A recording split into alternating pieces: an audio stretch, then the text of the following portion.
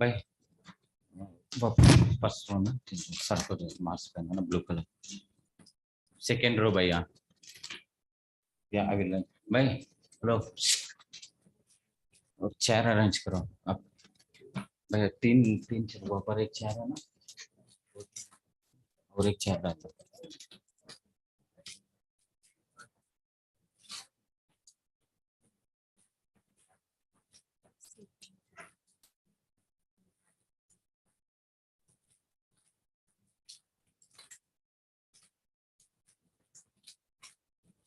Just give me.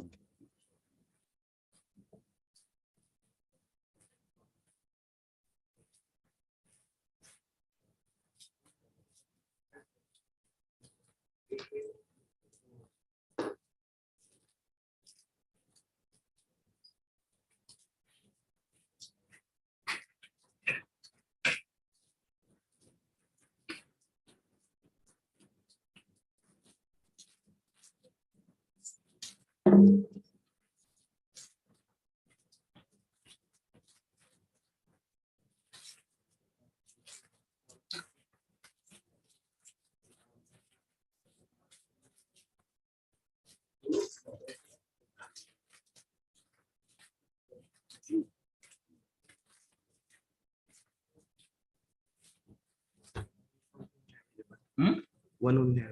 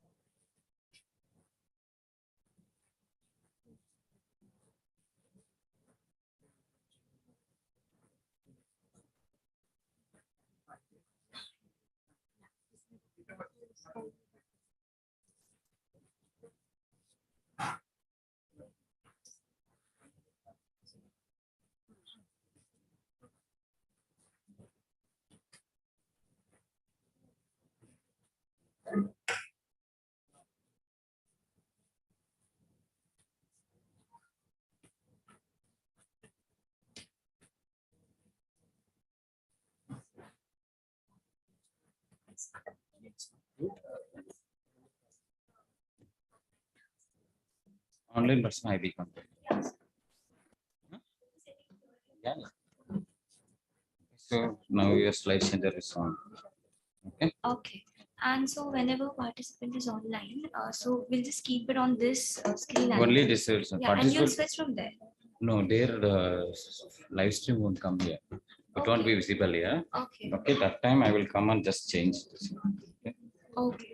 So just I will make this one like this. Yeah. Okay. So you can just change. No issues. It's fine. Yeah.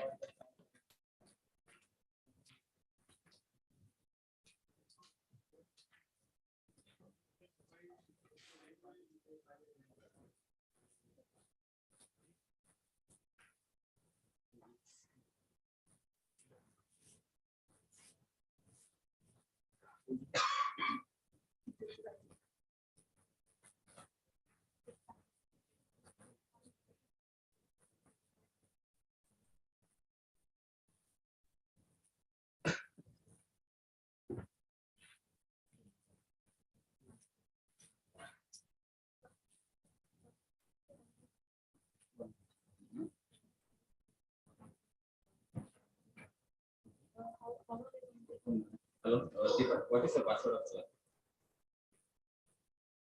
Hello, just.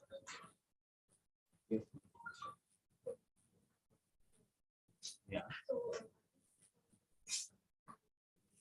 No. They got different link. Yeah. Emails on the server also sent.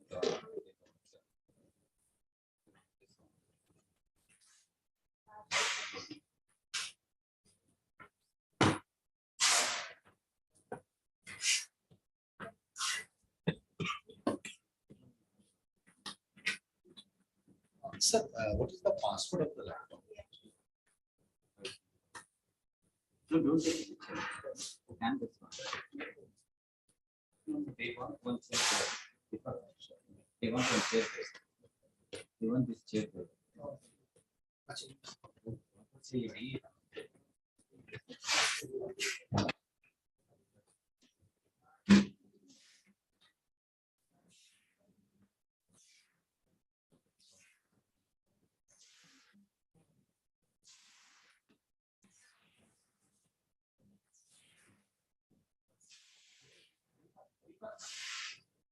It's coming. That,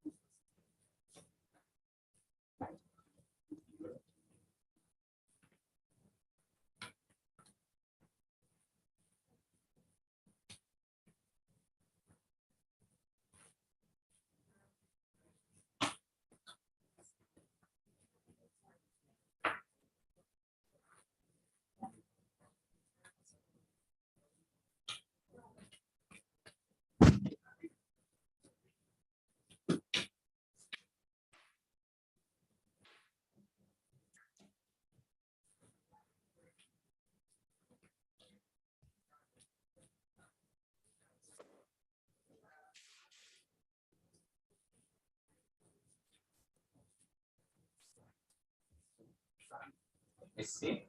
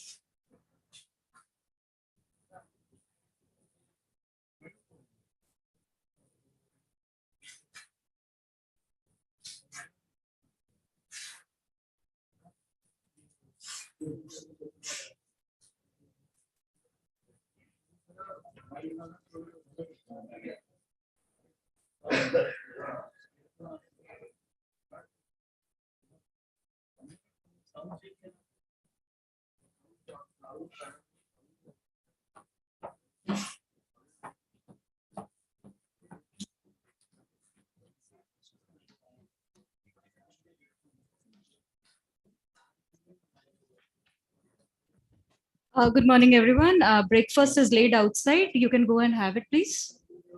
Because we'll be starting sharp 9:30, so you have some time.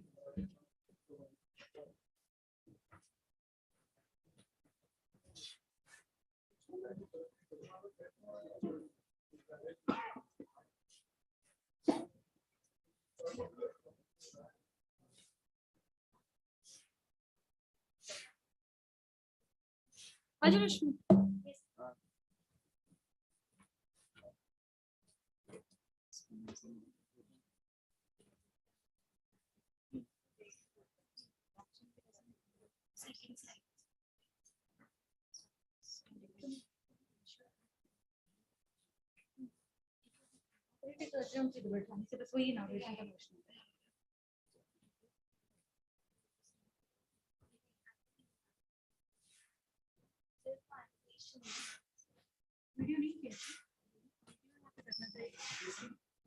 या फिर वो बोले थे video मतलब music या सब सब Video or music, ma'am? Music audio not video What's name of that? Saraswati?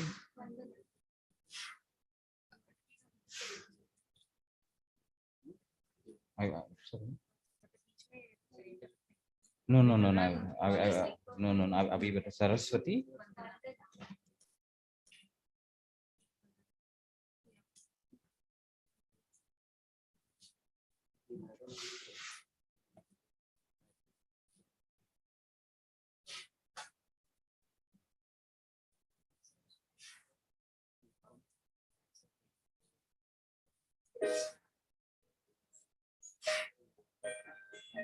But it's 6 minutes, ma'am.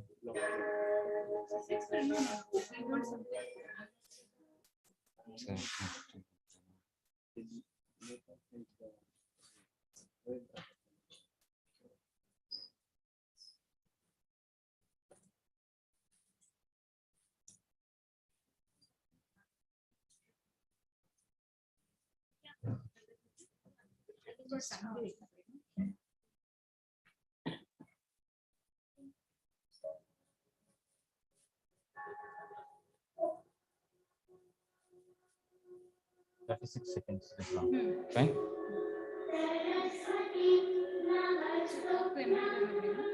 कर दूंगा.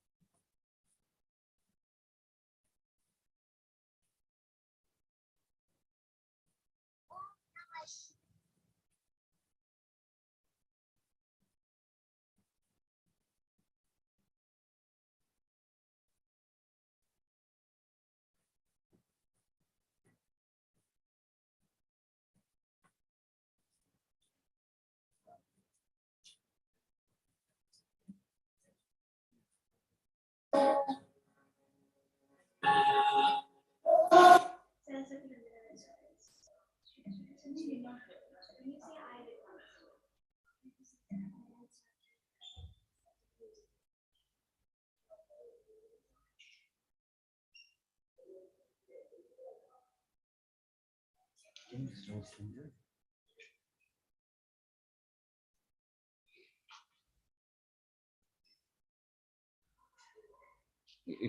when it comes now, you just click here. This one has to be managed. तो ठीक है. Okay, once it is done, you can just only one thing it has to be done.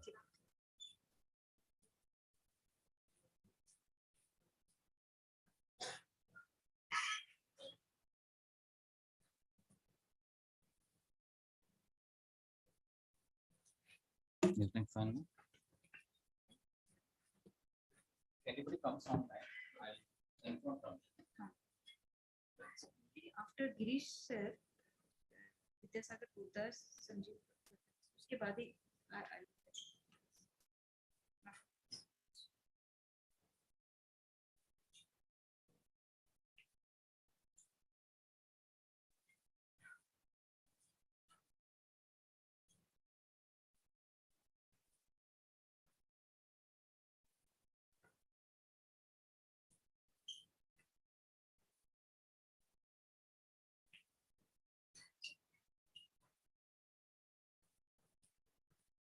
There's no meeting. because it is already 9:21. How many are there? 2 people only asking.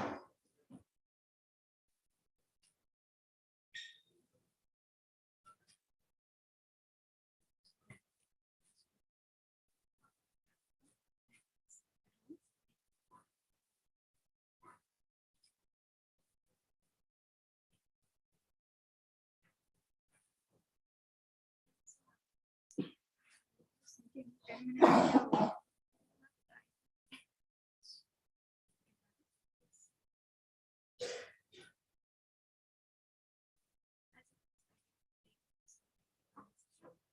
I think all people are here.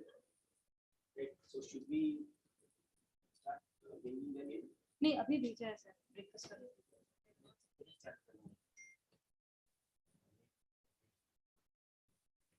Hello, we need to sync between this audience and online because 8 minutes. I don't think we are starting in 8 minutes now.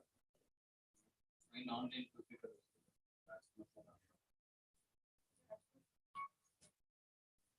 So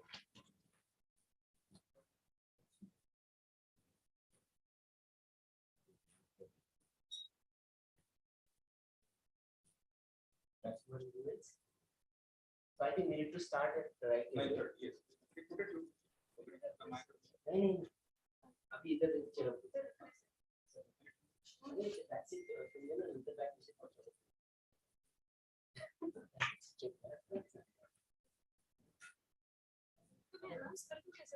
मुझे ऐसा लगता है. Cameraman number Girish, yes sir. 2:30 we are starting. Yeah, Goraknath is okay. नहीं, एक minute. Don't worry about our volunteers for breakfast and other things. It is for outside. But we have to start in the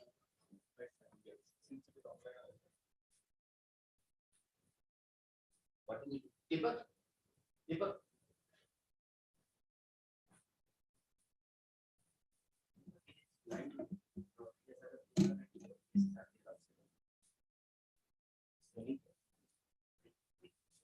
And then we need to announce that we are starting. Should we see like good morning everybody? We are starting in the point. So we'll start at 9:45. 9:45. They are in the waiting room. Inform them. I inform. No, we have to start at 9:30.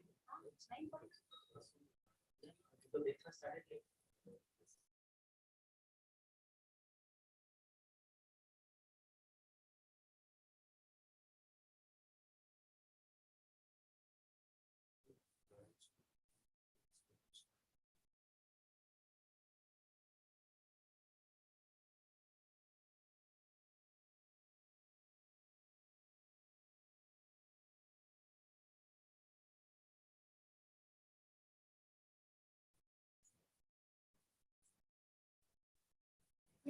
Every time we have a अरे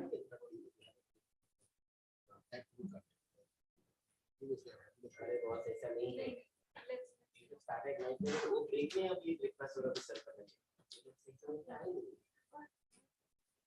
आपने वो breakfast नहीं करना ये क्या करना है मुझे ऐसे से तो दे मैं तो बोल रही हूं yes we have sir अरे आप लोग see we can have after the हां we are starting at 9:30 hours doing it we start at 9:30 good morning sir I see you online I see you online yes yeah I think admit yeah please admit yes sir no he's in front of me only because so I think ask everybody to join in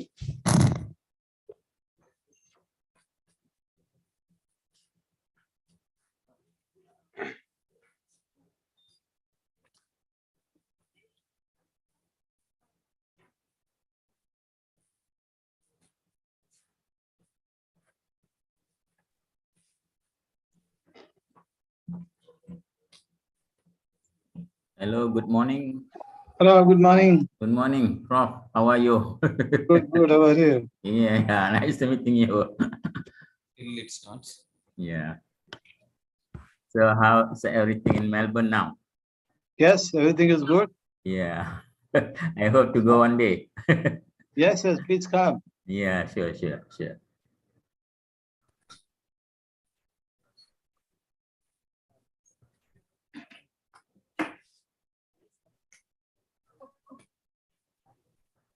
Any plans to come to Malaysia, Dr. Rajkumar? Oh, just somebody's calling, not sure. I will just disconnect.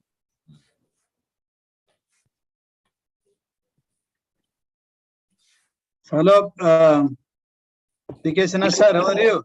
Yeah, hello Rajkumar, after a long time. Yes, sir, very good. Nice seeing you after many years. Yeah, सब ठीक है? All is well? Yes, all is well. Yeah. I am right now here in Vrindavan. Actually, you are in Vrindavan? Yes, Not, just not visiting. not in Australia. Yeah, so I mean, I just visiting. I came here yesterday. Am I clearly audible to all of you?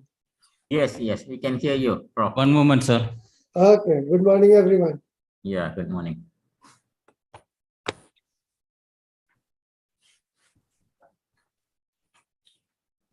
It's going to extend, duplicate.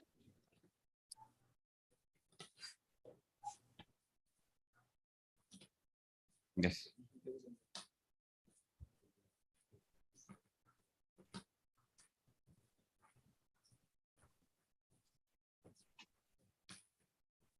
This one? Okay.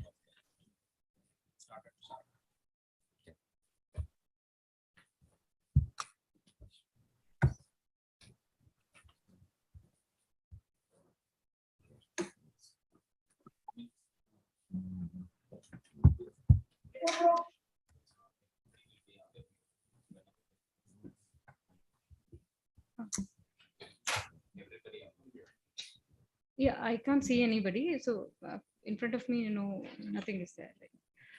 Good morning, sir. Good morning. We'll be starting in next 5 minutes. Yeah. But during the program, I mean, we all are aware, but again, request you to just keep yourself on mute. And during your turn, you can just unmute yourself so that there's no disturbance and you can hear us, all of us, very clearly. Thank you.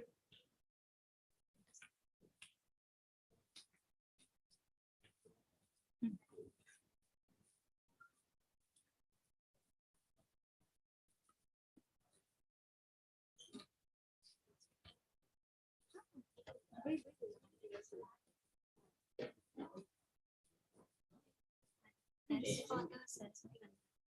हाँ, ये screen पर है।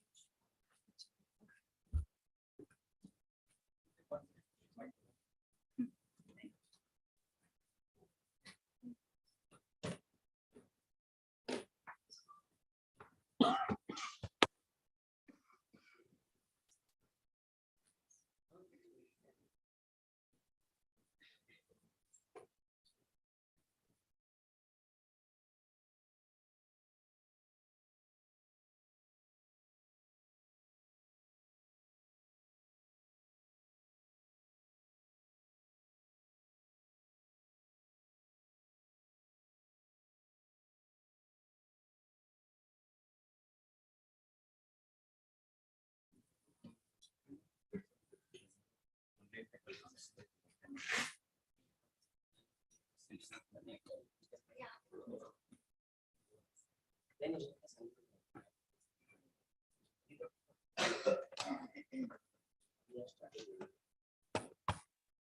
right? This is the line. 9:45. By 9:45, we need that 9 minutes to settle. Right? Right? Rule one, instruction.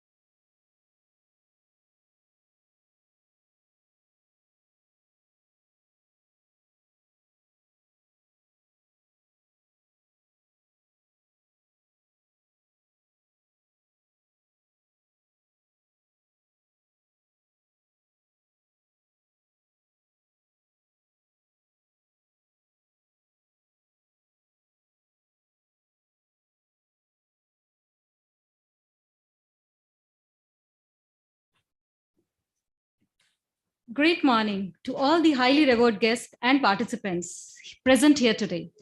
I am Dr. Neha Sharma, Secretary, IEEE Pune Section, and it is my proud privilege to be the host for the inauguration function of IEEE International Conference on Blockchain and Distributed System Security 2022, organized by IEEE Pune Section and IEEE Computer Society Pune Chapter.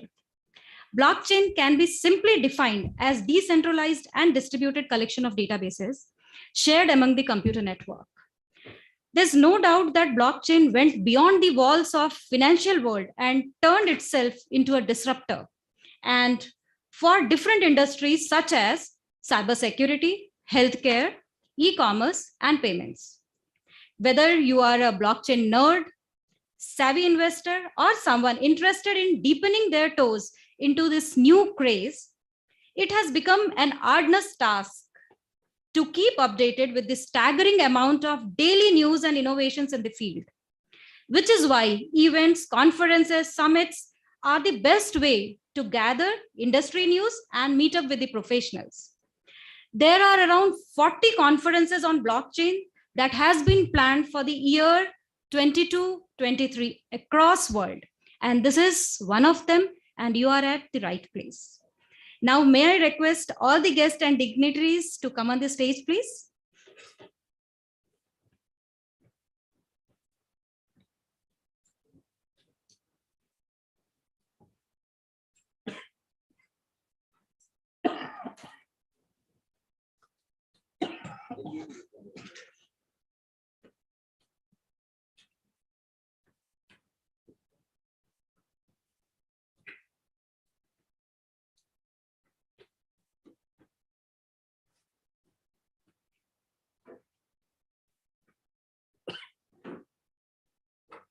Before we start our blockchain journey for next 2 days, it is our tradition to offer our prayers to Ma Saraswati, as she is the custodian of entire knowledge system and expert system.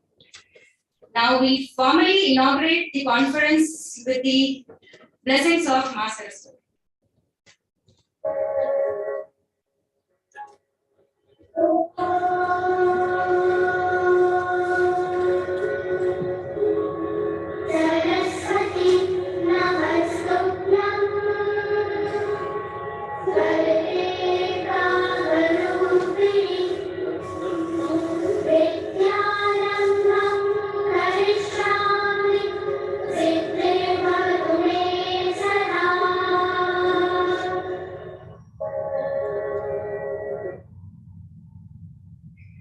I call upon General Chair ICBDS Dr. Rajesh Ingre for welcoming the audience on behalf of the conference. Sir is the Chair IEEE Computer Society Pune Section and Professor at IIIT Naira.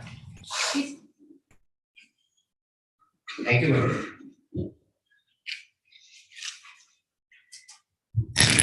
Good morning.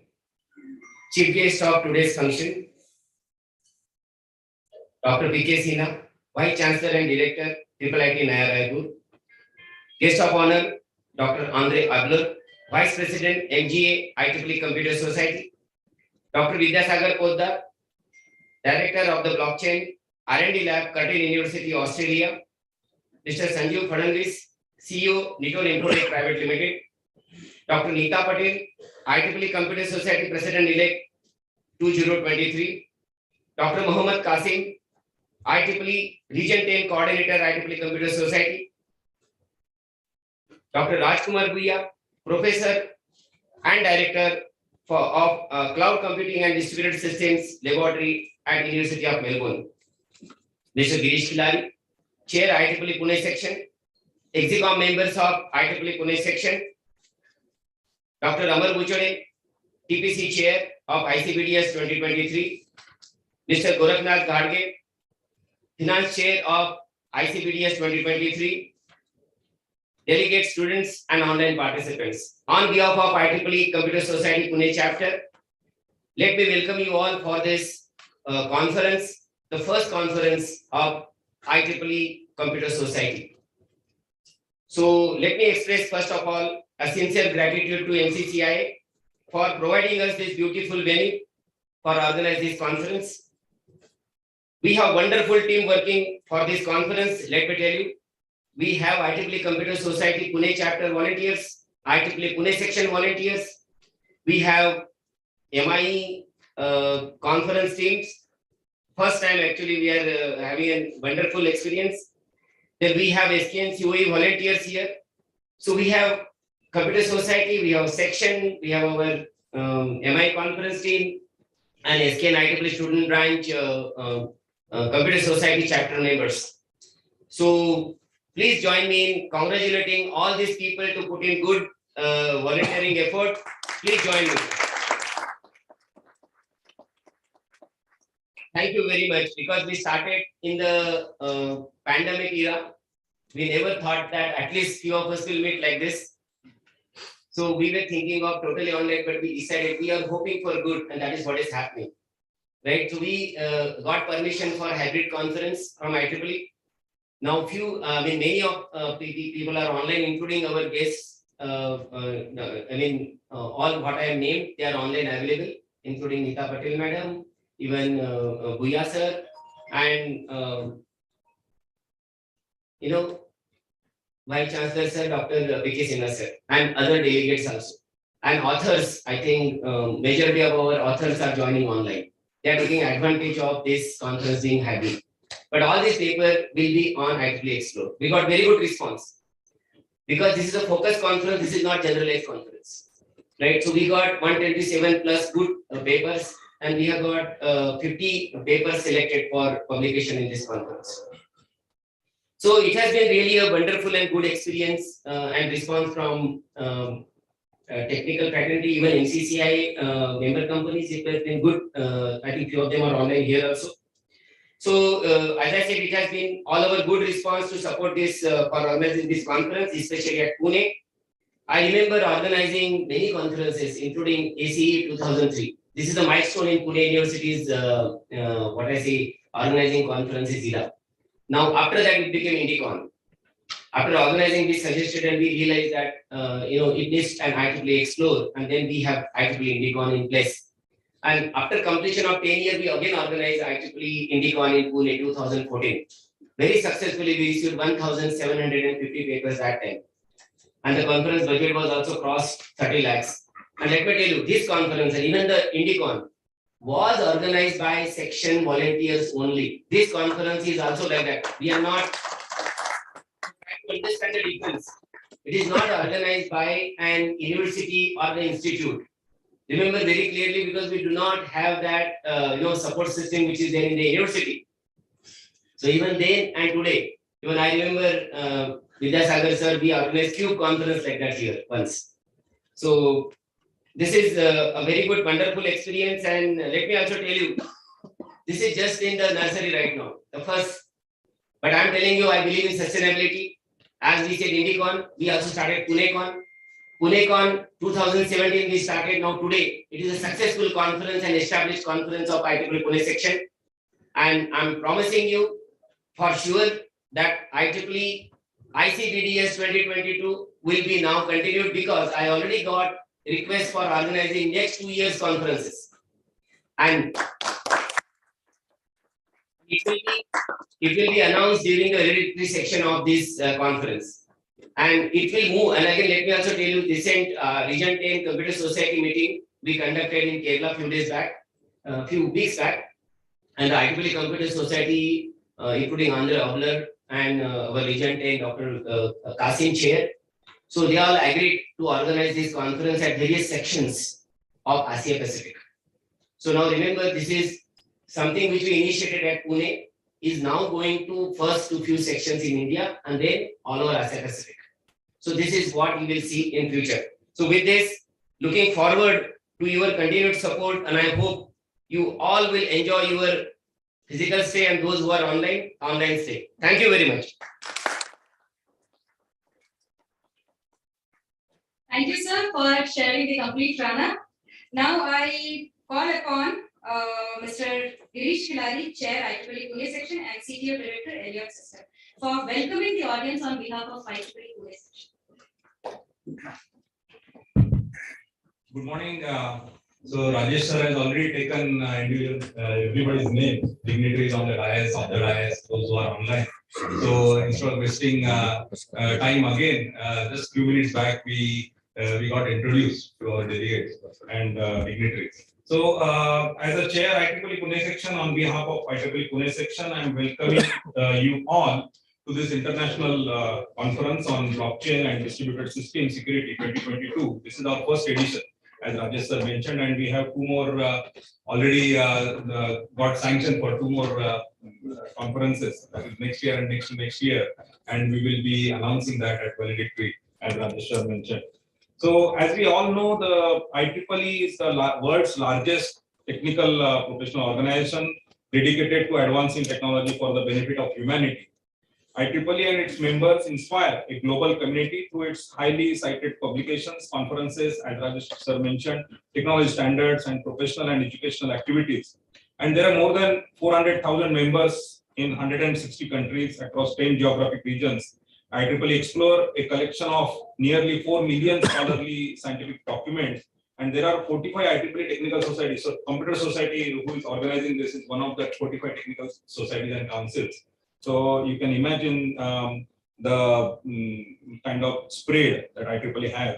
Over 1,600 conferences, like today's conference, there are 1,600 such conferences are executing every year. Okay, such international conferences. About IEEE Pune Section, it was established on June 26, 2010, with terrestrial boundaries confined to Pune metropolitan city.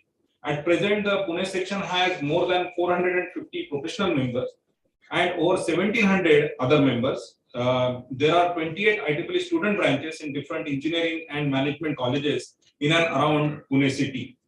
IEEE Pune Section serves as a larger community that houses IEEE members from all the colleges at Pune, which have IEEE student branches at their institutes.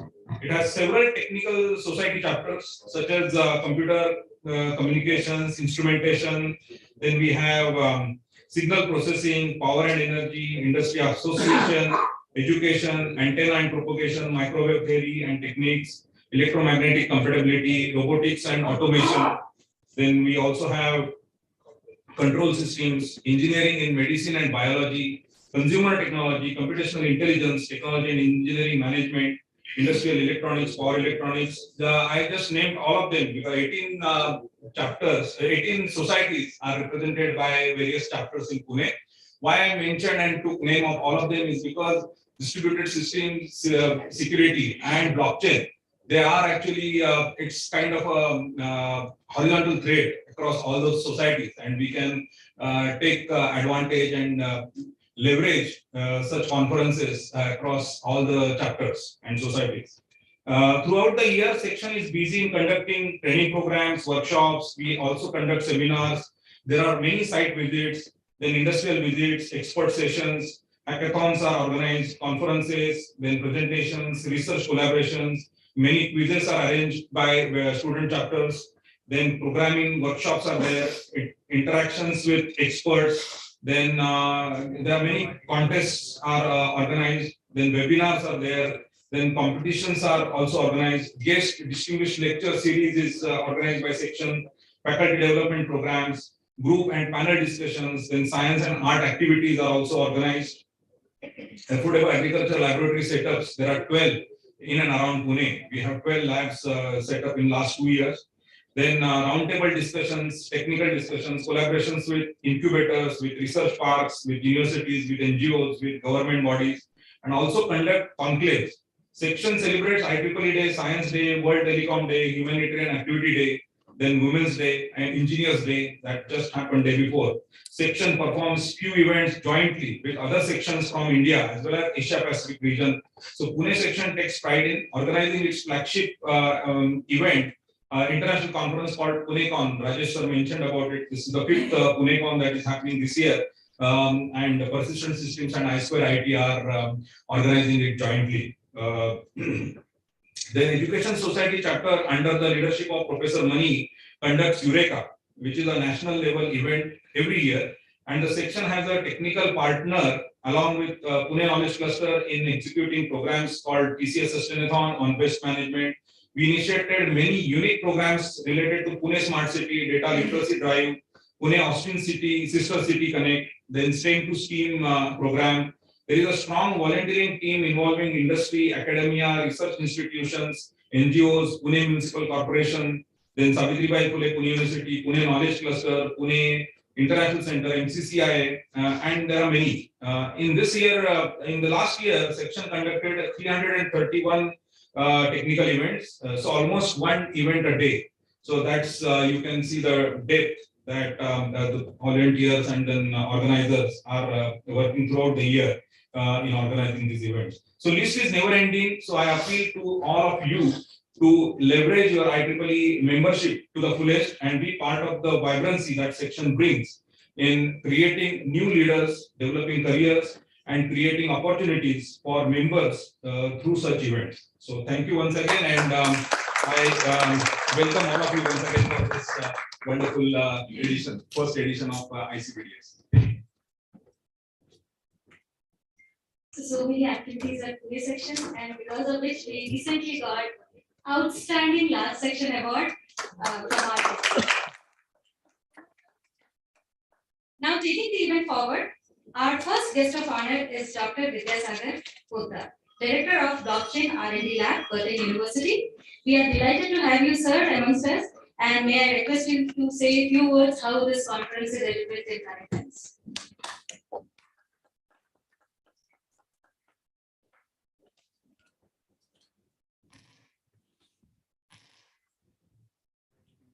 Good morning, everyone, and thank you all for attending this conference. It's a great pleasure for me to be here, and thank you, Rajesh, sir, for inviting me to be part of this conference. I think blockchain has been something that has been close to my heart for quite some years now. I mean, I started getting into this space in 2015 or 2016. When I was approached in Australia, in Perth, to do some initial research. And that's when I kind of got into it. And then I set up the Blockchain Research and Development Lab at Curtin University in Australia. And as part of the lab, we have been doing extensive research and even project deliveries, POCs and MVPs that we have built. And I'll talk about it more later in the afternoon. But it is a pleasure to see that there's such a big room full of people who are excited about blockchain technology. When I started, it was just me, and whenever I spoke the word blockchain, people were looking at me that, am I a Bitcoin trader? That was the only thing that they that they knew in those days. And even now, I think blockchain is considered key. Oh yeah, वो Bitcoin ही है ना? ऐसे Bitcoin जैसे कुछ होता है. That is what the people still have that understanding. But yeah, I'm very pleased to be part of this event, and I look forward to connecting with you all. And thank you, everyone. Thank you, Amar. Thank you, Girish. Good to connect with you all again. And yeah, it brings memories back because in 2013, me and Rajesh organized a conference here at the same venue. It was called Cube Conference. So yeah, it's good to be back after quite some time at the same event. Almost a decade. Almost a decade, yeah. Time goes very fast. So, all right, thank you very much. And yeah, I look forward to connecting with you all. Thank you.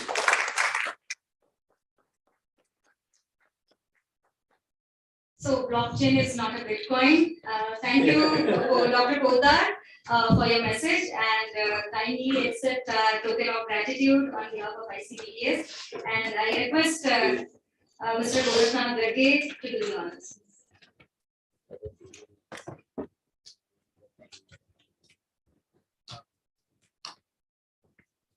A different tradition, it has come from Calcutta. Thanks to MIT.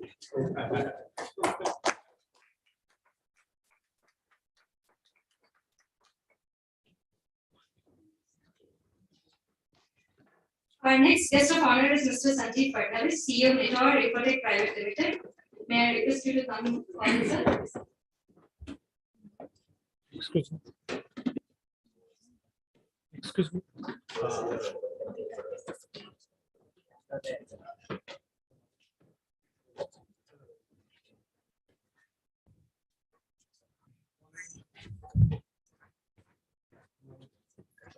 Gorak and Dr. Rajesh said that we are organizing a conference in blockchain. So my spontaneous response was that yes, we want to be part of it. And reasons, right? You rightly said, Dr. Pratap said that people feel blockchain is Bitcoin. And they feel more than that, it is dangerous. You don't know when you lose money, right? And I can tell you that this sentiment continues in the industry as well. So I feel that this conference can be a great opportunity to bring awareness between all students like you who are starting their careers, and a lot of industry practitioners to know that it's a great opportunity. I go back 2010, 2011 when big data. Today we all feel big data is the way we live our life. Way back in 2010, 2011, big data was the wise thing, and I remember I was sharing with that. We did around 50 POCs in 5 years, and still no commercial gain. But then after that, the way it rapidly took off, today, like every AI opportunity just cannot work without a big data at the back.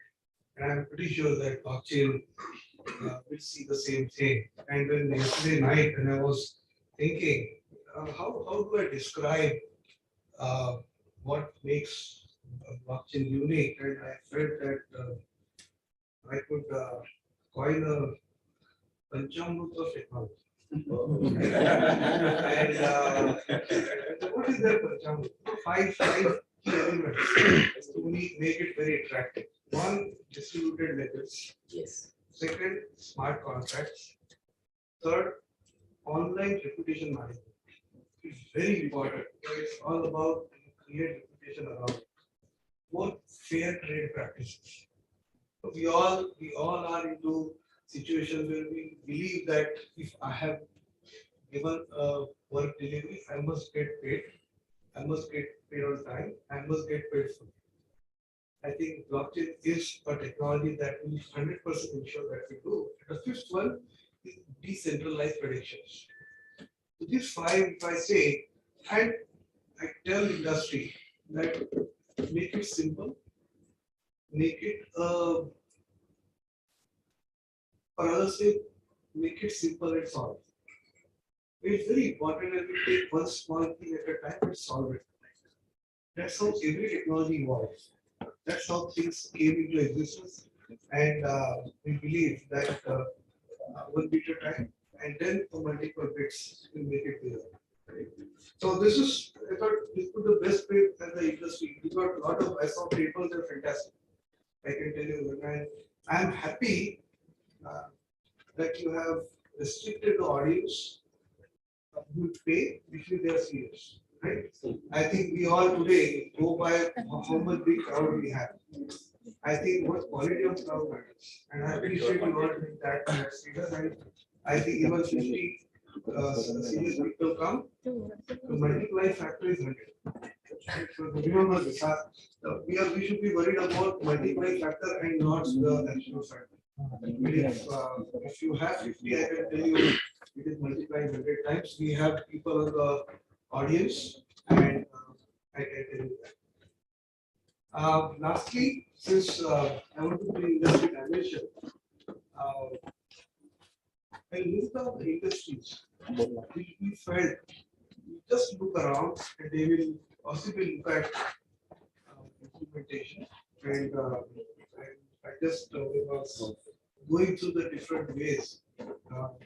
We were looking at it at industry side, hotels, manufacturing, we all know, supply chain, logistics, agriculture, we spoke about.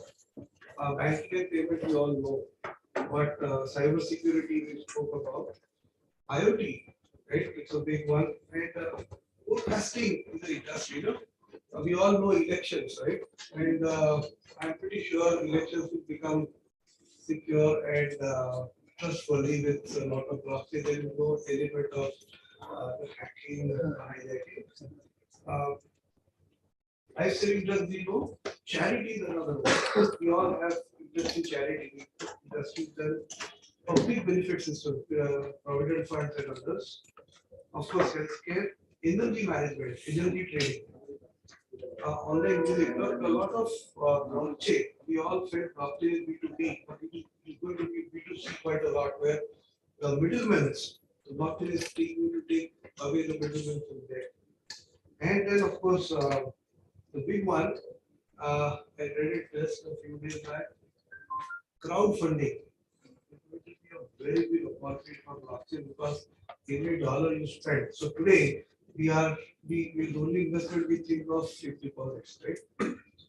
And we don't feel that we can invest into a equity where you would not like a proper share, but in startups. Crowdfunding, industry is a big industry for this. I thought I could do the list on, and today's papers I saw a lot of covering there. I'll be happy to be part of this to support it anyway as an industry. And, thank you.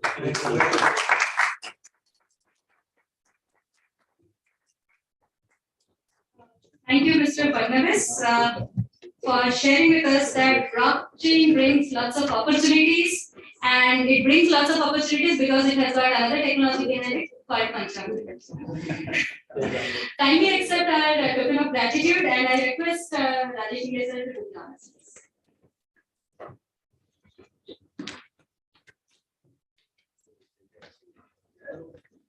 This is normally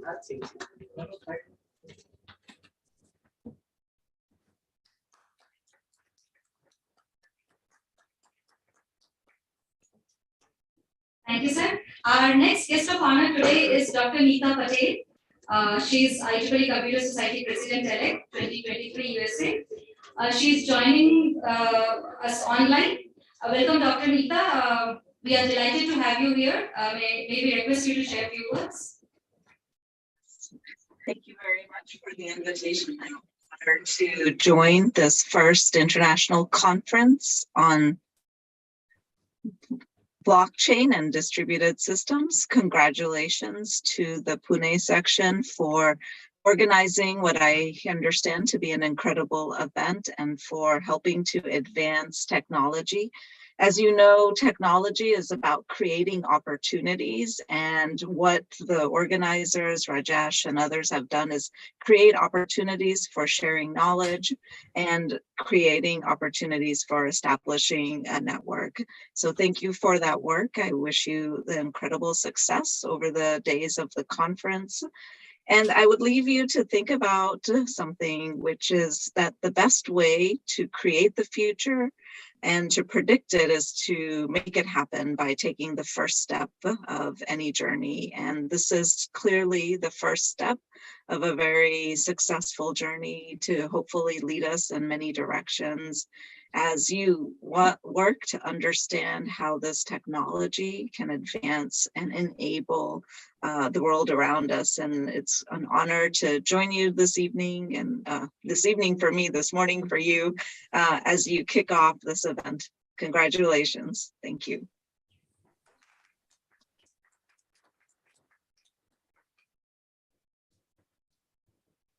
Thank you, Dr. Neeta Patel, for your message. And indeed, technology should bring in lots of change, and we all are working towards that. Kindly accept our token of gratitude on behalf of conference. Our next guest of honor is IEEE Region 10 Coordinator for IEEE Computer Society, Dr. Mohammed Qasim. Request you to address our audience, sir. Yeah, thank you very much. Okay, first, I would like to thank the chair and organizing committee for inviting me to be part of this conference. I would like to congratulate the IEEE Computer Society Pune chapter and Pune section for organizing this IEEE ICBDS 2022. And I hope the participants will benefit from this conference. At the same time, the conference will become a platform to exchange research findings and ideas in the area of blockchain, distributed system, and security. We at IEEE Computer Society Region 10 encourages chapters to organize more activities in this region, particularly promoting state-of-the-art technologies and applications which will benefit the computer society members, professionals, and community.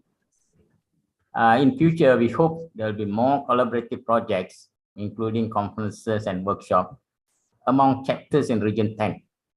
I have spoken about this with Professor Rajesh when we met 2 weeks ago in Kochi during the R10CS meeting.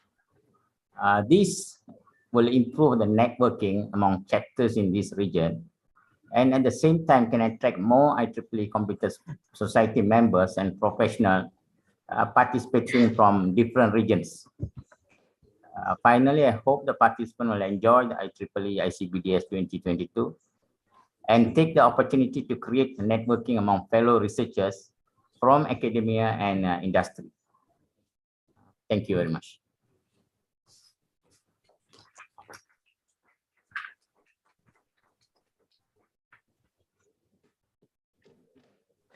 Thanks, Dr. Qasim, for your address, and looking forward to see you and meet you in next 15 days during the Congress.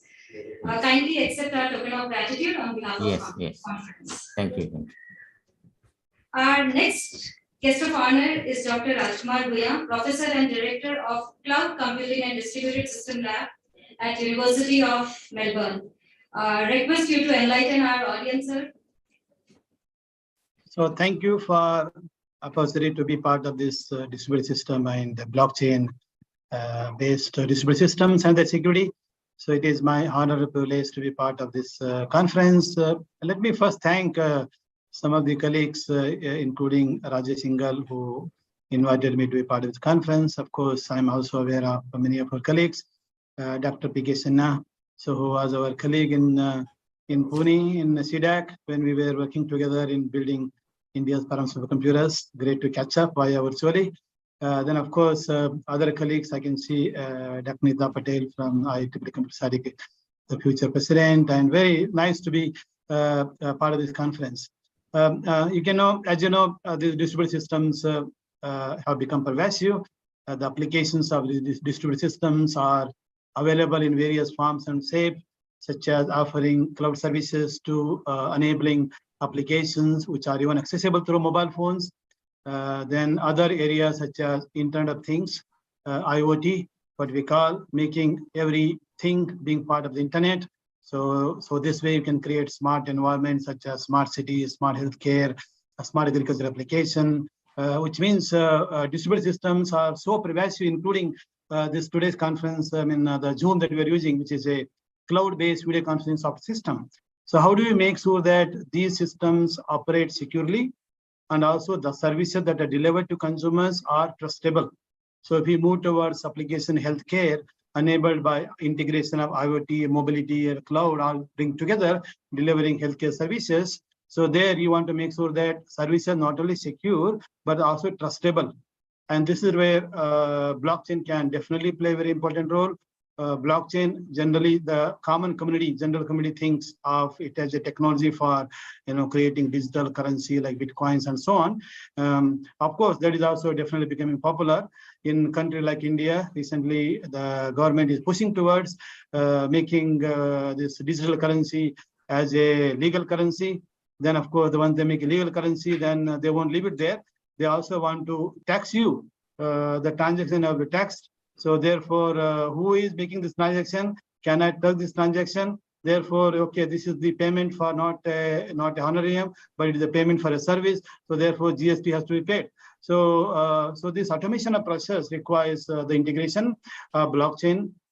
Plus also in country like India, massive land, as you know, often in big cities like Bangalore or Pune or Mumbai, Delhi, the same plot is sold to 20 people by the government. You know, so it's the same plot, but 20 people will be sold. Then who is the owner? God only knows. So we need to solve that problem by having only one owner. Government need to make sure that only one owner. So this blockchain, use of blockchain in managing land record management, asset property management can be very useful. So from this perspective, conference is very timely, and I hope that a lot of concepts and ideas will be discussed, especially in the context of applying them for real applications in the Indian domain, where we have a lot of challenges associated with this, assets and property management. And I hope that this will be technology will be properly adopted, easily integrated. Then also more easily, user friendly, and ensuring that they are really, really trustable.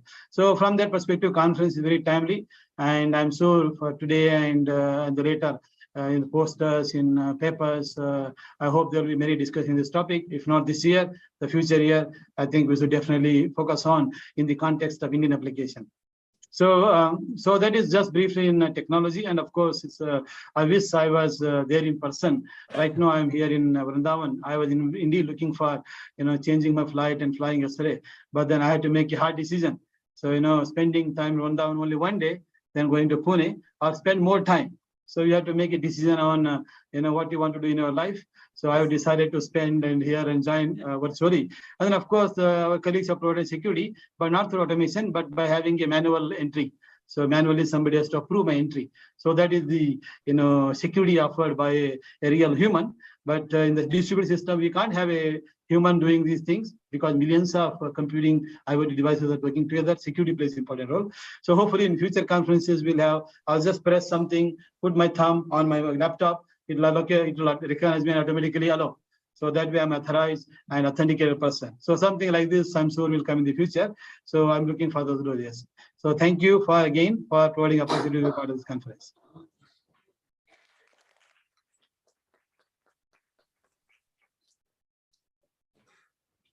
Thank you, Dr. Priya, for sharing so many applications of blockchain with all of us. And also because you're talking very peacefully about blockchain from Vrindavan. Thank you so much. Kindly accept our token of gratitude on behalf of the conference. Our next guest of honor is Dr. Andrew Obler. Dr. Obler is Vice President, MGA IEEE Computer Society, and we have received a text message from him. The message is there on the screen, and it is also available on the website of the conference. Thanks, Dr. Obler, for your message, and we are looking forward to meet you in person in future. Thank you. Moving forward, it is my privilege to introduce our chief guest, Dr. P.K. Sinha, to all of us. Dr. Sinha is Vice Chancellor and Director of IEEE NAIA Raipur. Earlier, he was with CDAC, where he had led national program in the areas of high performance computing, grid computing, and health informatics. Dr. Sinha is an educationalist, researcher, scientist, inventor, and internationally acclaimed author of computer textbooks with more than 25 years of professional experience. He significantly contributed to the advancement of science, technology, and technical education. His technical contribution includes national projects, HPC systems, healthcare products, international patents, and a number of technical papers and 6 books in the area of computer science and engineering. So we are so happy to see you at least online and very eager to hear from you. Thank you. Thank you, Neha.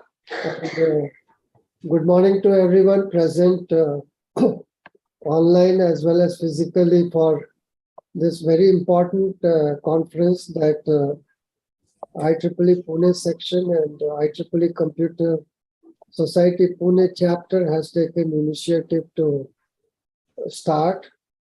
So, first of all, my due respect to the dignitaries on the dais and the various guests of honor who are present online for this important deliberation.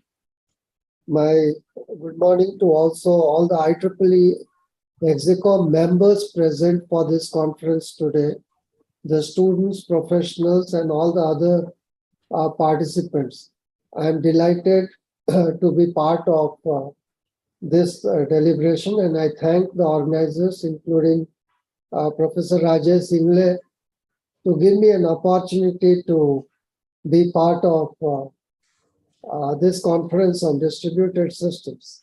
In fact, when the organizers and Professor Ingle approached me, I told that since I'll not be able to travel to Pune because of my other commitments, I requested him if someone else can actually be the chief guest for this conference, because it will be good to have a person physically present there as the chief guest.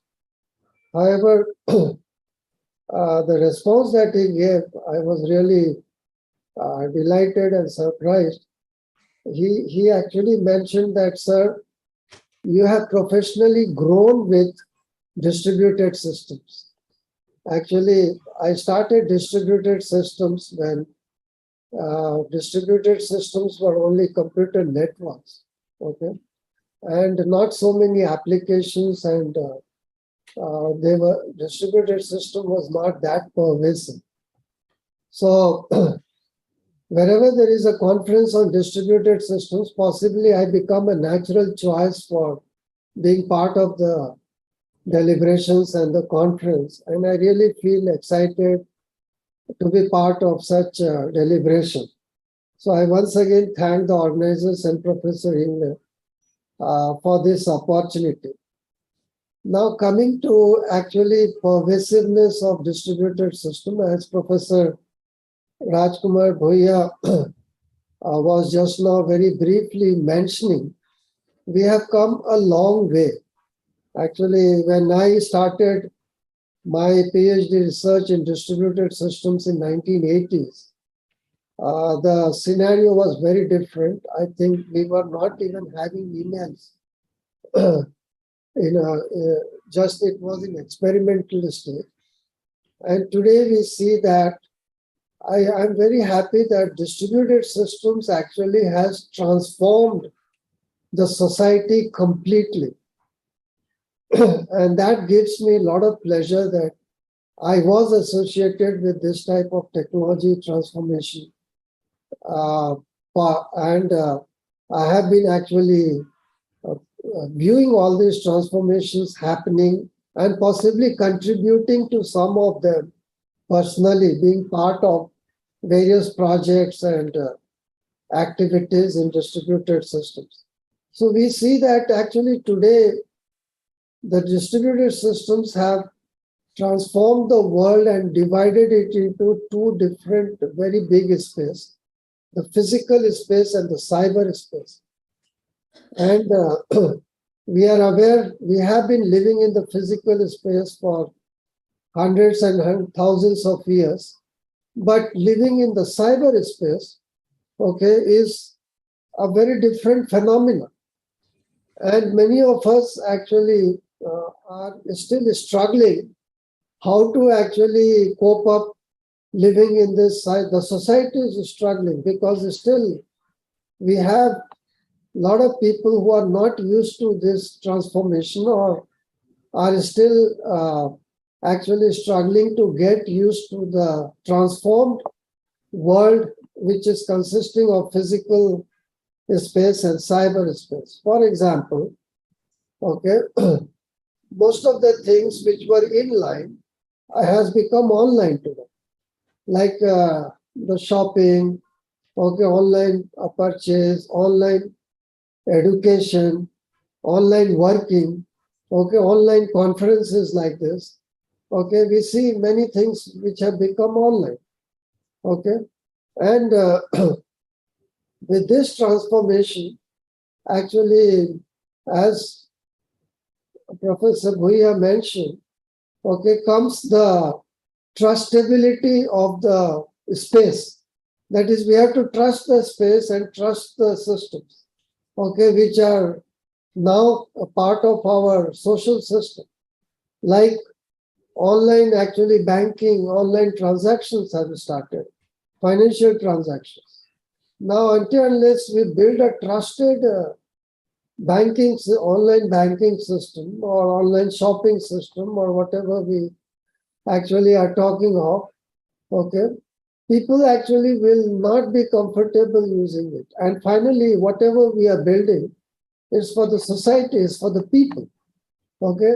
So security naturally plays a very important role in all these distributed applications or distributed systems, which are actually part of the main distributed system, okay? So until unless the security component is addressed properly, okay, the trust will not come. And that is the reason why today blockchain actually is one of such actually outcome of distributed systems. And still India government is thinking whether to legalize it, not to legalize it because of the trust angle, because of maybe many other things which need to be addressed before the government can trust it, the public can trust it, and the users can trust to become part of it. Okay. And we have always seen that in many of these online applications, security is compromised very often. Even today, we are hearing of many type of compromises that are happening. Like in banking, we frequently come across money being siphoned or actually security breaches happening, people's account being hacked, and so on. Same way, actually, although we found that during the pandemic, the distributed systems actually solutions came to big help in our operations worldwide. For example, we started online education, okay, and many types of actually that online systems actually helped in survival during the pandemic period for many different type of things. Like work from home started, okay, and even after the pandemic now has receded, many companies are now finding it more comfortable to have the work from home model and the hybrid education model and what we call it education 4.0, work 4.0, and so on.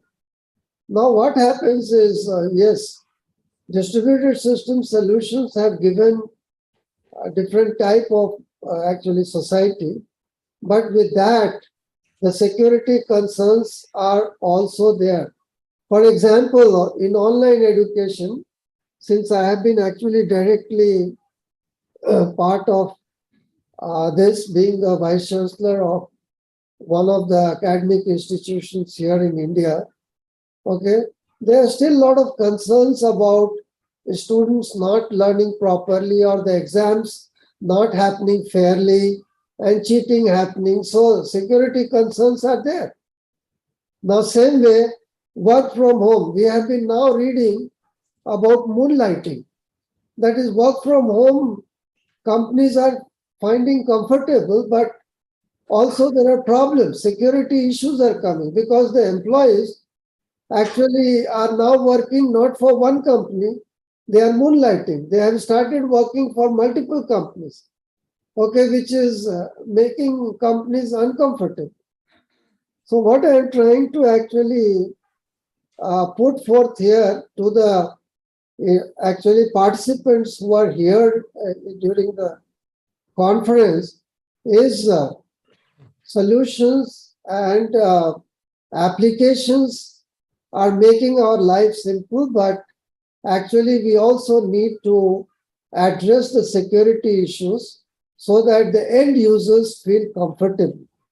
And when we talk of security issues, let me tell you that in addition to the conventional security mechanisms and controls of distributed systems, okay, which naturally fall in the domain of authentication, access control, data privacy, secure communication, and so on, there have to be application-specific thoughts, okay?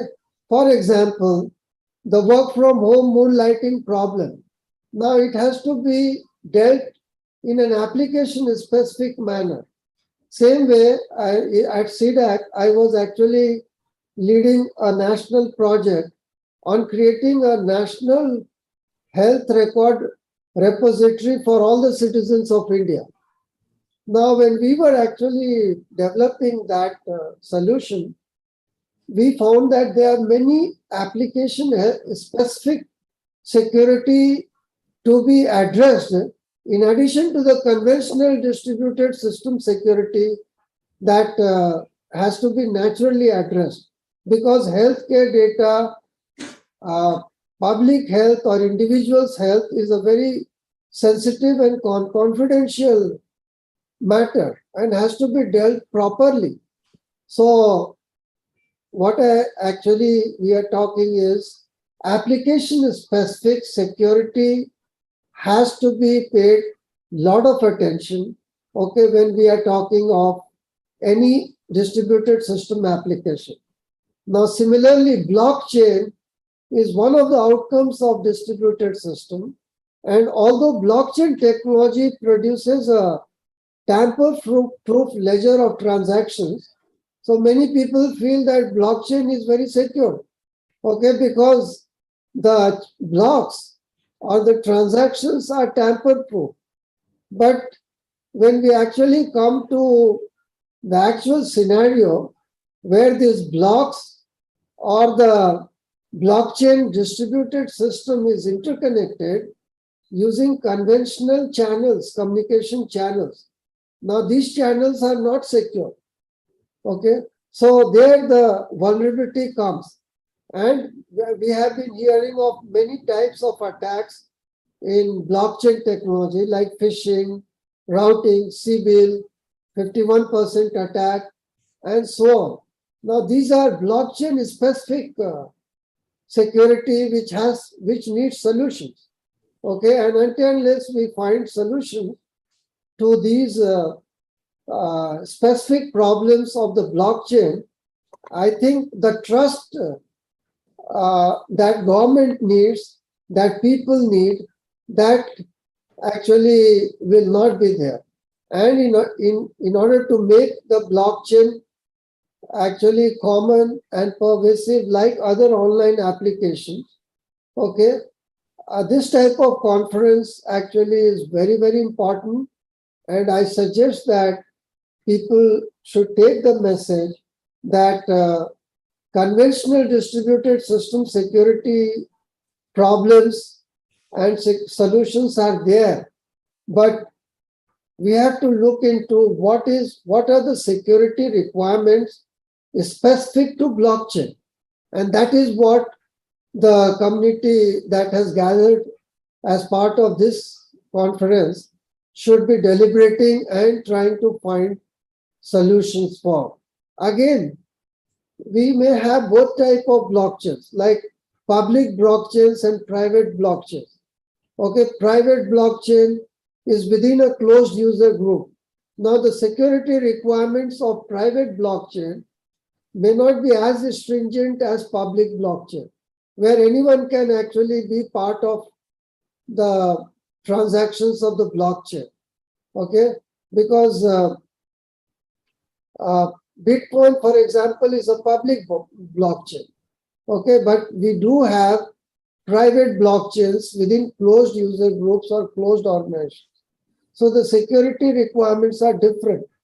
And that is what I think the interested participants who have gathered today for this very important conference on blockchain and distributed system security should deliberate. And I'm sure that like many other applications of distributed systems, we have matured, and today the applications are pervasive.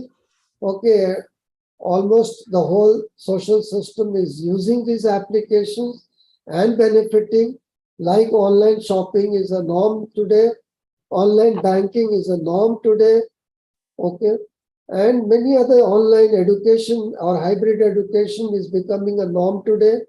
Okay, online conferences are becoming norm. Okay, all work from home is working, online working is becoming a norm. So I'm sure that once we address these security issues for blockchain, blockchain is going to be a norm in the coming years. I'm very happy that the organizers have taken this initiative to initiate this type of community discussion through this conference. And I was also happy to note that 2 subsequent conferences of this actually important topic has also been approved. That shows that there will be continuous deliberations. So I once again, with this actually background, I once again thank the organizers, thank everyone present here for making me part of this important conference. I'll be happy to contribute in whatever possible way to take this forward. Thank you once again, and wish you all the best for the next 2 days and rich deliberations. Thank you.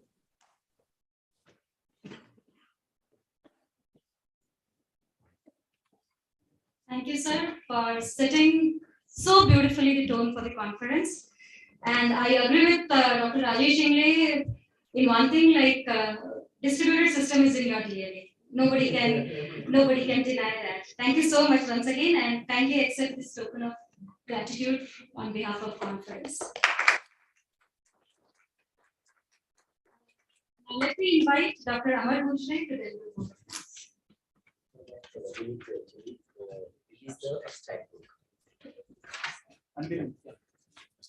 Yeah, we have to wait for that, and it's most important activity for this inaugural function is to release the abstract book. May I request the guest on the stage to kindly release that and be honest.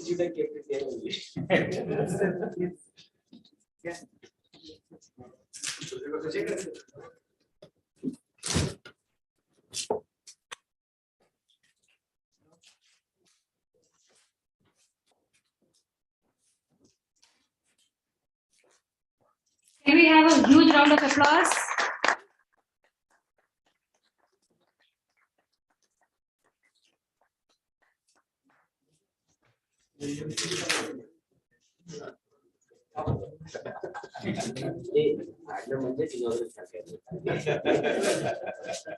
Now hold it like this.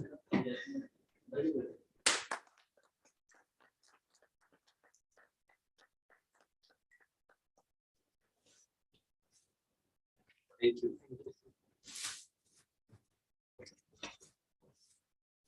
Now, yes. Thank you, sir.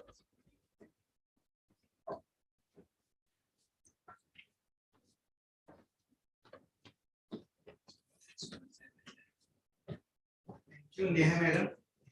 So the journey for this conference started 2 years back in the year 2020. It was the complete idea by Dr. Rajesh Ingle sir, Chair, IEEE Computer Society, Pune chapter. Subsequently, we got approval from IEEE. We'd like to thank to all office bearers of IEEE Computer Society, Dr. Rajesh Ingle sir, Chair, IEEE Computer Society, Pune chapter. Mr. Girish Khelari, Vice Chair of Society as well as Chair IEEE Pune section. Mr. Gorakhnath sir, Gorakhnath Gage, Treasurer, IEEE Computer Society, Pune chapter. We'd also like to thank Vice Chair Dr. P.B. Mane, IEEE Pune section. Then Execom members, Secretary, IEEE India Council, Dr. Rajashree Jain Madam. Then all sections, we'd like also thank to conference committee chair, Dr. Vivek Deshpande sir, then Professor Mandar Kurjekar sir, then Professor Abhijit Kurbe sir. Then we'd like to thank to all the guest of honors, Dr. Andre Obler, Vice Chair, IEEE Computer Society MJ. Then Professor Kasim, IEEE Region 10, IEEE Computer Society Coordinator. Mrs. Nita Patel, IEEE Computer Society President-elect 2023. Professor Rajkumar Bhuya, University of Melbourne. Specially thank to Dr. Vidyasagar Poddar, Director, Blockchain Lab, Curtin University. Then we'd like to thank Dr. P.K. Sinha sir, who is the chief guest of this conference, who is Vice Chancellor and Director, IEEE Naya Raipur. Then we'd like to thank our title sponsor, Niton, Mr. Sanjeev Fadalmi, CEO, Niton Private Limited. We also thank to keynote speakers, Dr. Aniruddha, Professor Mr. Aniruddha Shahapure, CKO, that is Chief Knowledge Officer, Pune Smart City Development Limited. We'd also like to thank reviewers. Then we are very grateful to session chairs, then session coordinators, authors, participants of this conference. We are also grateful to our conference partner, title sponsor, Nitor Limited, then digital sponsor, Ika Prasnum, then internet service provider, then MCCI, MIE conference team. We are very thankful to TPC committee members, then SKN COE student branch student members. Then we are very thankful to advisory members. Thanks. I'll ask you to do one more thing. Thanking the person who is giving Thanksgiving. Yes. Right? Dr. Ahmad Kuchade, please join me. So he has actually contributed single-handedly being here. Actually, I was not in station, including Neha Madam, to actually coordinate this complete event. Thank you very much. Thank you, everyone on the stage. But we are not yet done. But before we proceed for the next item for the day, request all the guests to come and occupy seats. We have keynote address where we are set. So we'll complete that.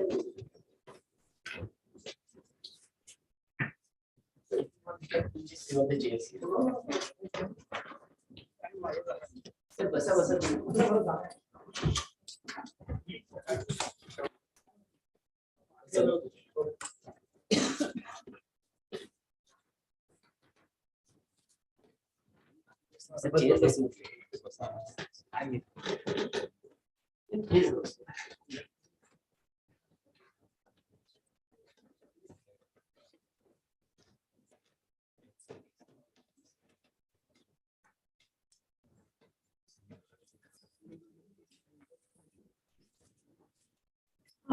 Welcome once again. Now it's time for our first plenary keynote session, for which we all are eagerly waiting. So the first keynote is by none other than Dr. Rajkumar Bhuya, Professor and Director of Cloud Computing and Distributed System Labs at University of Melbourne. I'm not going to say much. Without any further delay, let me invite Dr. Bhuya for his keynote address. Over to you, sir.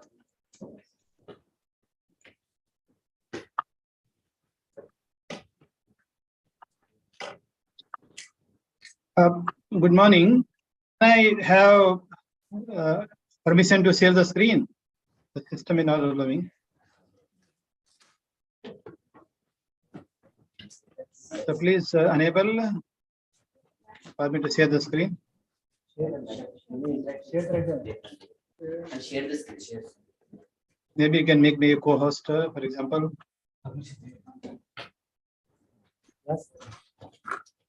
Sharing screen permission. So just 30 more seconds. He's giving you the permission.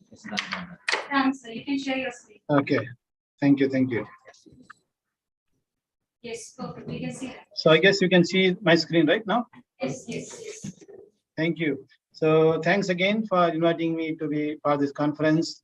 So during the inauguration, many of our colleagues have already alluded and mentioned about the importance of blockchain, the importance of distributed system. We will briefly go a bit more deeper actually into that aspect. Then also I will illustrate an example of using blockchain where we are able to integrate edge and cloud resources for IoT applications. So this way we can have an example of putting this in practice in real world for some of the application. So if you look at some of the top trends in technology for 2022, of course, AI is very, very prominent. Then AI technology or a approach technique for predicting certain things.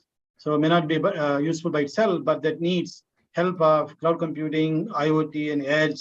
Then, of course, everything that we deliver has to be secure and trustable. So the trustability and security is a non-functional service, but the functional service are here listed. In this list, you will see, for example, cloud edge computing as one of the top trends for 2022, although it has been around last 10 years, but it is gaining even prominence with the emergence of this IoT and smart applications. Then the other is quantum is also another prominent one. So since we don't have much time, I was given just 20 minutes, just 20 minutes. So therefore, I am just going to touch briefly on this cloud and edge for IoT and trustable services through blockchain. So here is a very quick outline of what I will discuss: computing paradigms, then the technology trends. So there I will bring out blockchain as one of them. Then we will take a look at cloud architecture, then architecture that is driven by the next generation applications requirement and the technology advances. Then we will briefly look at how a software system like Aneka can be used for the purpose. So then we will move to this IoT things. So within that, I'm going to discuss very briefly about our work on edge and cloud integration, so which is called fog computing, or some people call edge computing. So within that, the use of blockchain, so for creating trustable services, very briefly discuss. So then we conclude at the end. So we all know that since during last 60 years, we had many advances in computing and communication technologies. So here just high-level ones are listed in the computing domain, all the way from 60s mainframe towards now clouds offering as a subscription-oriented or utility services. Computing as a utility, just like water as a utility, computing also has become utility. So of course, with the emergence of IoT, we are able to interconnect the physical world and the digital world. So in the past, physical world and digital world operated separately, but now we can integrate seamlessly thanks to IoT that can monitor the environment. Environment can be roads and healthcare, transport, agriculture, different applications, and those integrated with the digital world. So this way we can have a seamless decision-making process. So for those IoT purpose, we have this edge environment that brings both cloud-like capability to the edge and, of course, edge resource as well. Then, of course, the cloud resources are also now empowered through quantum computing. If you have got certain security applications, even blockchain itself. So some of these applications consume massive amount of computing capability, so you can process it on a quantum system. So there's another new, revolution in the technology.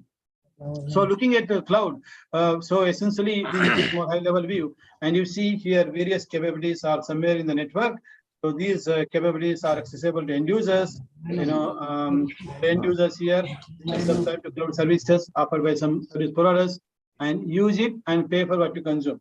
Actually, these services you might think are offered by a single cloud service provider, but in reality, they are offered by multiple service providers. So these services are combined together. This is cloud 2, cloud 3, like this multiple distributed resources are combined together to deliver composite service to user.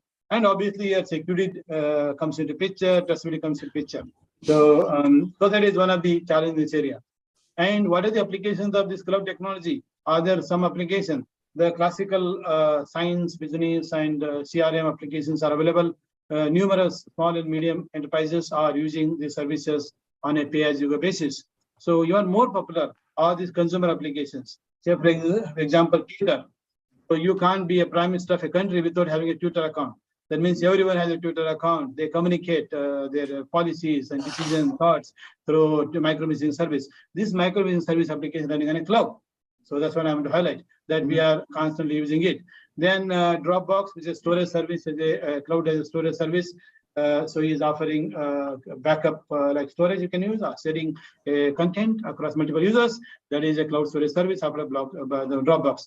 Then this Facebook social network. So you having millions of users using this social interaction at any point, at this point, for example, 1.5 million users are using it. So how do you build application system to deliver the best response time? That is made possible by running this application multi-cloud or cloud environment.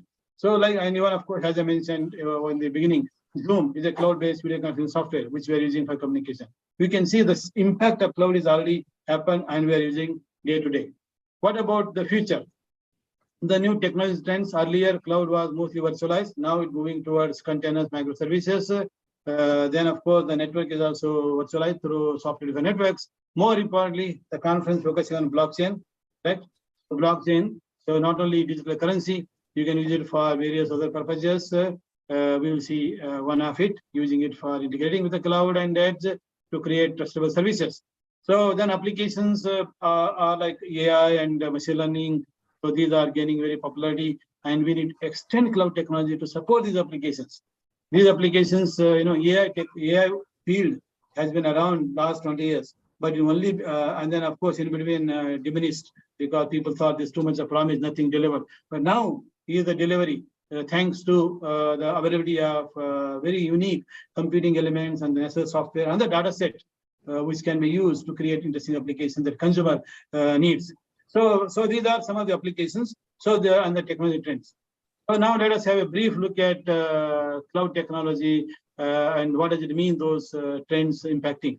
So at the bottom of the system, you have physical resources that are interconnected. At the top, we have users. So these servers are made available to users not as a bare metal, but as a virtual machine. So that means there is no server named after you. A virtual request is made, a user application requests are made. So based on the requirement, a necessary virtual machine is created. And this virtual machine is mapped to a physical machine based on a lot of factors, including where the user is, where the consumers are. So today we create a virtual machine. Let's say I'm here for my application, say video delivery or some other application. The virtual machine that is created for me is mapped to a data center located in maybe Delhi, because I'm very close to Delhi. And similarly, like Rajesh or others make a request for say healthcare application, for them virtual machine is created, and that is mapped to a resource close to Pune, say let's say Mumbai or in Pune itself. So this way best response can be given. So on that your application running, you are serving a couple of your customers. With time, demand increases. When demand increases, the cloud dynamically provision extra resource to meet that requirement. And this resources that are dynamically provision can be in one cloud data center, can be physically distributed, depending upon users and so on. And with time, when the demand decreases, what do? Then you shrink the resources that are allocated. So this way you can simply lease what you need, when you need, and how long you need it. So this way the services are very cost efficient, then also resource efficient, plus energy efficient. So when you look at cloud data centers, they consume enormous amount of energy. A typical data center consumes energy more than entire Pune city. And the cloud data center worldwide combined together, there are more than 8.4 million data centers there offering cloud services globally, and they are consuming energy more than entire country like India. You see, so this is a huge consumption of energy. So you can do that much more efficient. So so this appropriate mechanism. So that means you should be having applications that can scale out, scale in dynamically based on resources that are provisioned to it. So that is the elasticity feature. And similarly, underlying system also need to exhibit this feature of using resources efficiently. So how do you build such application that can actually scale in a seamless manner? So for that, let me briefly present one of our own effort in this area called Aneka. It's a cloud application platform. So that comes with two key components. One is SDK, other is runtime SRE. SDK, software development kit, has various APIs such as thread model programming, task model, map reduce, like this multiple models of programming. So these are the things that you use. For example, thread programming, you might create an application using Java. So that Java thread application can maximum run on multiple servers within a single server.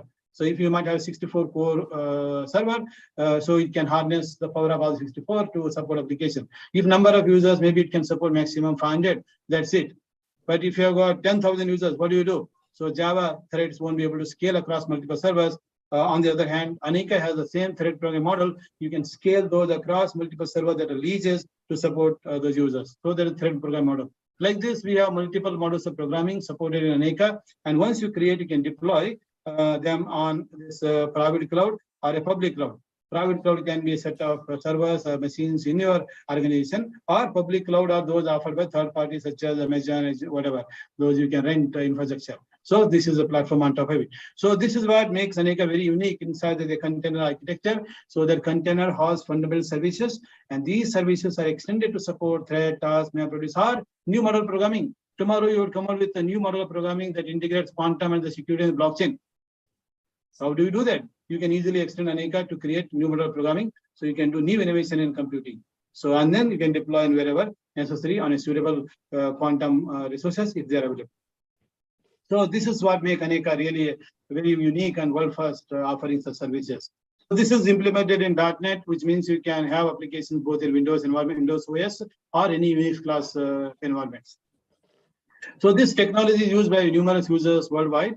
So including India, of course, so in China, India, USA. So they are using it for deploying medical data analytics application. So when you're deploying medical application, the medical data sets, some of them are sensitive records with certain privacy and various requirement. So if you've got such a privacy requirement, so what can we do? So we don't want to deploy in a public cloud, we can use any private cloud. But there are some non-sensitive records. So seamlessly using both private and public cloud. So this Washington State University has created a deep learning methods to classify medical records into sensitive and non-sensitive. Sensitive records are processed on a hospital cloud in a Washington hospital, and the non-sensitives are processed on public cloud. And this is made possible by using Anika. So they just create a classifier, and then Anika will on their as per the requirement. So it will deploy at a proper place. So in IIT Delhi here in of course India, so interesting work is done on, for example, AI deep learning for object detection. Let me briefly share 2 or 3, then move to that blockchain base and then conclude. So this is our train design scenario. You can see the different scenario train design scenarios. So in the past they used to process using Maya software on this 4-core server. So when they were running on this 4-core server, the design was taking anywhere between 24 hours to 80 hours for a simple scenario. That is 1 day to 4 days. So to bring down the time, so they set up a private cloud. Here you see there's a private cloud inside their organization in Shanghai, and they use tool called Design Explorer that we have got, which is you can easily express this Maya software as a SPMD single program multiple data execution model. So then run that application on this private cloud, and as a result, the same processing what took 4 days, they were able to do it in 2 hours. So here is just brief result. So single server base took 80 hours, and then whereas cloud base took just 2 hours. This way you can enhance time to discovery. You don't have to wait for 4 days. You can do it in 2 hours. So like a train design. So if you have to do a high-speed train design from, say, Mumbai to Ahmedabad, so Prime Minister Modi was interested. So you are doing that in, for example, in Pune University, such a design, and Pune Modi visits. And he can't wait for 2 hours for you to show the results. He might wait maybe 10 minutes. So there, within the system, you can say deadline is equal to 10 minutes. So you can really define a real world. Given 10 minutes, so the local resource in your university takes 2 hours, but you want answer in 10 minutes. What can we do? We can dynamically rent some extra resource from, say, some public cloud, or maybe you rent it from CDAC Supercomputing Center, pay them. PK Sinha was in charge earlier. Now I don't know who is, but anyway, we can pay for it. So therefore, you can also set a budget limit. Budget is equal to 500 rupees. Okay, you can define deadline and budget. Anika on your behalf is able to rent extra resource based on the requirement, how much compute is needed, how much you have already, and how much extra you need. So seamlessly move your computation across, leave them and move computation across and get back result within the deadline of 10 minutes and budget of 500 rupees. So this is just like in real world we do. So that is what this Anika supports in that context. So that was Chinese one. Let's come back to India. So this is ISRO. So ISRO, as you know, different satellites are launched. The satellites are monitoring the environment, like for example, disaster detection. So you get the data to receiving station and then bring it to the local processing center. So like in, for example, Hyderabad Data Processing Center, Adrian of ISRO. So here they built task, Aneka task model programming using, they built this application for disaster management, wherein they're also able to process in a timely manner using the local resource at the center and one of the center. And sometime in the future, if they have a criticality, and at that time they may need to use extra resource from Bangalore ISRO, from Trivandrum, from Ahmedabad, Space Application Center in Ahmedabad. So you can do that in a seamless manner. So this is another example of using this Aneka cloud technology for another science application. Now, let us come to the common people application. Those are not big. Some small consumer application that we can put in practice. And here, this is where the deep learning methods comes in picture. So this deep learning, as you all know, is essentially, for example, you got a data that you trained, then you are getting some new object and you want to detect what is that object is. So here is a program called deep.py. So this is a Python-based program, and IIT Delhi researchers have used our Aneka to create a cloud version of that deep.py. So essentially, you can use tasks that will, distribute the computation to analyze the data coming from IoT devices such as it's a camera. The camera can bring image, can bring a video. The video stream of data is coming in, and you want to analyze and find out what is the object of interest in this. Say, for example, if here is a camera in a student lab, and you can see various computers and people can be there, and this is able to identify, such as keyboards, mouse, monitors, and the people, how many are there. So if something is missing, so you can identify, do all the kind of interesting things. So this work, as I said, it can run it on an enterprise cloud, or a private cloud inside Aneka task, or you can run it on public cloud, like Amazon or Azure in a seamless manner. So some of their papers describe how they did it. So this is enabling AI application for a purpose like object detection using deep learning method. So like this, there are many applications out there. Recently, we also applied for COVID-19 open research data analysis. So since I was given just 20 minutes, so I am coming to a bit more, concluding within 5 minutes. So anyway, so I'll give pointers to such discussion. So if you want to explore yourself, Aneka, you can visit this mandrasub.com, from where you can download so Aneka. So right now we have got a 5.0 version, Aneka 5.0, download and explore. So many people, students and researchers, and not only industry but also education research. So across India, have been teaching cloud computing, and many of them have set up Aneka-based cloud lab all the way from Punjab to Tamil Nadu, Anna University, Chennai, and also from Maharashtra to Meghalaya. For example, NIT Meghalaya in between JNU Jawaharlal University in Delhi and also Hyderabad University at the bottom. So many people around, and many NITs, for example. So they have set up Aneka-based lab and teaching, practical on application programming, and also some of the students are doing innovative projects and publishing papers also. So that is Aneka. So in next 5 minutes, I will conclude. So this IoT Internet of Things, and we all know that network, Internet is simply networks and networks of computers. That is extended to Internet of everything, not only computers being part of Internet, everything being part of Internet. Things such as the tree, agriculture field being part of Internet. You can have a moisture sensor put in different places, some 20, 30 places in 10 acre of land to see the moisture level. If moisture level is very low for sugarcane or some other crop, so you can accordingly, you can actually, decide where to sprinkle the water. And then of course, you can also see what is the weather like tomorrow.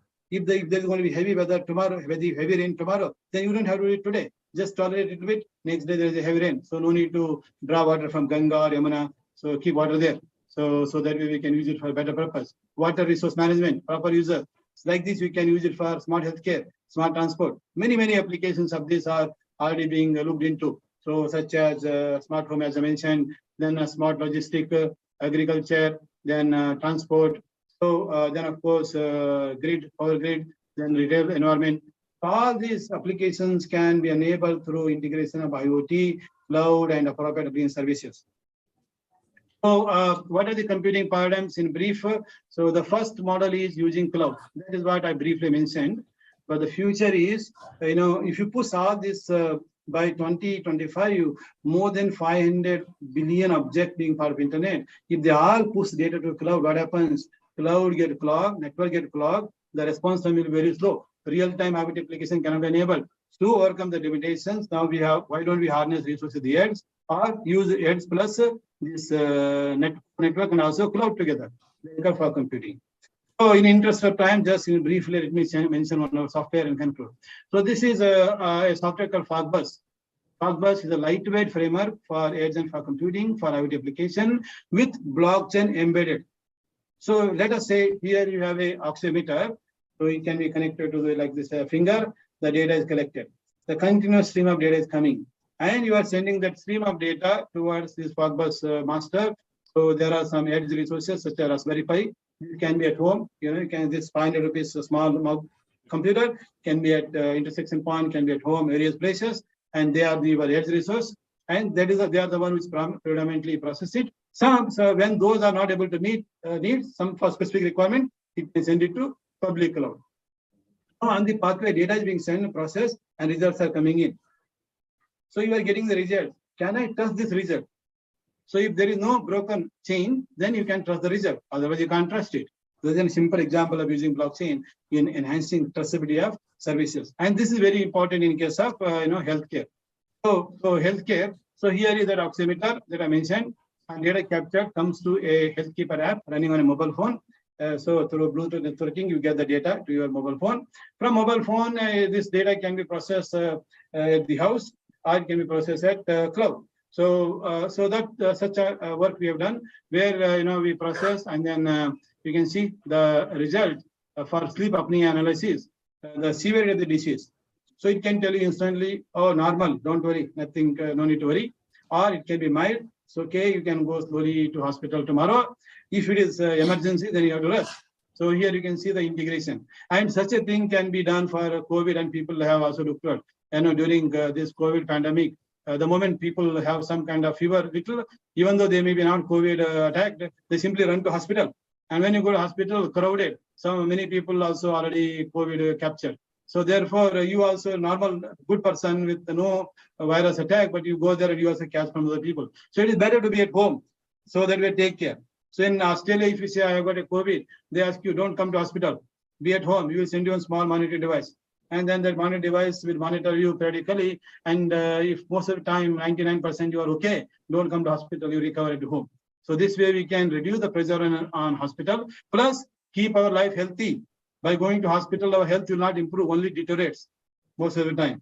Okay, so this is an example of that healthcare integration. So, so this is we used to show openly many places. So here we see we connected that finger oximeter, data collected, one or more for take the data, and then from there we process here. These are the Raspberry Pis. Those are 2 Raspberry Pis. So whenever necessary, we can send it to public cloud, which is somewhere in the cloud environment. We don't know where it is, but it does the job for you. So you can see integration of IoT, oximeter, then of course the blockchain. So the data that is captured in the chain of data goes and processed everywhere. Then we want to make sure that nobody on the pathway has tampered the input data nor tampered the result. So that you do through blockchain. So this FogBus, if you search for FogBus on globally on Google, for example, internet, you will get it. We have open source software available for all of to download. So looks like I'm almost there. So just to conclude, so there are several computing paradigms have promised the vision of how to make computing as a utility. We don't want to rent big servers, expensive application. So if you have a new idea, you start a new company, startup, and you can simply subscribe to cloud and use it and pay for what you consume. That is made possible by cloud computing. The vision was there since 1960, but the reality is only reached during last 7 8 years. So I'm now bringing more and more to our consumers domain more easily. So many exciting applications are there we are using day to day. So I mentioned about Aneka is one of the rapidly emerging technology. During last several years, we have enhanced it to meet newer needs. The most recent version of Aneka, called Aneka 5.0, very much geared for supporting AI applications. So I have briefly mentioned that object detection, deep learning based object detection as an example. So more importantly, in Aneka, we saw about reducing the cost of software engineering. We put small effort and build cloud-enabled application. That's one. Second, once we create an application, I want to deploy across one or more cloud to minimize the cost of computation. So that is also provided, and we saw briefly. Then IoT, coming to IoT, the first generation IoT is predominantly, cloud centric. But now with rapid adoption of IoT, that model is, breaks. So we need to move towards edge integrated model. So this way we can use edge resource most of the time to support our real-time IoT. And whenever necessary, we can use some part of cloud resource as well. So that is the future. Then, of course, we can integrate quantum also with this. That is my separate task. Because of time, I didn't really, I took out that quantum business from this, but that is also part of the cloud service. You integrate seamlessly and deliver services. So to those who are new to this cloud programming, for example, so here is a book, Mastering Cloud Computing. So this is, cost you $100, too expensive. This today's rate maybe 1,000 rupees. So I don't expect you to buy. Don't worry. So you have Indian edition. Same thing, same book, published by McGraw-Hill, but early that one by Morgan Kaufman, Elsevier imprint in USA for American and European market. So this Indian market, just $8. Okay. So $8 will be around 400, 500 rupees, depending upon where you buy. So that is affordability, very important. Then if you are in China, you don't know English, don't worry. We have Chinese version in Mandarin, and that will only cost you $3. Okay, even more affordable. So that is published by China Machine Press. So this way you can bring content to the users at affordable rate. And similarly, the cloud services, for example, healthcare services, when you make available to consumers, you need to make sure that they are available to affordable to consumers. If you provide such a service, healthcare service for people in Mumbai and Delhi, you can charge them 500 rupees per service. But if they are in village like my village, Kauta, which is in Karnataka near Pune, not in Pune, actually border. So there you charge only 3 rupees. For people at the capital city, 500 rupees, maybe at the village, 3 rupees. So please think about how to create services that are affordable to consumer and then charge them based on their affordability. Then you can truly see the success of the technology. Okay, with that, let me stop here. And thank you very much for hearing patiently. So here are my contacts. So those who want to interact with me from research, education, so you can use my University Melbourne email ID. And if you want to set up a cloud lab or want to do some big startup and sell solution to Modi after his promisor term ends, because that time he can't do politics, he has to do some other service. So maybe he can help us take healthcare service to the masses more easily by influencing the future prime ministers. Okay, thank you very much, and I can take any questions committee. Thank you. Thank you so much, Dr. Bhuya, for this informative session. I can see all the participants and delegates hooked up on the screen. Thank you so much once again. I request Dr. Amar to share the remaining transactions for the day. Transactions means session guidelines. The conference is in hybrid mode. Some users are in online mode also. The sessions will be arranged in the auditorium in this hall. Then hall number 4, hall number 5, hall number 12 at 5th floor. Then each presentation will be 15 minutes, that is 12 to 13 minutes presentation and 3-4 minutes question answer session. So I request, please be patient to online users. It may delay 15 to 20 minutes.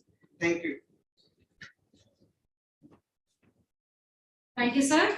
And with this, we come to an end of inaugural session and first keynote talk, and wish you all a very happy learning and sharing session these 2 days.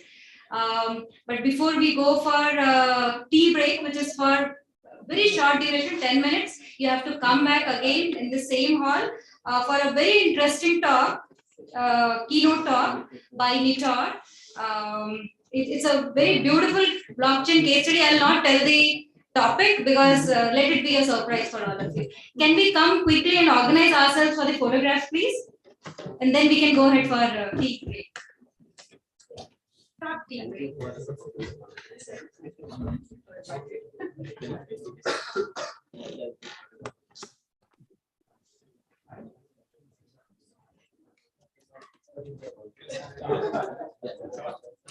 Please start.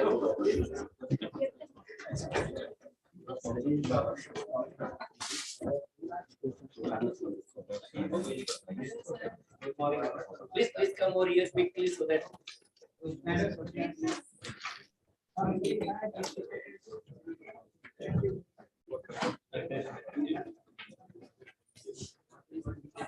Our virtual participants are also in the photo.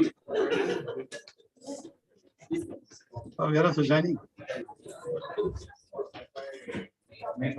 Please join everybody so that wherever we got to have you with us. It's the other way around actually. Sir. Sir. Come. Don't get so formal into just having our picture in that. Please come.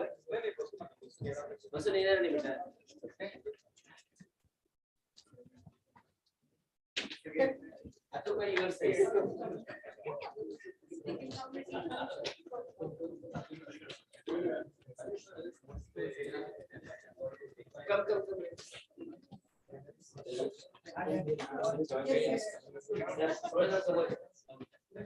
लेना है क्या बोले ये लेना है क्या This is alternate way, right?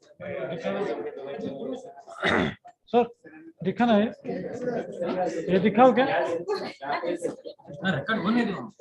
It's recording only. Okay. Don't off. Yes.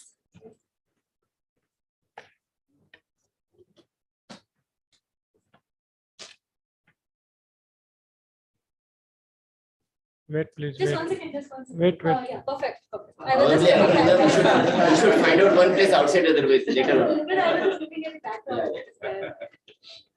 We are there. Yes, sir.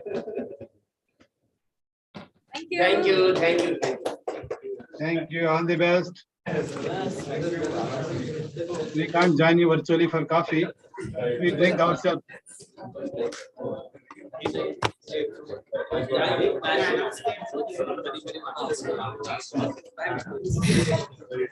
Sir, thank you very much for joining. All right. So enjoy the break.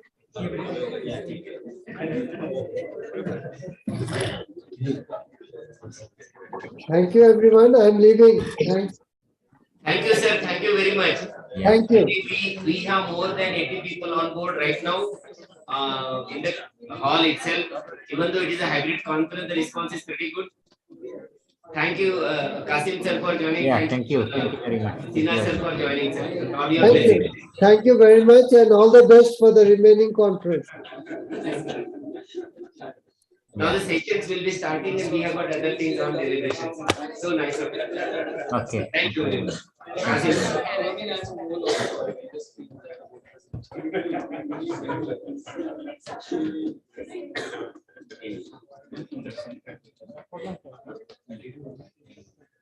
I think we should aim at this.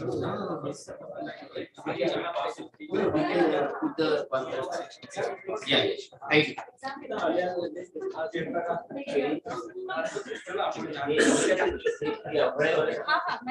But और एक चीज है, what we forgot, in the photograph, in the background, on one photograph, in the background, that one thing, there are one picture. Okay. We can take.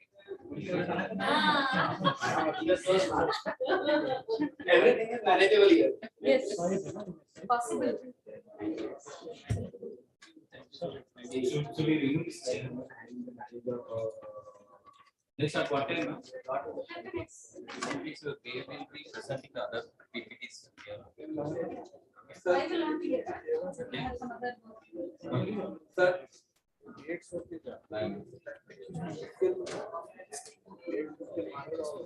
Sir.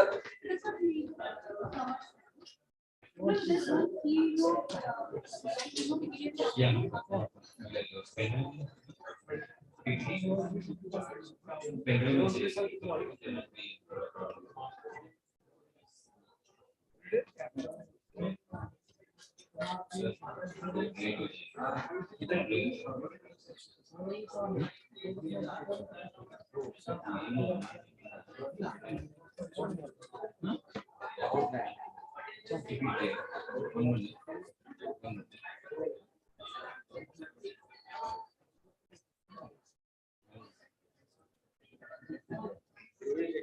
To buy my phone.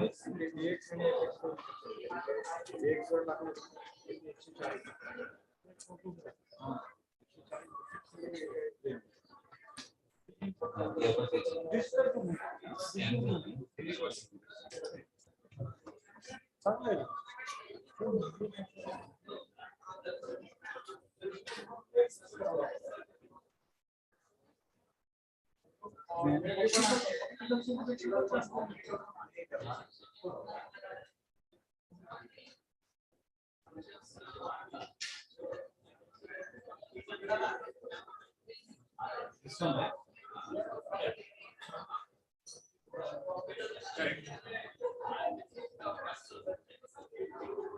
Sir? Yes, yes.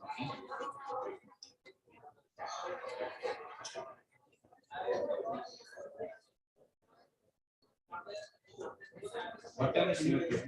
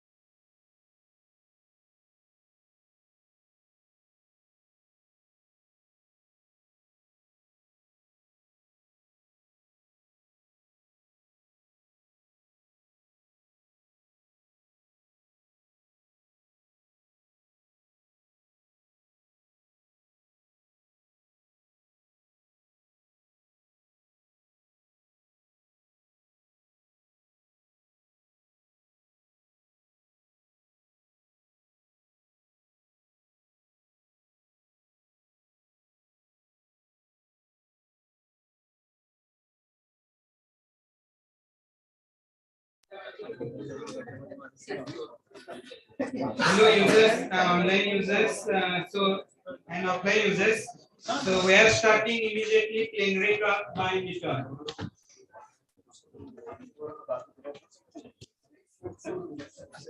Please have a seat.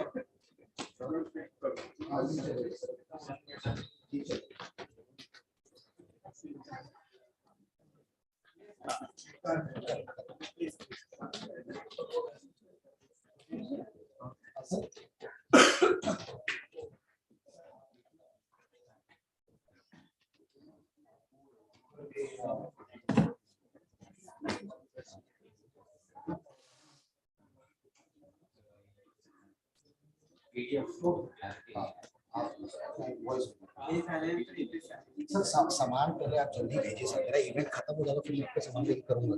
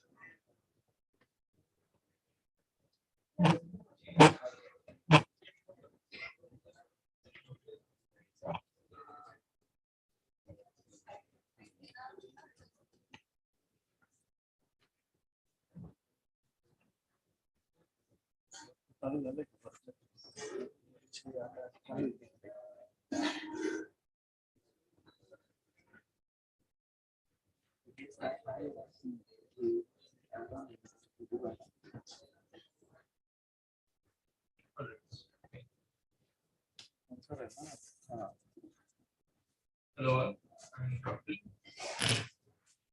I'm a blockchain enthusiast and work at Infotech and at blockchain practice. So I would like to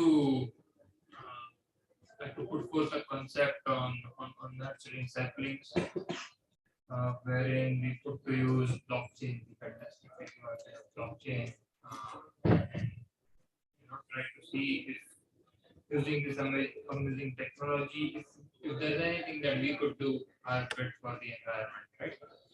So yeah, I know it's kind of an energy guzzling technology, especially in the proof of work mechanism. But then it in its energy efficient outputs can do quite a bit to help us take small steps towards environment conservation, right? So most of us are aware of all the terms and facts around like Kyoto Protocol, the the Glasgow Pact or the Paris Agreement. So,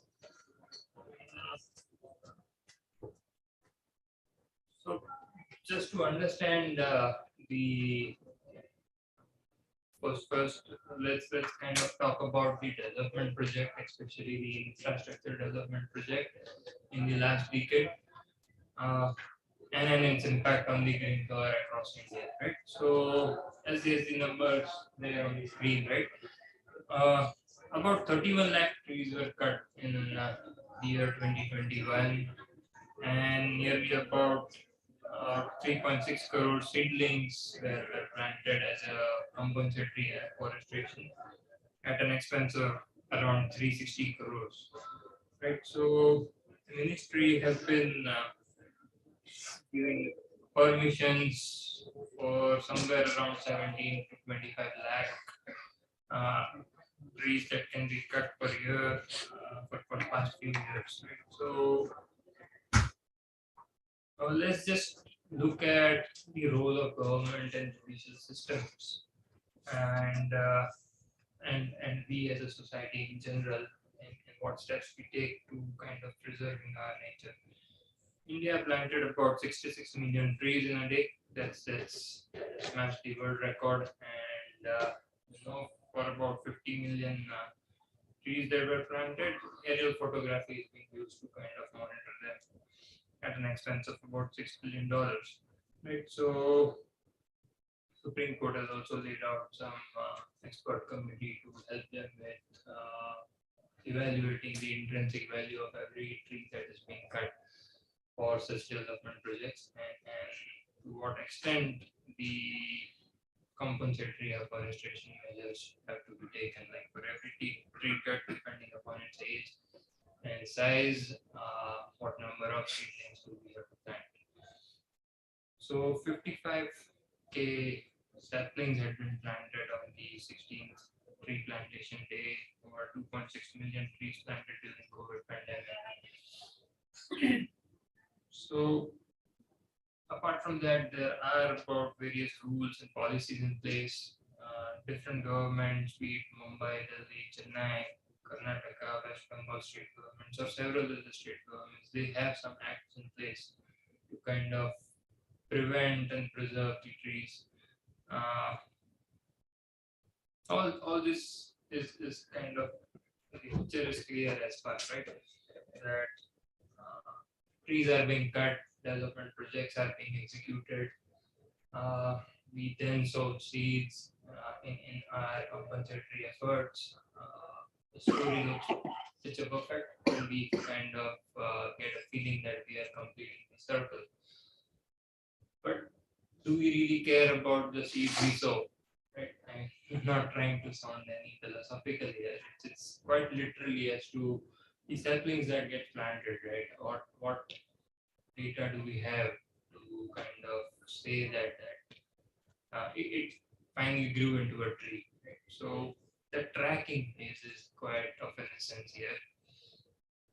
So let's look at how we fare at that place, right? So if you go by the numbers, despite plantation drives every monsoon, the green cover in Delhi has remained at about 20% for past decade.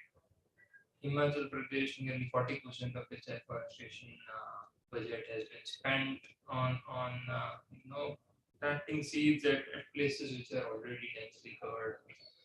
So there's definitely some issues there, right? So 40% of the trees that are transmigrated, they die within a short span of time after they are being transmigrated, because there are various reasons for it, right? They either catch diseases or there is a lack of proper water supply. While the tree is again gaining roots and grounds quite literally again. And any afforestation drive, it takes about 5 years to start to show result, and that period is quite critical to show our utmost care. So that's there. I mean,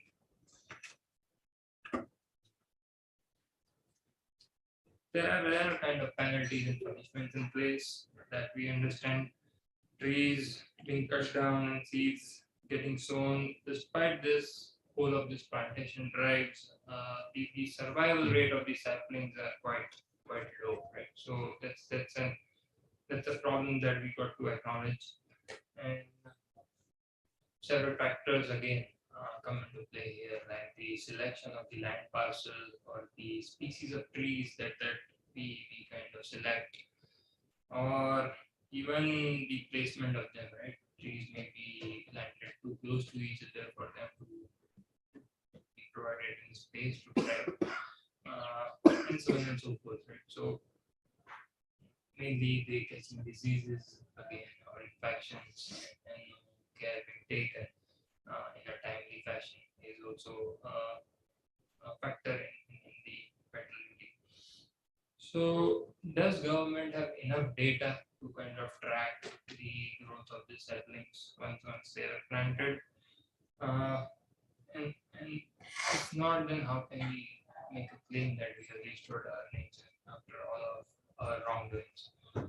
So this highly tech-driven world, we should be thinking of employing the technologies that we have at our disposal to kind of solve such problems. And blockchain in particular would be kind of a great way to look at this problem and try to find a solution, right?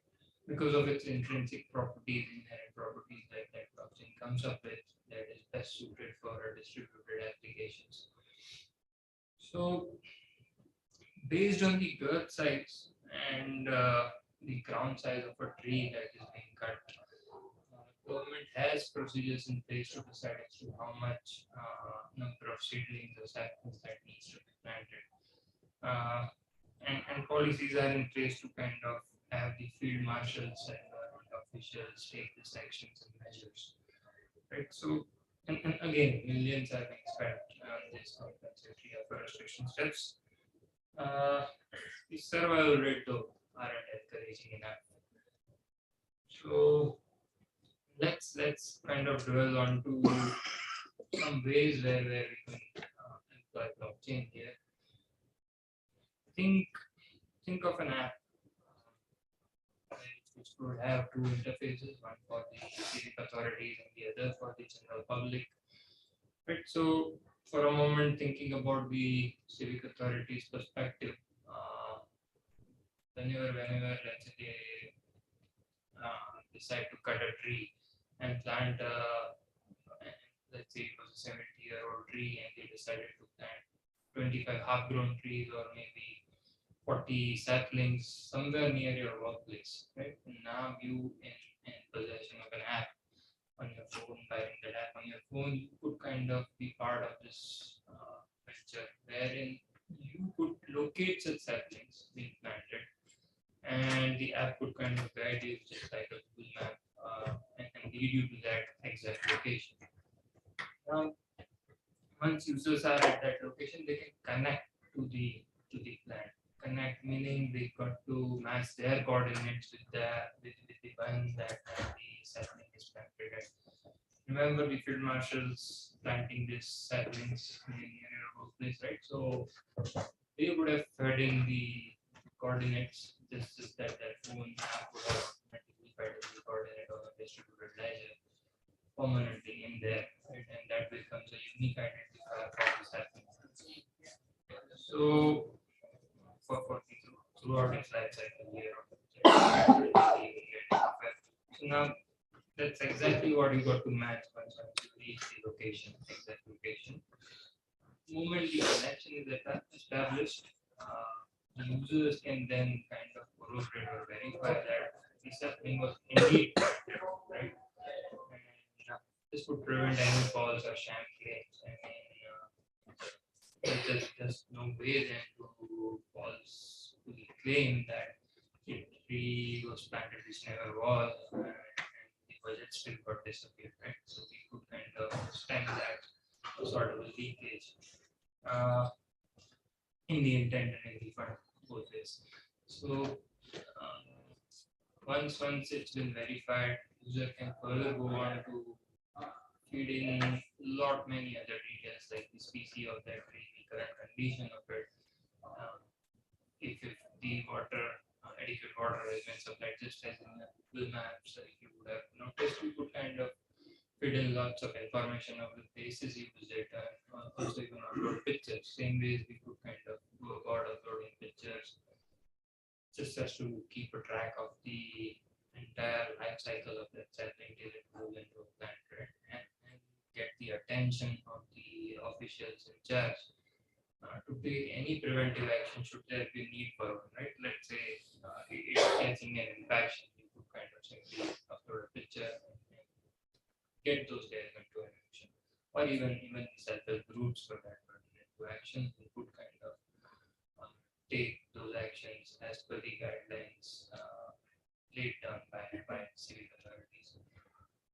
Now, just to attract multitude of users, it's important that we add some gaming angle to it, right? Just like a Pokemon game, it's something that users would be encouraged to locate those saplings all around them, right? And try and contribute as much as they can by submitting information for their plant sapling. How do they get in turn? It's the reward points based on the quality of information that they fetch. So we also beat out the unwanted noise around it.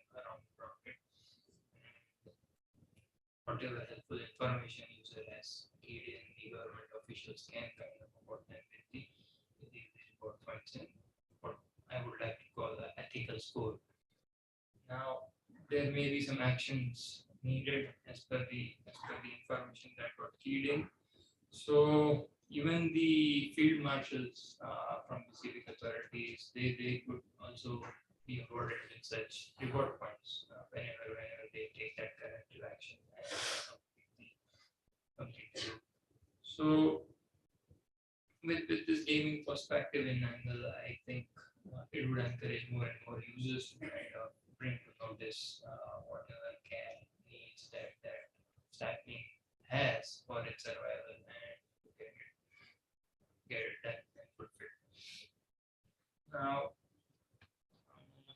on this reward points, right? So they can be kind of made use of to rebate, to claim rebates against any of the taxes or bills that you pay to civic authorities or government bodies. It's your property tax or water tax, right? And that too can be kind of made autonomous by virtue of smart contracts that the blockchain comes up with, right? So no way of forfeiting the good deeds that are done and claiming these reward. So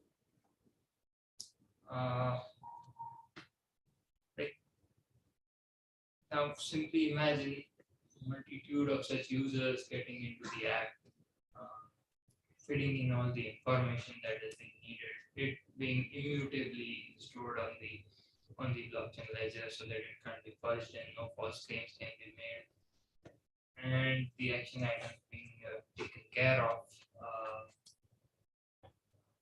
All the provenance and immutability and irrefutability that blockchain has to offer will come into play in this particular use case to ensure that the necessary steps have been taken and the people into the act are rewarded.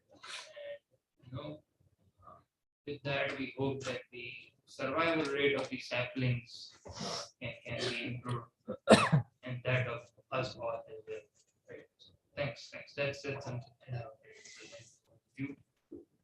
That I want to post this conceptual idea.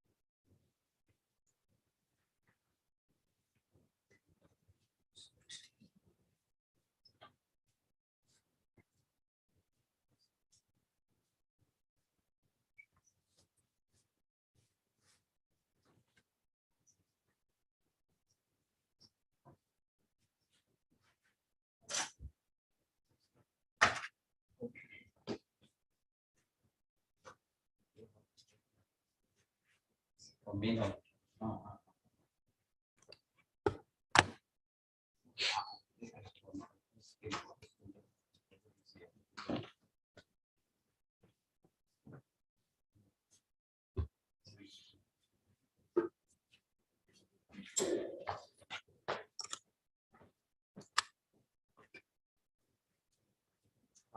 How do you look at it?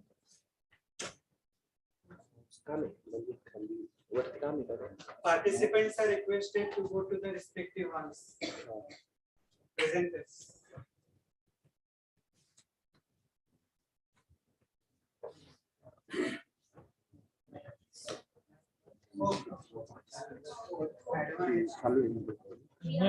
बंद झालं recording बंद आहे झूम मीटिंगला चालू आहे live काय झालं प्रेझेंटर नाही का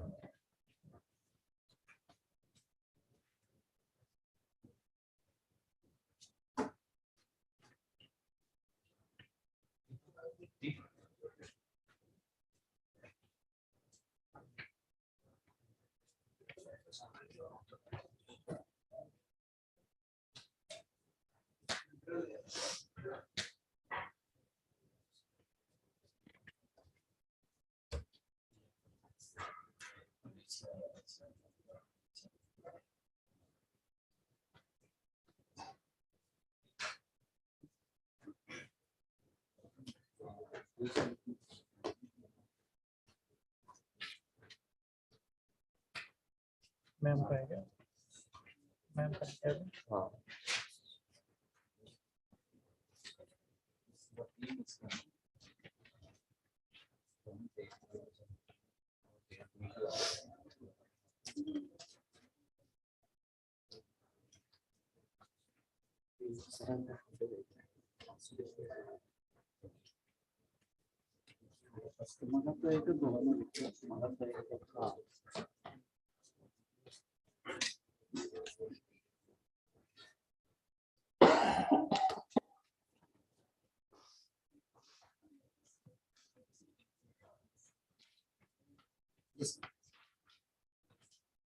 Yes.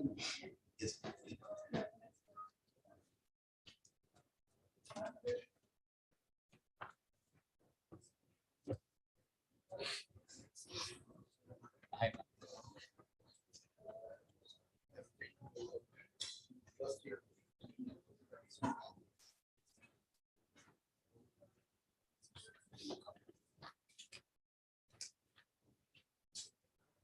Hello. Good morning all. I, Priyanka More, I welcome you all on this.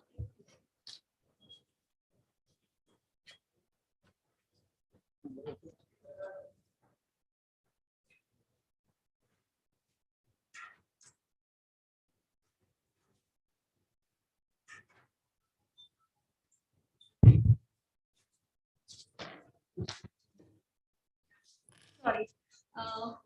Okay, good morning all. I am Priyanka More. I welcome you all on this conference ICBDS, which is on blockchain and distributed system security. Let's welcome our session chair person who is Dr. Sonali Patil ma'am. Dr. Sonali Patil ma'am is head of the department and professor in IT department of PCCOE Pune College. She is a very senior member in IEEE. She is member of ACM. She has received many awards. Recently, she received Cyber Security Award 2022. She is the editor, reviewer, and session chair in many conferences, in many journals like today. So let's welcome Sonali Patil ma'am again as session chair. So let's start with first presentation. The title of the paper is Cognitive Intelligence of a Cloud-Based Internet of Things in Precision Agriculture Applications. And the presenters are Rahul Patil, Suhas Patil, and Sonam.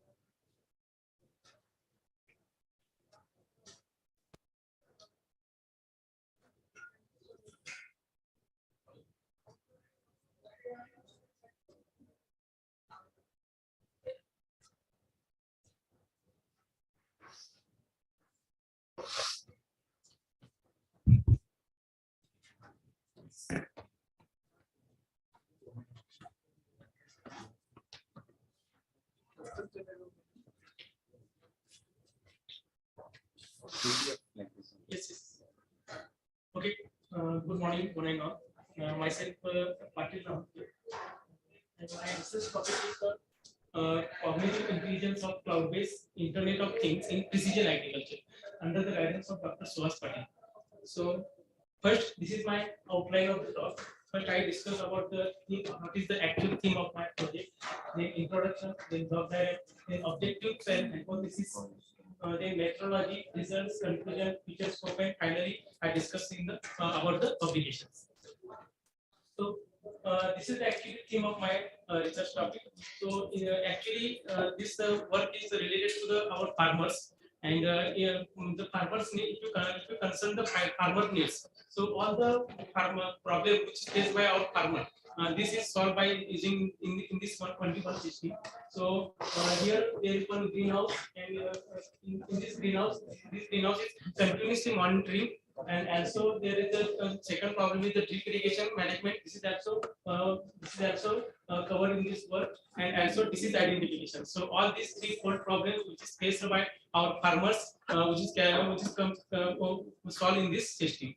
So actually this is the problem system, problem statement.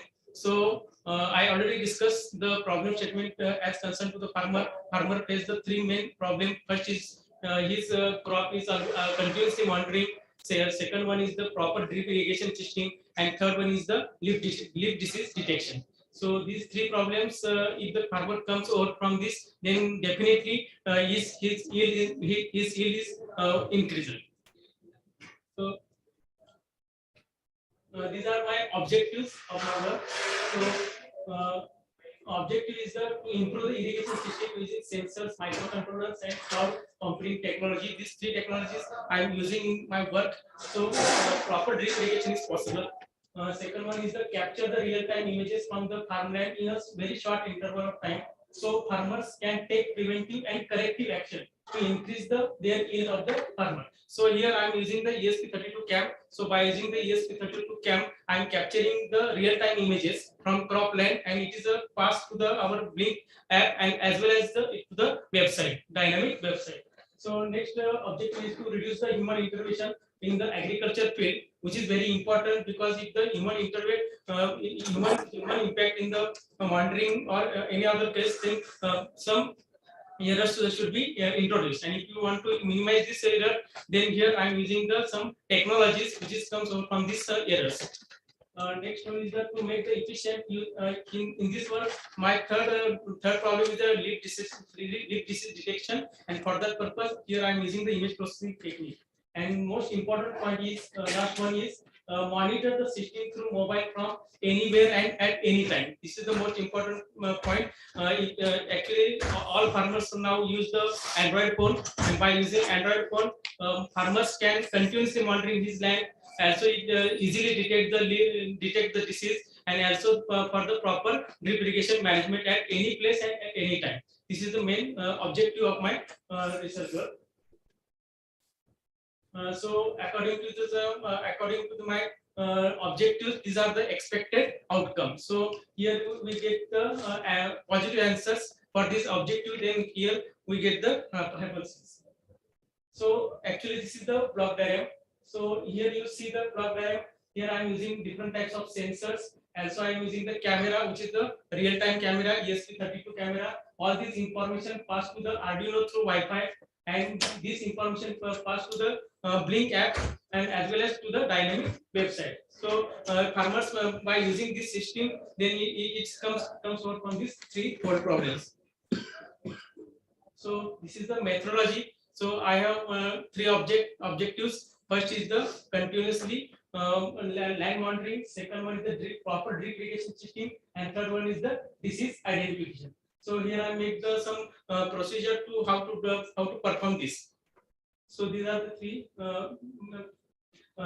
problems which is covered. So these are actually I'm using total 7 nodes for that purpose. So there are total 6 nodes which is used as a transmitter, and there is one receiver. So by using this receiver, I am sending information to the Blink app. So farmers can get the exact real-time status of the farm from any time with your Android phone. So this is the ESP32 cam. By using this ESP32 cam, we capture the real-time images from agricultural land at a very short interval. For after every 3 seconds, we get the real-time images from the agricultural land. So this is my dynamic website. So whatever the images captured from the ESP32 cam, these images are stored onto this dynamic website after every 3 seconds. For further analysis purpose, or also for leaf disease detection, we require number of images. So these images are uploaded from this website. So, okay. So this is the Android app. This is the Android app for the website, my website, because farmers can't easily access the my website through net. So here I'm designing one Android app for accessing my website. So this is a very easy app. Just farmer just click onto this app, then it will directly open my website. So on this website, all the real-time images of the leaves are stored. So these are the actually outputs of my. This is the Blink app output. So this is the third problem which is related to the leaf disease detection. So these are the 4 common leaf diseases which is occurs on the crops. So here I am using these 4 common leaf diseases. This is the flowchart how to identify the leaf. So here I am using the image processing technique. First, image acquisition, image reprocessing, then image segmentation, feature extraction in image, and detection and classification of plant disease. So in this work, actually, I am using the SVM algorithm. So I am using number of trained image, then K-means algorithm. By using K-means algorithm and also SVM algorithm, I am detect the leaf image. So this is the actually GUI related to that. So here you observe and upload the images from website here. So by using this image processing technique here, you see that bacterial blight disease is detected, and these are number of the features extracted and how many here also accuracy is also calculated. So this is the healthy leaf. So previous is the actually this is the bacterial life and this is the healthy leaf. So this is the GUI. So this is the last point, which is what is the existing system and what is the proposed system. So in the existing system means in the previous work there are the 3. I already suggested there are the 3 core problems, but for each problem there is different systems. So in my work I am using only one system which is useful for farmer to come out from these threefold problems. Second one is the monitoring agricultural land. Actually, previous systems are not the real time, or some lots of time is required to capture the images and for processing. So here I'm using the real time. Here this is real time monitoring using Blink app. Means by using Blink app, you can access the your land, crop land from at any place and at any time.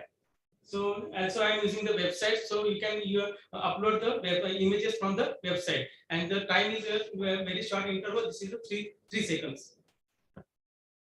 This is the third drip irrigation management. Existing system not observed and controlled from long distance, but in this system we can monitor, we can check our drip irrigation system, which is placed at our cropland, which is observed and controlled from long distance and at any place.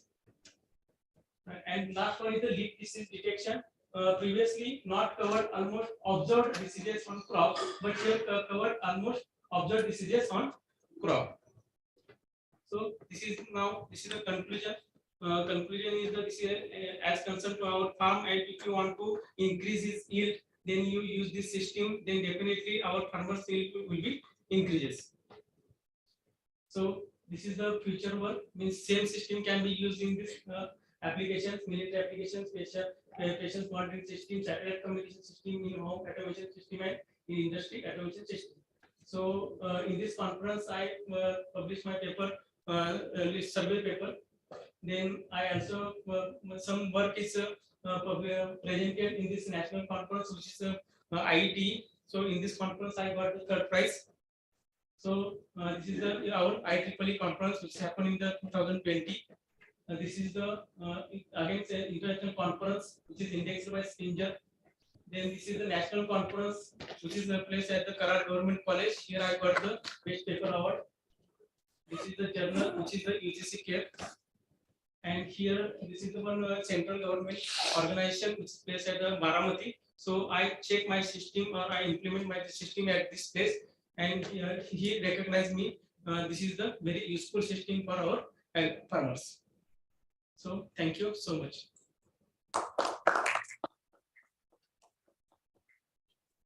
Also, actually, references are. Yes, I could not see references in this audience also. Yes, and what is the scope of your system? Because when you say leak, this is detection, yes. also, so crop wise it varies. So have you defined any scope for the implementation of this system? Means there is one definite tomato. Tomatoes. Any specific area, because Actually, I'm covering the only Baramati here. Baramati. Yes, I certainly very much needed application, but though such applications are coming out, it is not reaching up to the end user. So very specific, maybe only one local area, one type of crop, but that is utilized by this. As I'm as including my technical part, some parts like would have enjoyed the session. If something to SVM you mentioned, right? Yes, but as I said, like again there are with every crop disease and then required technology, so that way. And any challenges you found while implementing this project? Challenges means it's like IoT sensor based. Yes, IoT sensor. So cloud will handle the yes, cloud. yes. As a farmer, how much I need to pay to use this system or something? Cloud means actually free of cost. I'm not using any. So number of sensors. Is carried out, it should reach up to the society. That is. Yes. All this audience, please, sir. Yes, round 5. One small question. Catch the photographs of the leaves, right? Yes. And it is impossible to identify the disease only from that image. No. Just I'm catching the images by using. I'm catching the images using ESP32 CAM. But these images are stored onto my dynamic website, and then I'm using this images. Then I'm using the image processing technique. By using image processing technique, here I'm just check whether this is identified or not. Actually, this is not easy for our farmers, but here I'm using GUI, which is as compared to means the number of applications are available on Android for disease identification. So, but here I'm using just an image processing technique, and My question is only one thing. Yes. Only the image. Can you diagnose the exact plant condition or plant disease? So it depends on the farmer's knowledge. Actually, if the farmers know. No, it is not farmer's knowledge. Your system is Yes, yes. detecting the disease, Yes, right? yes, yes.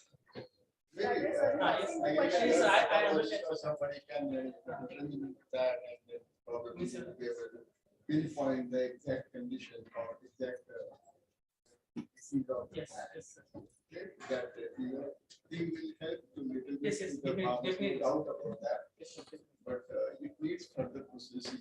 Yes, definitely, sir. I will. So because which data set and then training and then testing, and that's why.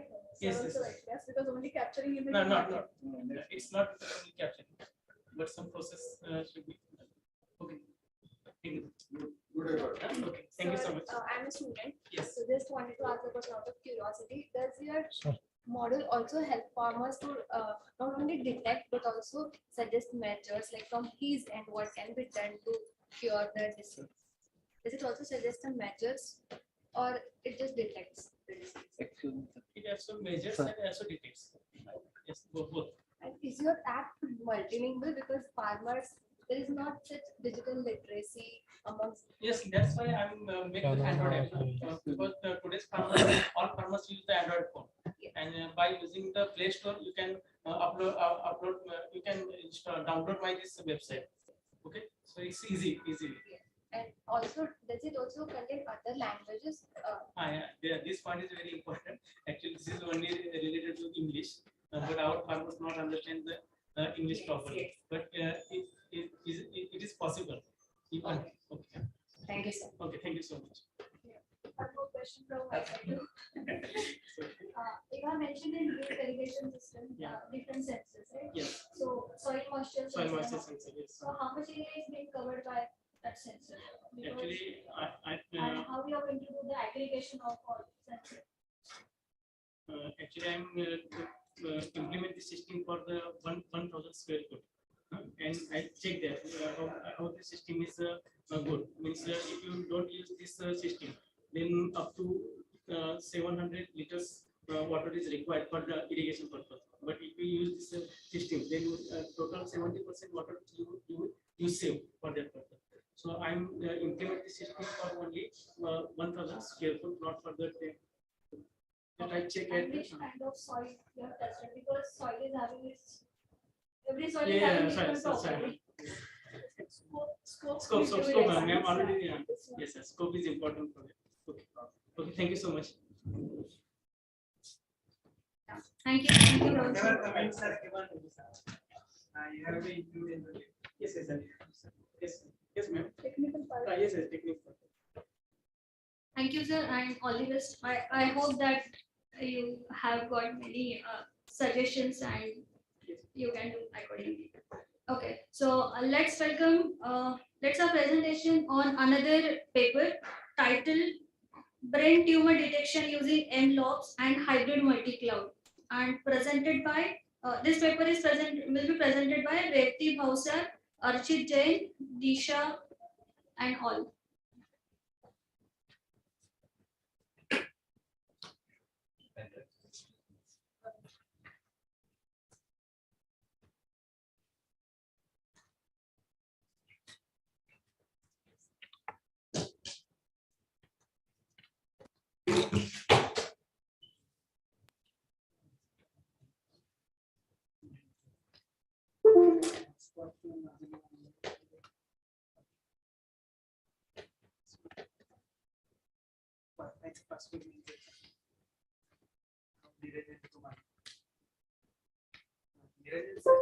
Niranjan sir, Wi-Fi का password मालूम है?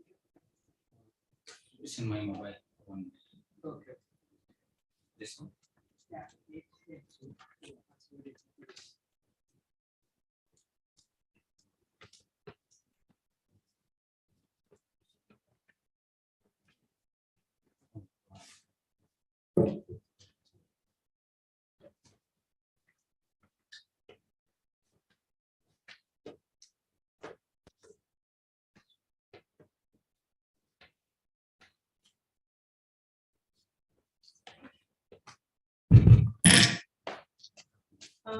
Good morning to one and all.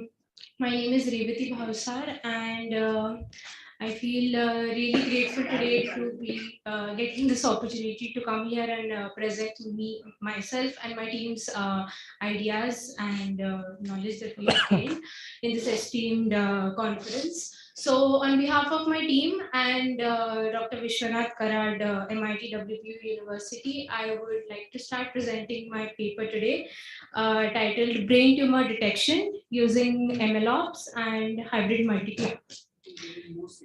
So the track for our today's paper is distributed system design and management. These are the topics I would be covering today. Starting with the introduction. So as we all know, post-COVID, we are living in a post-COVID age wherein object detection in the field of medical sciences has become a really critical issue.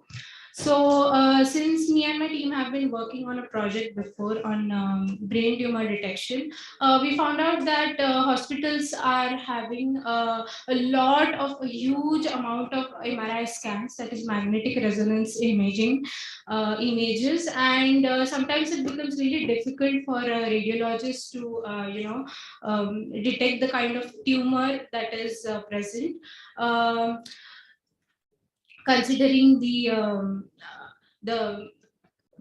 effect, the rate of errors that could happen. So according to our study, we found out that deep learning techniques and machine learning techniques are majorly used in anatomical imaging detection. So we did a literature survey, and we found out that transfer learning using VGG19 could be one of the excellent solution to do that. Also, there were some other key findings as well. So beforehand, there have been research done that many kinds of such technologies such as KNN, SPM, ANN, PNN have been used before. Also, one major research gap that we found is that there was shortage of data set available, especially in the medical field. So as we all know that accuracy of object detection increases with increased data. That is something we wanted to focus on, and the accuracy.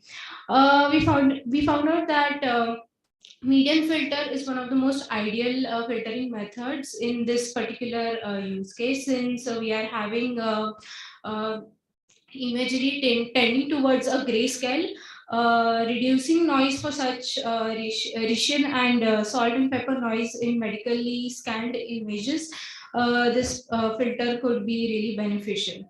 Apart from that, we found out that deep learning models have been trained and used for specific domains and specific use cases, but it is not publicly available for commoners or people.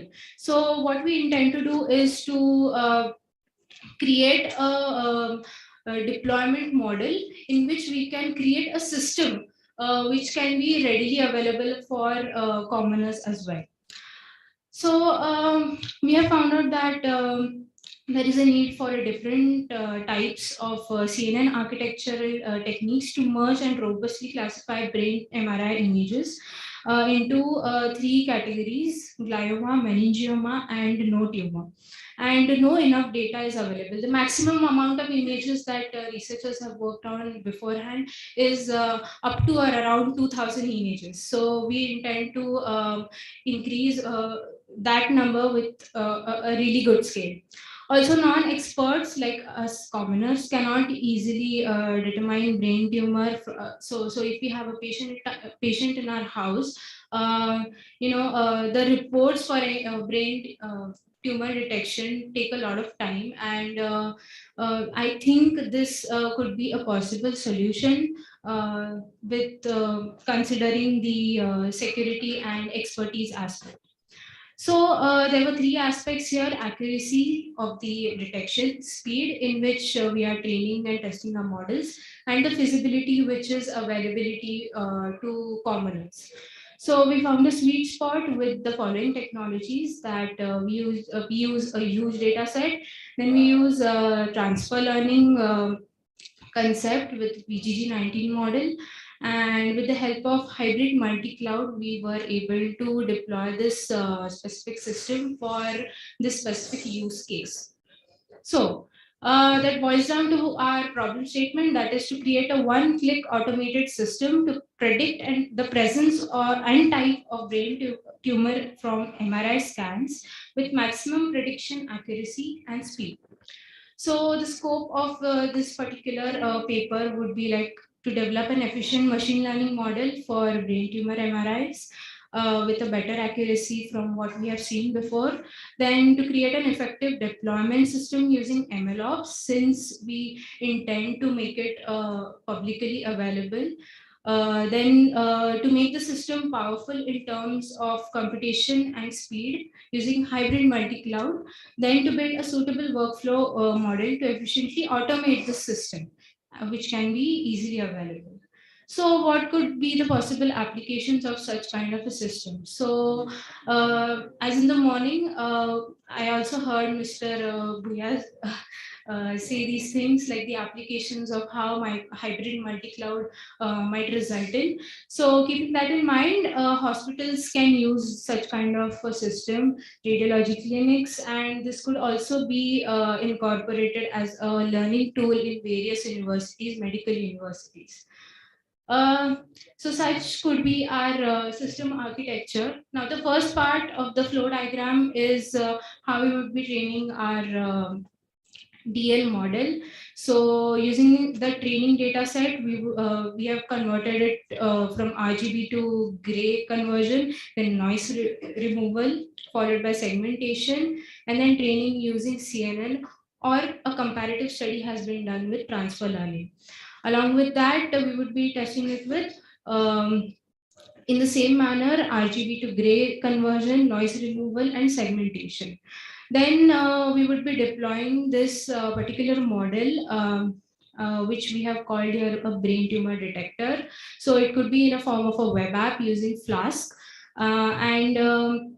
This would be deployed with the concepts of hybrid multi-cloud, and the user could be easily able to use this. So this is our VGG19 architecture. So we have 4 convolutional layers, and then along with that we are followed by 4 max pooling layers, and then we are filtering it through 3 fully connected layers, and finally through softmax layer. So this is the specific architecture which has a result which has given results to for us with the maximum accuracy so far. So we carried out this work into 3 phases. The first phases included model training with CNN architecture, so which had limited data set, and we did an accuracy check on it. Then in the next phase, we used CNN with VGG19 model. So a huge data set was used, and the accuracy was very much improved. And then the deployment part, so we utilized cloud services for better processing speed, create a basic web app, and then we deployed it using hybrid multi-cloud. So we have classified the MRI scans into 3 kinds of tumor: glioma, meningioma, or no tumor.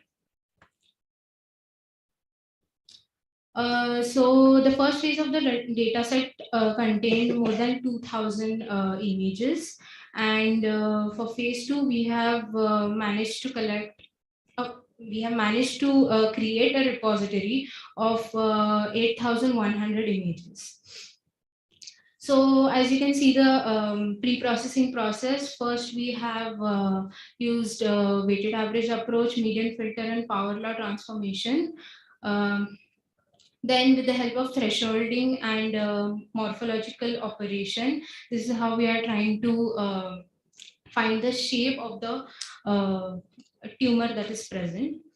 Then since the data set was limited, we have used data augmentation.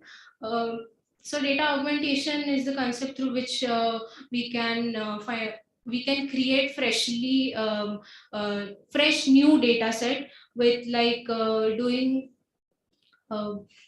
processes on the images such as rescaling, sharing, zooming, horizontal flip, so that we can have multiple kinds of images that we can work upon. Then these are the few steps in detail how we have done the pre-processing and training of this particular model. So these are some results, the actual results that we have got. So for the training, we've got 99.54%, and for testing, we have got 94.13%. Then coming to the MLOps part, we all know that enterprises are going towards MLOps, that is continuous integration of machine learning models. So these are the key phases that MLOps generally do their work in. So data gathering, data analysis, data transformation, preparation, model training, development, model validation, model serving, model monitoring, and retraining. So these are the three aspects, and merged together comes the concept of MLOps. So we are going to really use MLOps concept on a huge potential. So this is our suggested deployment model. Like you can see, so like I mentioned before, we are implementing hybrid multi-cloud concept. So hybrid generally means that with public cloud, we are also including private cloud. So one useful advantage of this is privacy. So since we are merging private cloud with so since we are using private cloud with public cloud, there would be an extra added layer of privacy in this case. Now, with the help of Terraform, we would be releasing three kinds of resources. And you can see a concept of multi-cloud going on here. So we have AWS, that is EC2 instances, then Microsoft Azure and GCP. So Google Cloud Engine has been extensively used for the model training and testing purposes. As we all know that Google Cloud Engine is really beneficial, since our local machines would be restricted to very less resources, such as maybe 12 to 16 GBs of RAM. However, we can scale it up on a huge scale with the help of GCP.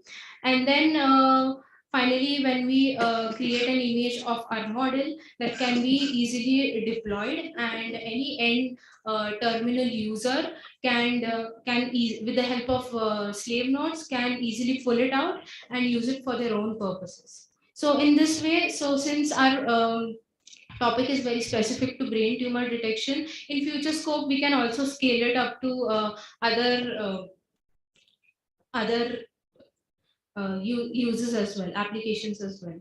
So I think this is in the PDF form, due to which it will not play. So why hybrid multi-cloud is another question asked by one of our professors. So usually machine learning, like I mentioned before, machine learning projects are done only for project based, or especially in healthcare, we don't really have a common system that can be used. So these projects are never deployed, and hence certain users cannot use it on a public basis. So we thought that deploying our brain tumor application is important, so that if needed, a person, for example, if the some radiologist is probably not available, or some resources, other kind of machinery is not available, in such cases, on a low level for now, such systems can be used. Also, hybrid multi-cloud architecture gives us the option to scale up or down or horizontally as per the client's requirements. So I think this could be a really... So as I mentioned before, security aspects, there is also a concept of IAM, which actually helps in preventing suspicious automations as well. So these are some of the performance analysis for the ML or DL model. And of course, we were successful in classifying these three kinds of tumors with the mentioned accuracies, and we could really easily deploy this model for public use. And also the scripts that were added via hybrid multi-cloud architecture significantly increases the application scalability, and also the time required to manually set up this architecture is in hours, but it's brought down to 30 minutes or even less, depending on the system. So to conclude, I think this paper, in this paper's contribution, I think a complete automatic procedure or a deployment model has been proposed for applications such as brain MRI classifications from MRI scans. And the whole system is then implemented with the help of hybrid multi-cloud using MLOps. And this also ensures quite a bit of security aspects as well. So the future scopes could be that we can increase the accuracy of these predictions, of course, for sure, then extend this system for other medical diagnosis, and then probably add some more security and confidentiality layers to it. We can do implement a multi-branch build in GitHub Action to work on several models at the same time. Then we can also create a mobile UI using Flutter with it, and we can also integrate a data scientist or something so that we can scale it on, maybe on a location-based application or pan-India if possible. Also, we can work on some open source tool as well for this application to improve the performance. These are some of the references that we have referred to. With that, I think I can conclude this presentation.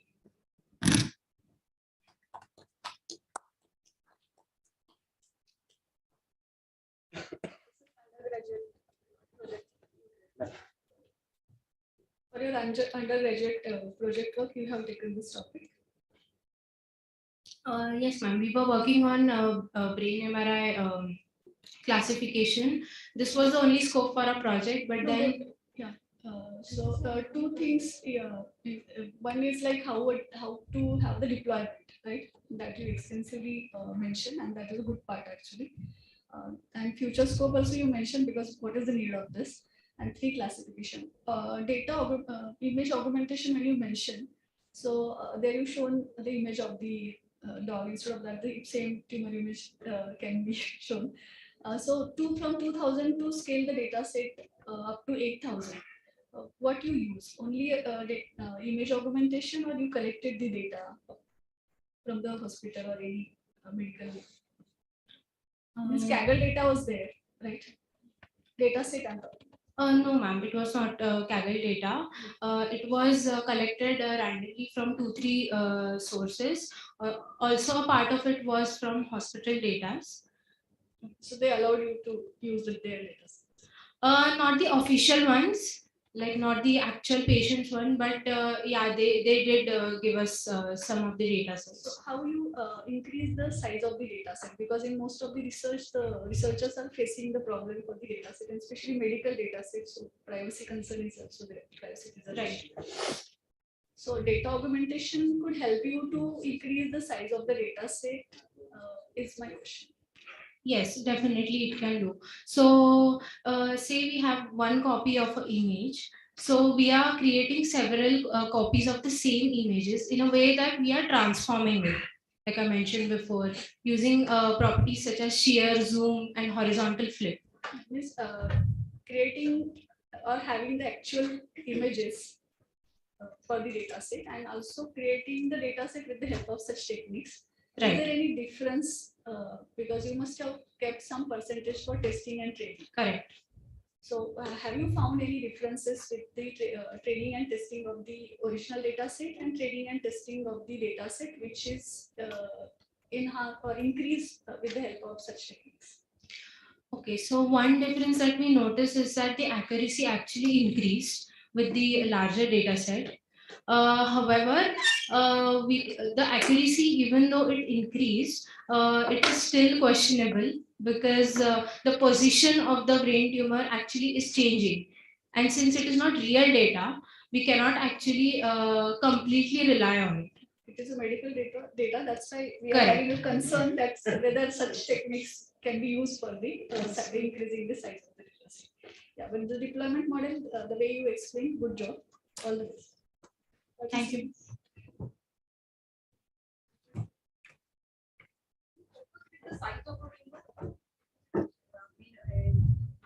Have you focused with the size of a tumor in your research work?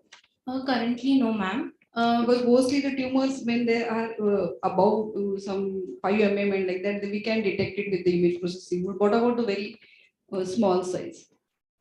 Yes, ma'am. So we haven't considered that in our scope currently, but definitely that is something I will Because that dive is deep. the main aim actually, the medical field is this. Correct. If you would like to go for a future work or maybe any other extension of your project, you can do. Thank you. Nice presentation. Thank you.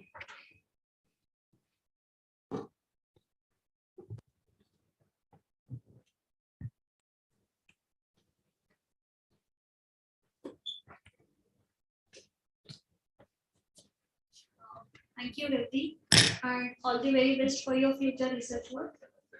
So let's have another presentation on paper titled as Model for Efficient Data Storage on Public Cloud. And this paper is authored by Subhash Rathod sir, Y.C. Kishore, and Sushma Rathod.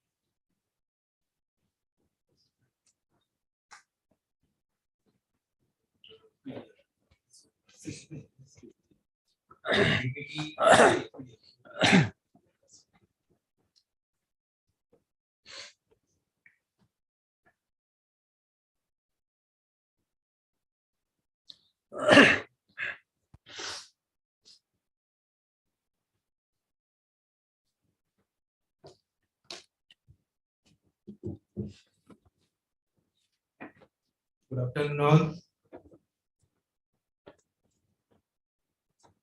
Respected expert, participant, audience. I'm Subhash Rathod, research scholar at Amravati, Sant Gadgil Amravati University.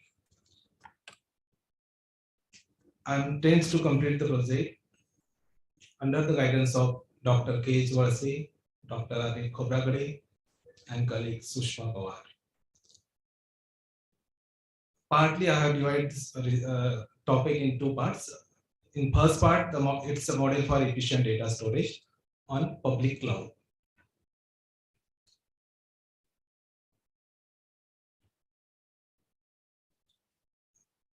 Agenda of my presentation: introduction, product statement, objective, literature survey, existing system, proposed system, methodology use, mathematical modeling, result analysis, conclusion, and references.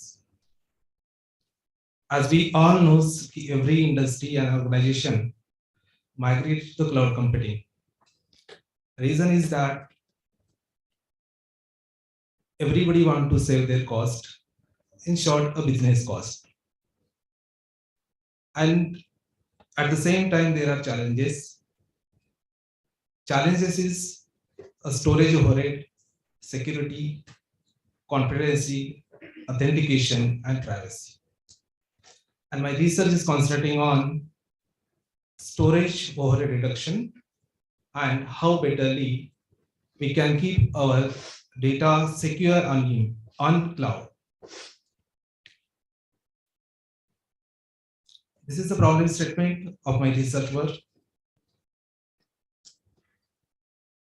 As I said, there is challenges on cloud. My research is in first page, concentrating on the image, how betterly and secure we can store the image on cloud. When we upload the image on cloud, it is openly placed nowadays.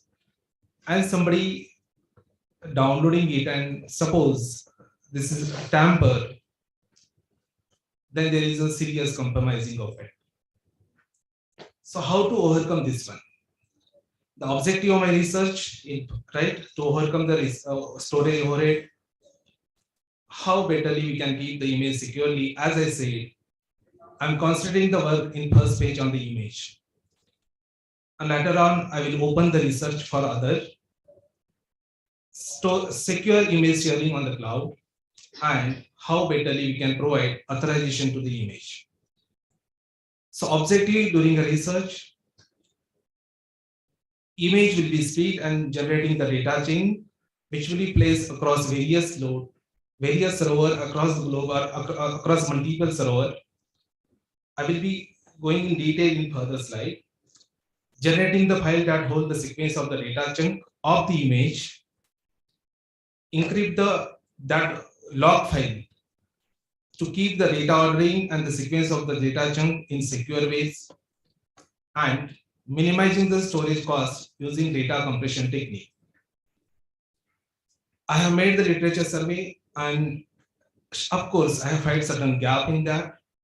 Coming to the directly on the gap where I can find it, I have taken the top 5 papers, and in relevance with how methodology used, public auditing, privacy preserve, and data integrity, confidentiality, and storage cost means a communication cost of that. And of course, I have found the gap, and hence the research is directed. Coming to the existing system,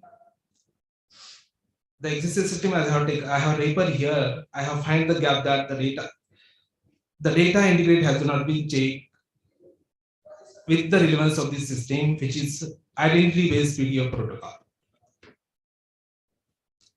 Second system, the system has been created in a group for the doctors and data share among them. It is not kept for the public. Coming to the proposed system, how it is to be proceed. These are the proposed system where the image has been uploaded.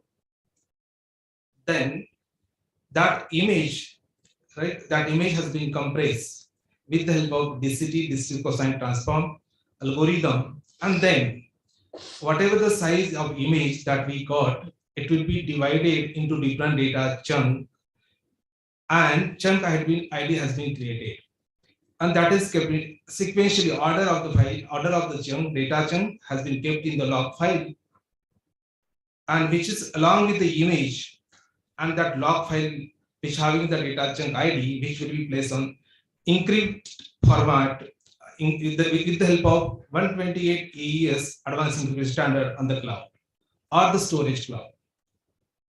On the receiver side, objectively or intentionally, I have not put the TPA here as I want to open the research for the someone. On the decryption side, on the download, on the user side, it will send request to the owner, and after authorization of the particular user by the TPA, the user can download the file. As I said, it is a data model for the storing, and somebody put a request, it should be downloaded. So when the request received to the owner after verification and authorization by the TPA and user authentication, the data request for the download will be sent to the owner. Then wherever the data chunk which is in the log file will be decrypted with the public key of the owner, and all the chunk will be, which is the order file, and once the all chunk will be collected, and that all chunk will be decrypted again, whatever the reverse process, whatever the process which will happen on the owner side will be exactly reverse on the user side will be done. And here I will have to say that whatever the image has been placed on the cloud, it is not, though it is placed directly, but whatever the chunk we have been created, which is kept in the log file, which is a secure and which is not at one places, right? Even though somebody tamper, it can be checked with the TPA, which is a digital signature, which I want to keep in the second part. So this is the proposed system where cloud service provider coming to pictures. secure key generation and distribution, which is key generation algorithm, which is the AES. Data owner is entity, data user is the entity which is actually coming to picture while uploading and downloading the data, which is actually what I explained. The methodology is actually showing with the help of flow diagrams how it is to be processed. Image uploading. If the image is color, it converts to gray scale, which is the range of 0 and 255. Then pixel blocking. Then each block has been created as a data chunk that can be compressed with the help of density, quantization, and data compression. Right, the data has been compressed. As I said, there is a splitter, which is the equal chunk of the data, depending on the size. If it is 100, it can be divided to 10 blocks. It is 120, then it will be a 12 blocks. So this is the one defined algorithm, splitter and the join. So as I said, it's how it is fragmentation and how log file has been created. That is shown here, and that is a defined algorithm. This is the download mode, how it is to be joined and read the meta files, that is called as the log file, how it is to be created exactly reverse of the AES. The different chunk will be collected from the log file and the file will be created, and then message, that is image.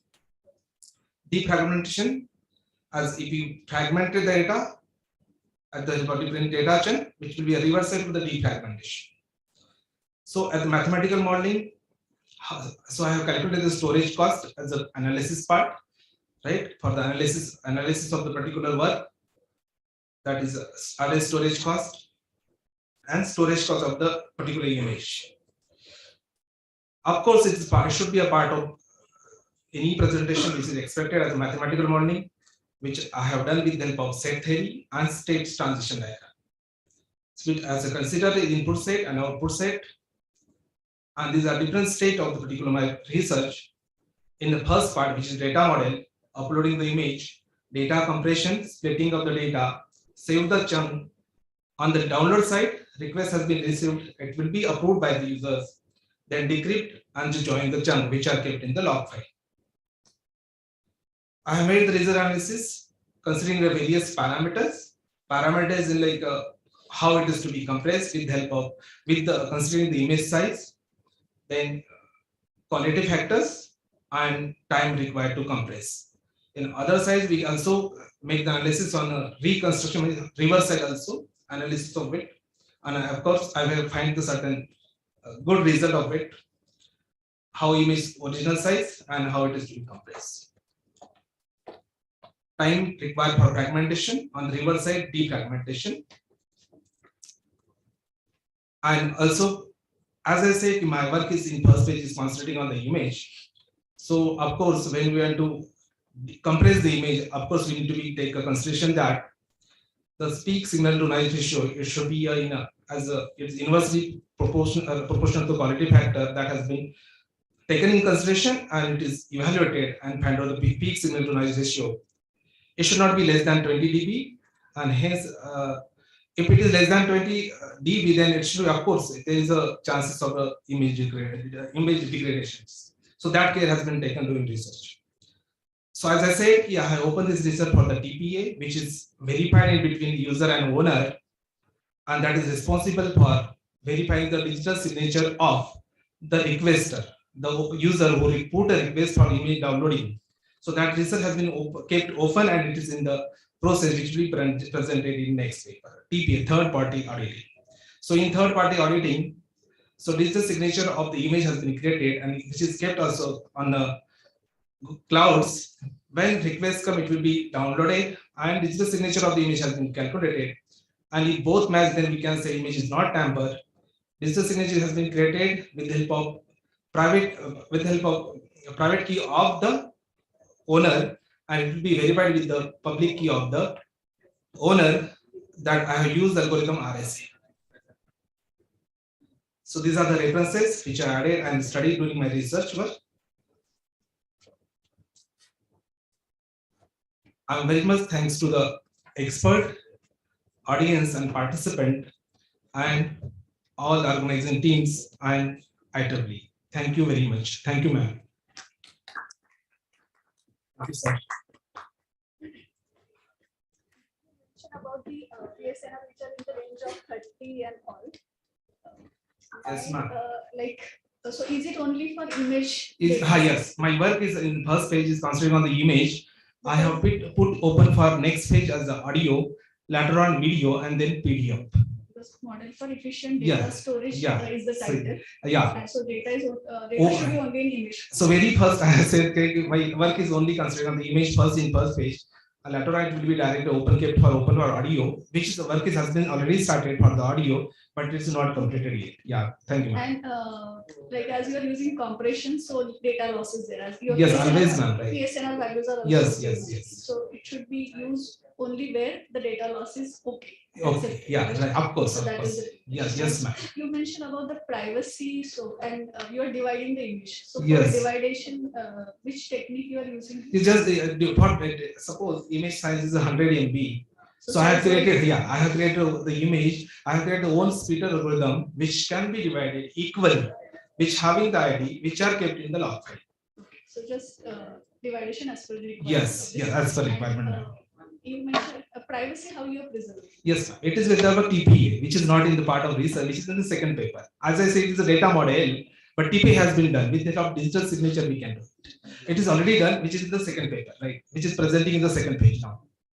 All the best. Yeah, thank you, sir. Thank you, ma'am. Thank you, all of you.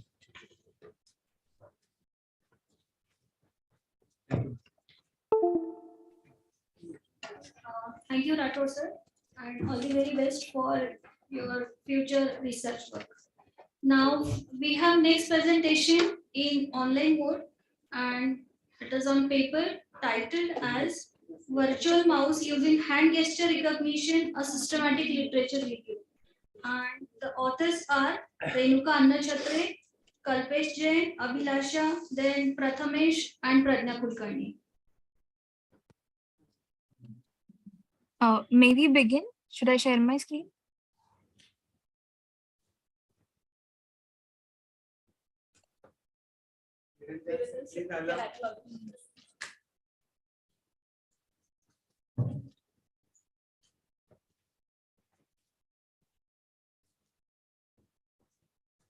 Are we audible? Yes. Hello, are we audible? Yes, yes. Okay, so we'll start just a second. Hi, ma'am. Can you make full PPT mode? Yes, sir. Yes, sir. Yes, sir. So first of all, we are thankful to the organizers for facilitating a seamless online presentation for us. And now we would like to begin our presentation. So good afternoon to all the panelists present today. We are elated to present our work on such a distinguished platform. And the keynote speeches of all the dignitaries were very enlightening, and we are glad to be chosen to present in this conference. We, on behalf of MIT World Peace University, would like to present a paper, a virtual mouse using hand gesture, a systematic literature review. So our research on this topic started as a part of our project, and while in the journey of doing this project, we decided to gather all the knowledge we gathered and present it in a form of systematic literature survey, and also propose a system based on our findings.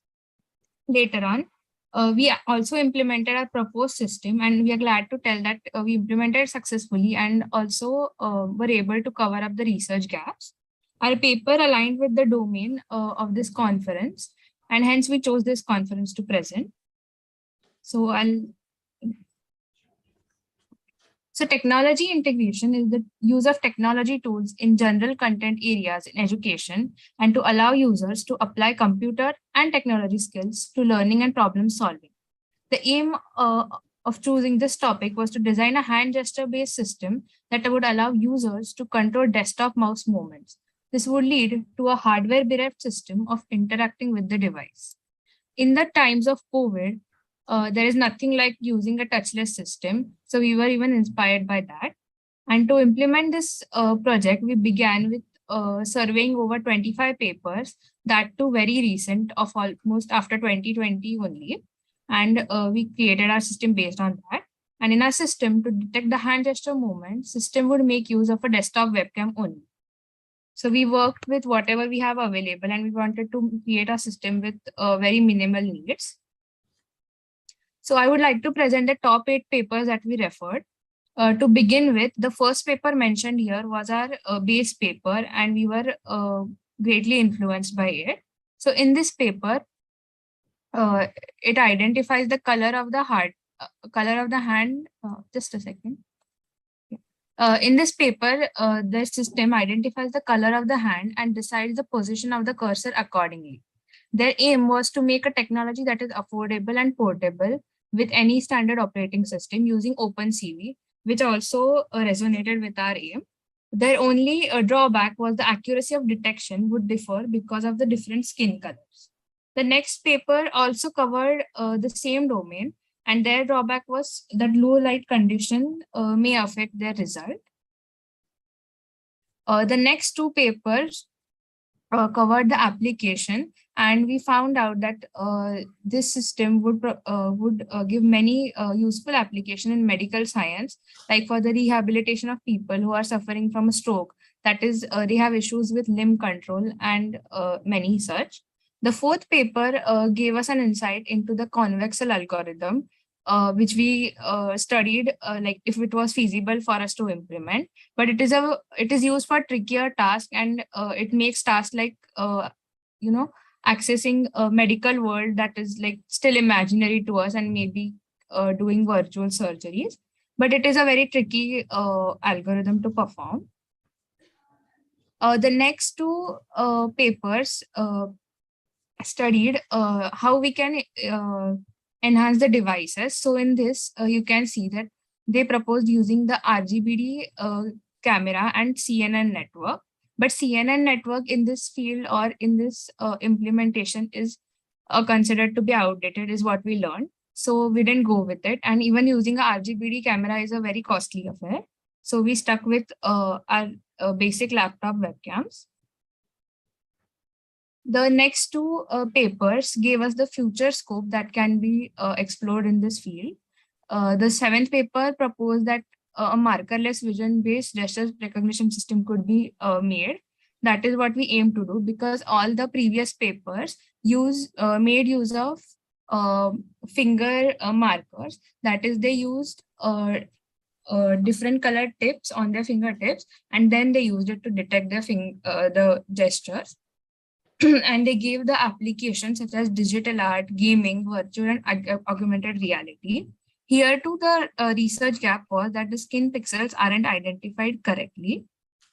And the last paper gave us that in future it can be used in application of understanding the sign language.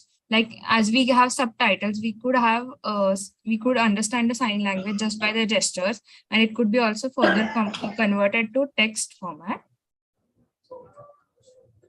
Okay. So after studying all this was a very preliminary research before we started our project, and we are glad to tell you that when we after this we propose a system that would be explained later. We were able to overcome the research gaps. Like the main research gap that we overcame was the dim light issue. So our system is very much efficient in dim light, as you can see in the first image. So here only the minimal light of the laptop screen is used, and still it efficiently detects all the finger points according to the palm detection model. And the next main research gap that we overcame was that when our hand comes in front of any other part of our body, which is also of skin color, the skin color proposed in the other system in the paper, they were conflicting. So as you can see in the second image, even if I hold my hand in front of my face and even in horizontal position, it was able to detect that it is symboling the digit 3. So that was the main success of our project. And other than that, there are some non-negotiable things in the system, that there should be steadiness of hand and a minimum resolution of our, even a laptop camera is the most minimal resolution we can have. So the system is feasible, and I think it would be very affordable. Now my team members would like to show what we actually implemented. Yeah. So hello, this is Mudita Makwala, and now I'll be taking forward this presentation. We'll be discussing about hardware and software requirements of our proposed system. So there is a basic hardware requirement, which is a web camera, as you can see on the slide. You can also just use inbuilt camera of your laptop, so it is quite cost efficient. And apart from hardware requirements, there are other software requirements which we need for a proposed system, which are like Python. A person, the developer should be known with Python language, and a library named OpenCV. So OpenCV is abbreviated as Open Source Computer Vision. It basically targets image processing, hand or face detection, and video capturing. All these facilities are provided in this particular library. And the major advantage is that it can run on all the operating system, all the common operating system like Windows, Androids, iOS, Linux, macOS, etc. Apart from that, there are a few Python libraries which we are using, which is CV2, MediaPipe, NumPy, AutoPy, PyAutoGUI, etc. Now there is a methodology which there's a library named MediaPipe as discussed earlier. So we will have to use this for basic palm detection.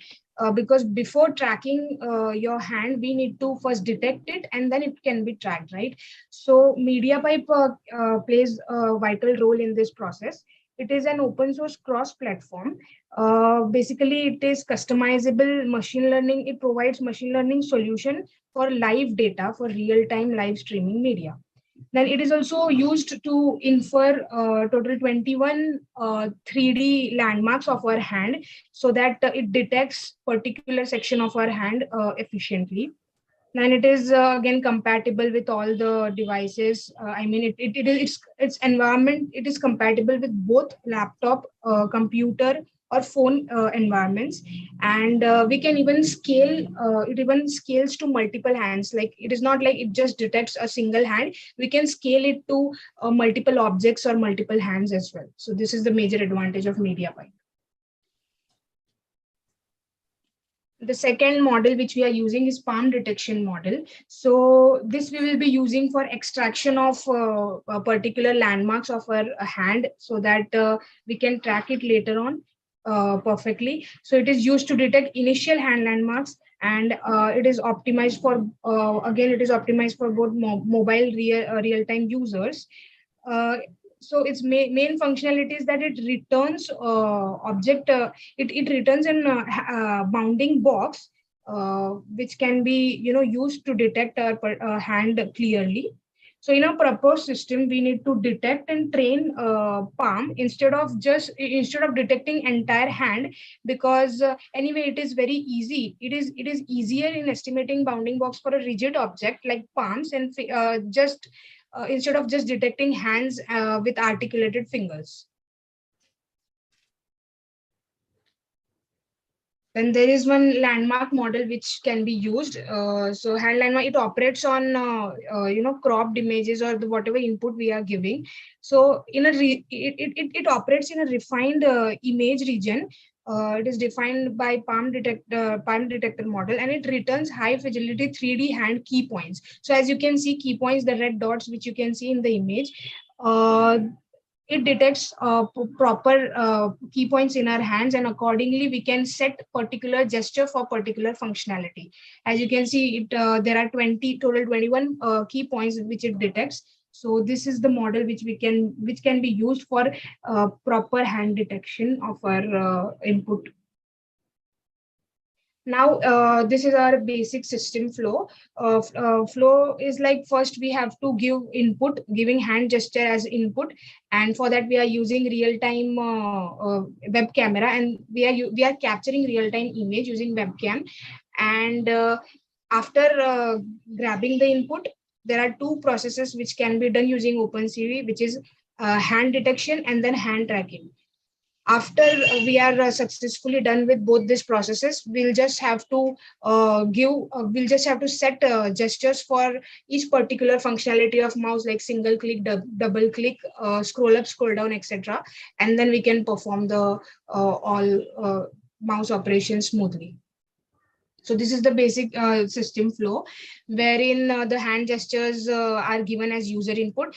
Now we have to be aware of a library named OpenCV. So with the help of OpenCV library, we will be able to capture real-time image using video webcam, as you can see in the image. And there are various methods available like video capture in OpenCV. So it is a pretty simple task to do. Then after getting input, now image processing is very necessary. So for image processing, palm detection is the first step.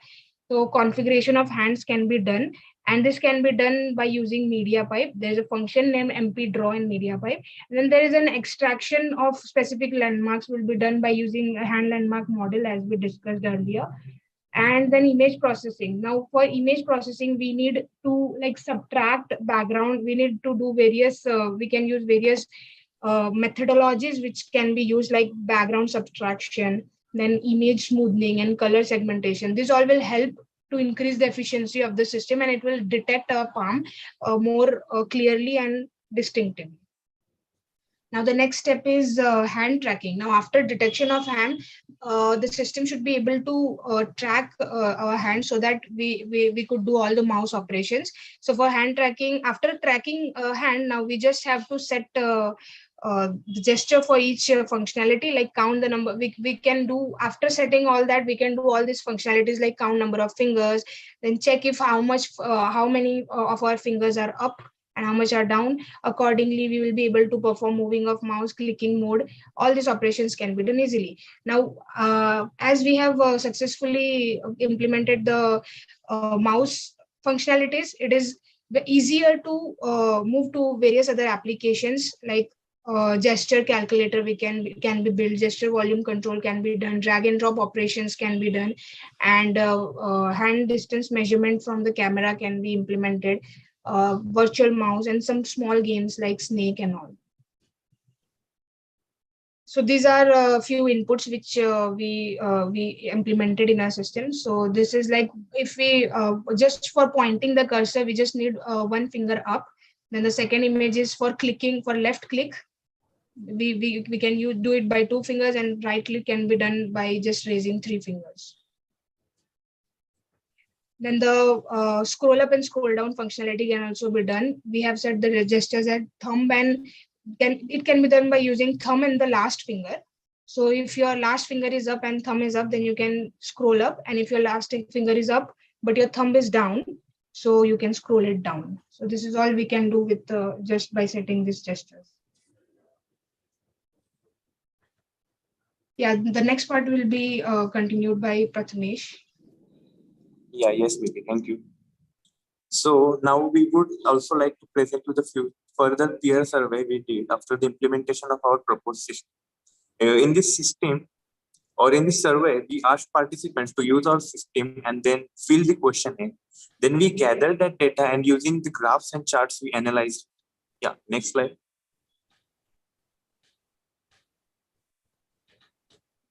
So first we asked them whether they have come across the term virtual mouse and had they used it earlier. This helped us to understand how many were aware or known or have used this virtual mouse system before. And we found out that many were aware of this system or have come across this term, but have never really used it before. Moreover, we also asked them about the type of webcam they used and its quality.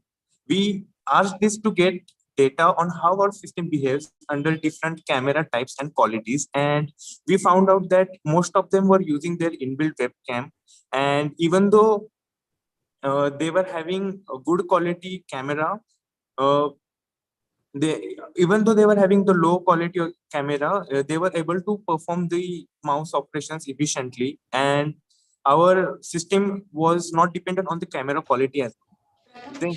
Sorry to interrupt you. Please conclude Yeah. your presentation in 2 minutes. Okay.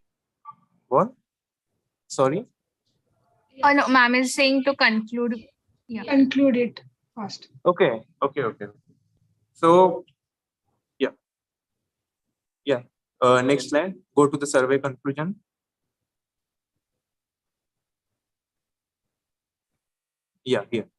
So finally, based on the information, we can say that the system was easy and simple to use, and majority of the respondents were able to use the system efficiently. And moreover, our system was working well even in low light, and even if the respondent were far from the system. Yeah. Next slide. Mithi.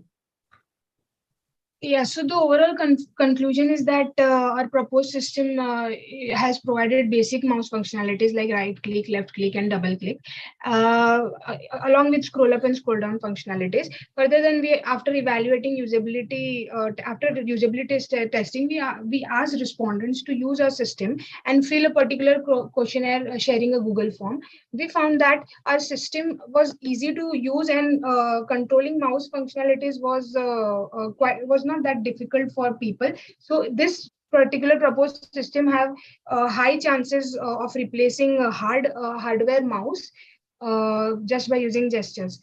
We hope that our research, all our literature survey, and our complete proposed system helps our fellow researchers to explore more in this domain and build up systems which will completely replace the hardware equipments which we use along with our monitor.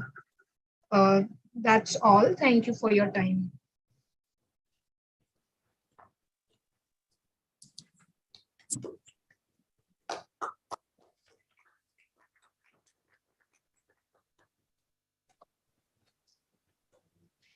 Yeah, you are claiming your proposed system is giving better. Just one suggestion, because the title is focusing on literature survey of this hand gesture for virtual mouse.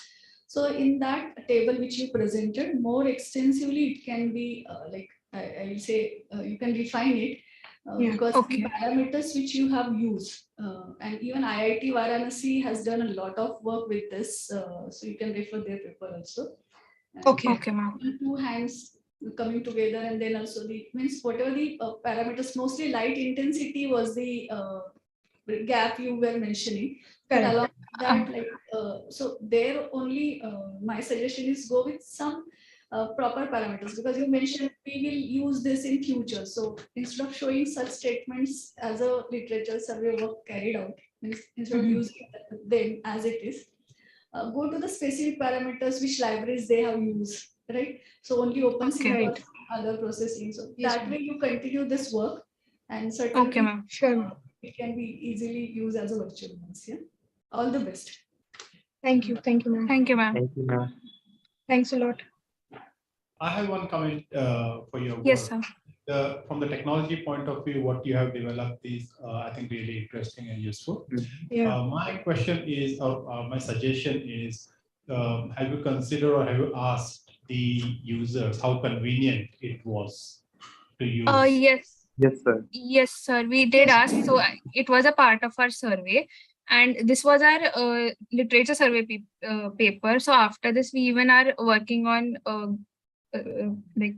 making a application implementation paper, and in that we also added detecting both the hands.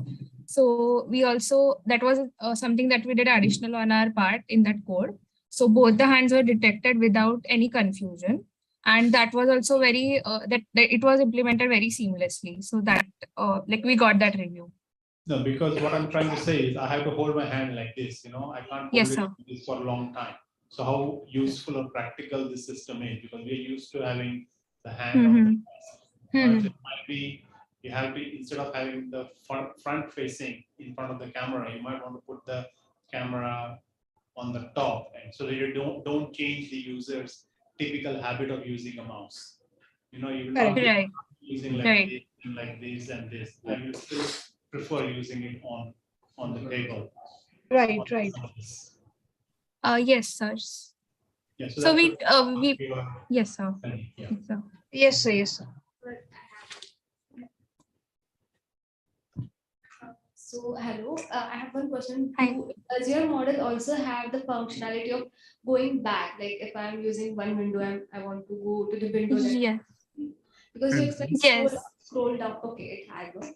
Okay. Yes. So this was just a literature survey paper. In the implementation paper, we plan to show all that also. So it does go on the buttons to navigate back and forth everything. Okay. Yes. Thank you. Yeah. Thank you. Thank you, Renuka, Prathamesh. Thank you, ma'am. Thank you, ma'am. Thank you, ma'am. Just for your future research work. Now we have a next and last presentation, which is in online mode. Paper titled Internet of Things Based Control Environment for the Production of CTEC Mushroom. Let's have international authors of this paper. Jean De lies there. Then Dida King is there. Shivoma and Cecilia. And welcome Ahmed Tohari. Thank you very much.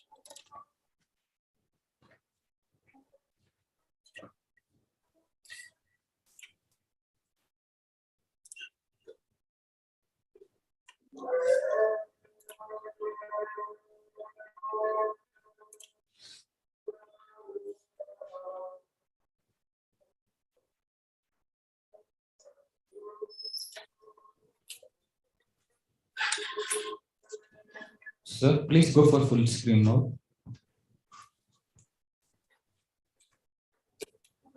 Hello, can you hear me?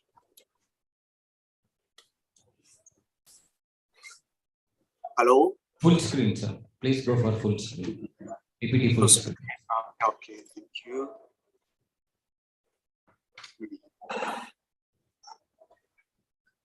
Okay, thank you very much. My name is Moolgaokar. I'm one of the research group that worked on this paper about Internet of Things based controlled environment for the production of steak mushrooms. We are all affiliated to the Institute of Technology November, Surabaya, Indonesia.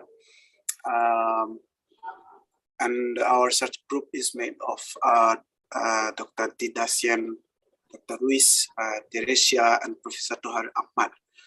Our work is about applying Internet of Things in the agriculture. So this paper is organized in 6 main parts, namely the introduction, the current works, the proposed method, experiments, research, conclusion, and future works. So let me start with introduction of this work. We introduced this work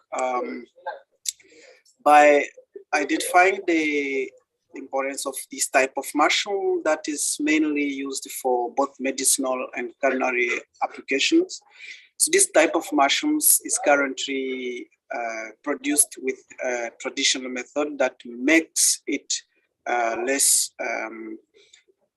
in terms of production or in terms of harvest. So this paper avails an Internet of Things based methodology to produce steak mushroom based on technology to improve the quantity of the harvest in a short period by managing the environmental vital parameters in the steak farm mushroom production area. And here the experimental results of our method identified an improvement of the production quantity for 8 weeks that we took to supervise, to check on, to invigilate the pilot farms that we used in our experiment. So the current works still that there is a particularity in the parameters of the growing environment compared to most other agricultural species. Here shows that the mushrooms impose a medium that does not expose them to temperature, humidity, and others with high variation for best harvest. So research of the first research that we consulted by Rangeper and others worked on cultivating with organic component in the soaking water for being used in the farm substrate. The experimental result of their research proved that suspension of extracting the wheat bands and is the best method of suspension for the sake of harvest enhancement. Here, this method was done with the organic component and manually controlled. The second research done by Baktemol also worked on practicing this type of mushroom but based on agricultural waste. This is about making the substrate and controlling the basic vital parameters, namely the temperature and the humidity on time-based, time intervals-based system. So here we can also add this work by Raja that availed a system based on sensor placement in mushroom farms to record data about the vital parameters in the farm. The proposed system collects the data on the status of the level of vital parameters or in the farm, and the farmer here checks the dashboard and takes action to restore manually the normal range any change in parameters of the steak mushroom farm. So in the light of the existing literature, we in our research group, we proposed a new method that can apply IoT to increase the harvest, of this type of mushroom. And here we have proposed a system that should that collect data from the sensors, from the vital parameters of the farm, then it takes action by itself. Here, the proposed method is based on three main units, where we use the first unit as a block that is made of sensors that collect data from the field. Here, they were implemented in a farm that we wanted to check with the technology, the harvest increase with the technology. So with this, next to this part of sensors, we use a decision-making system based on fuzzy logic, because we set fuzzy logic rules that control the variation of vital parameters.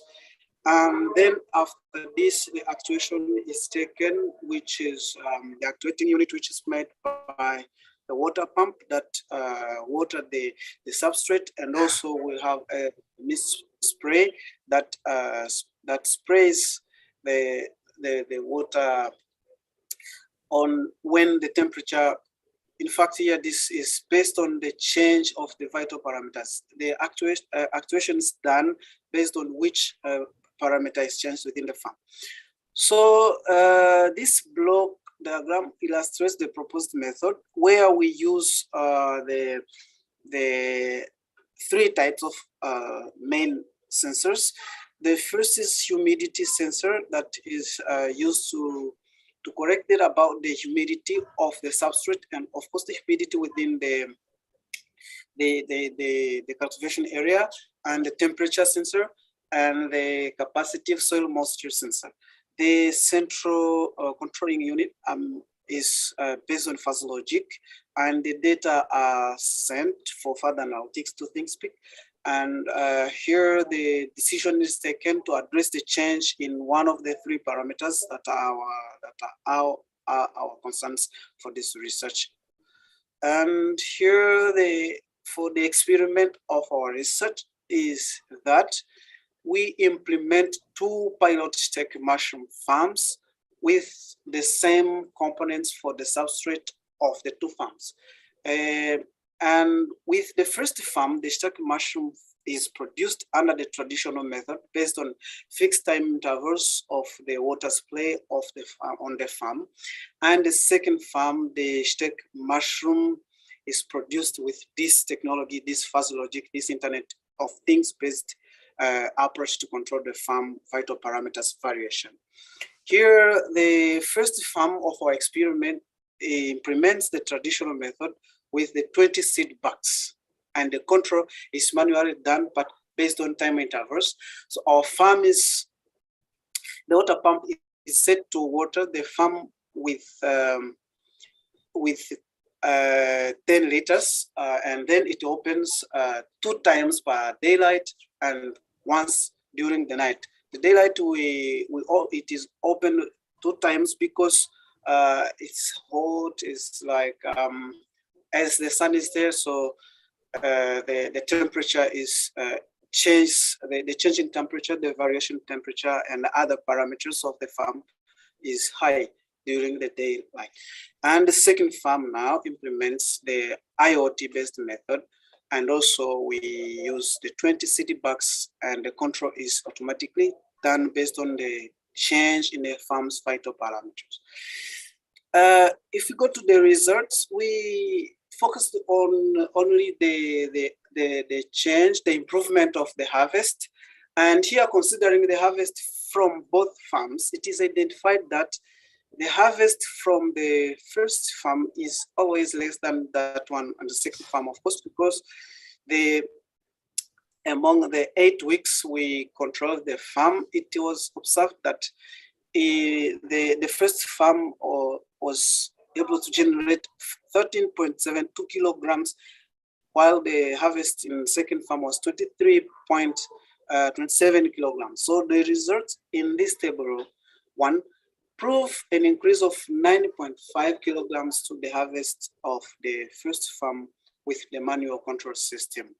Here, this histogram also show another remarkable element here. As we can see, in week two of the seed plantation, we could get a harvest from the second farm, because the second farm here is represented by yellow histogram. So even if we compare the harvest that we got from the third week with the traditional method, we couldn't get the same quantity. The quantity of the second week of the technology-based methodology was higher than the one got in third week of the traditional method. So here, to conclude our work, we can say that the harvests in the IoT-based controlled farm is increased with around 70% from the harvest of the manually controlled farm.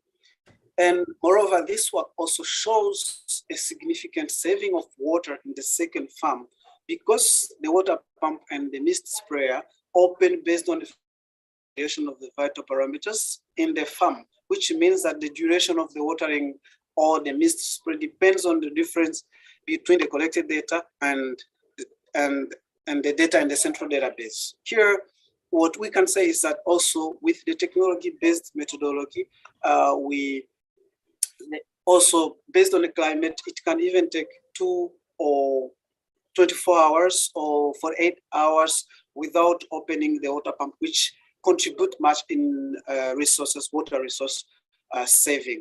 So for the future works, here we are planning to control now the quality of the harvest in Ishtaka mushroom farm, which is still needed for this type of mushroom, which is crucial for by use of culinary and medicinal applications. Thank you very much. Thank you for your kind attention.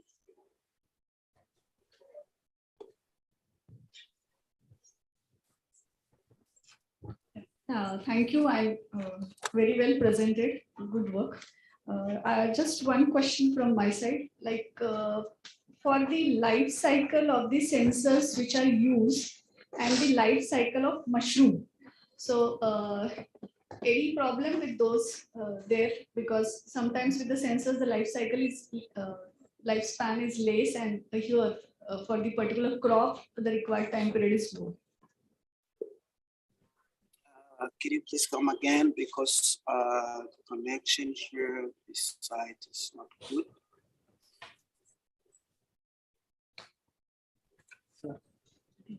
Hello? Yes. Yeah. Sorry, the question was not clear to me. The question is, have you faced any problem with the IoT sensors? The price?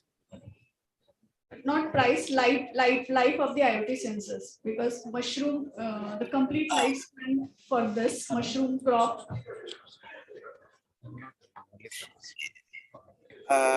If I get it well, maybe you're asking about the protection of the sensors that we deploy within the mushroom farm, right? Right. Yes, here to protect them, we just use sensors like capacitive soil moisture sensor. It has a closely cover that can adapt within the farm. If you place it in the substrate, it can collect data. Because we did our experiment for months, then we couldn't get a default with it, but only we were changing the DHT11 to DHT22 because the one we're choosing was not adapting to the conditions within the farm where we're applying our experiment. Thank you. Thank you.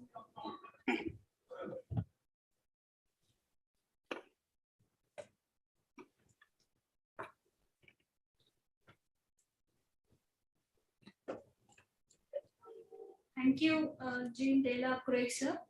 I'm sorry if any one of your name is wrongly pronounced by me. Thank you. Thank you so much. Thank you very much. Yeah.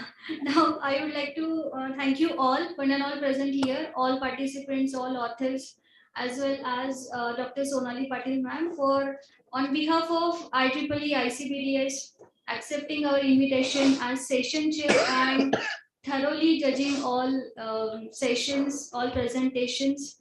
Definitely, your suggestions will help all these authors, presenters in their future research work. Thank you, ma'am. Now, I would like to felicitate Dr. Sonali Patil ma'am with a small token of appreciation and our love.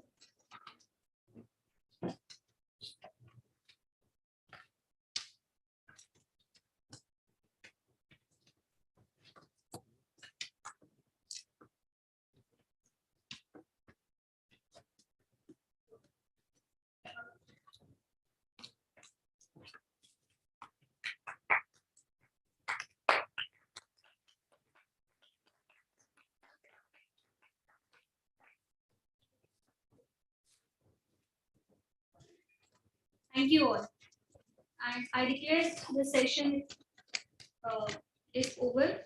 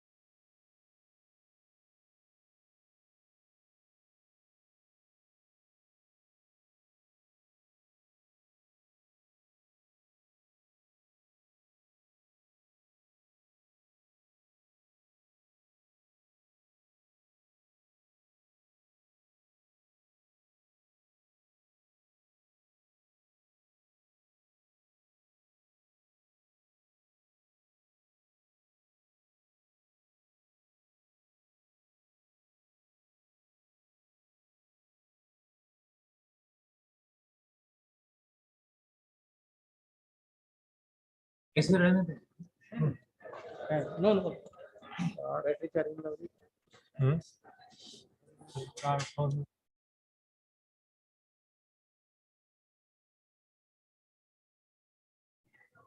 एक झाले complete था दूसरा अर्ध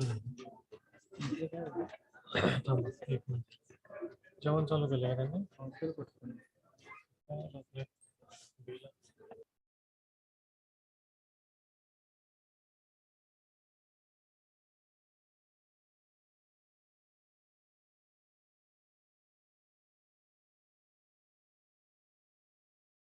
त्यांनी वेगळं राहू द्या का नंतरच वेगळं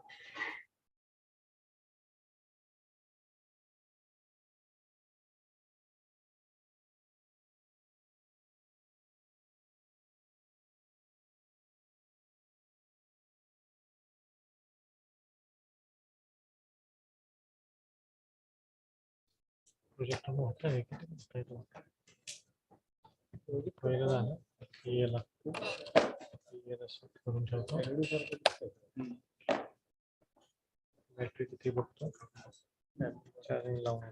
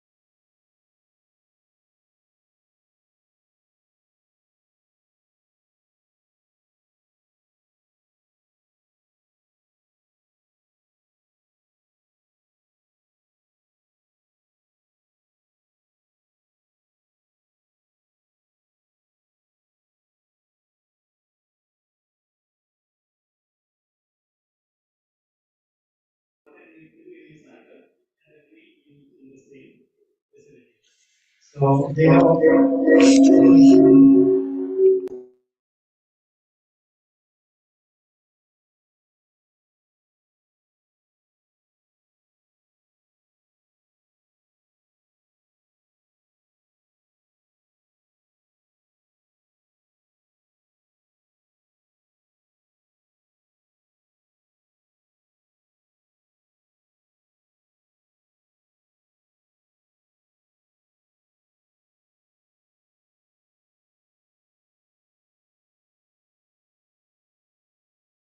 we have developed, and it is live. This was done on Polygon using Polygon blockchain, and the front end was developed in Ionic.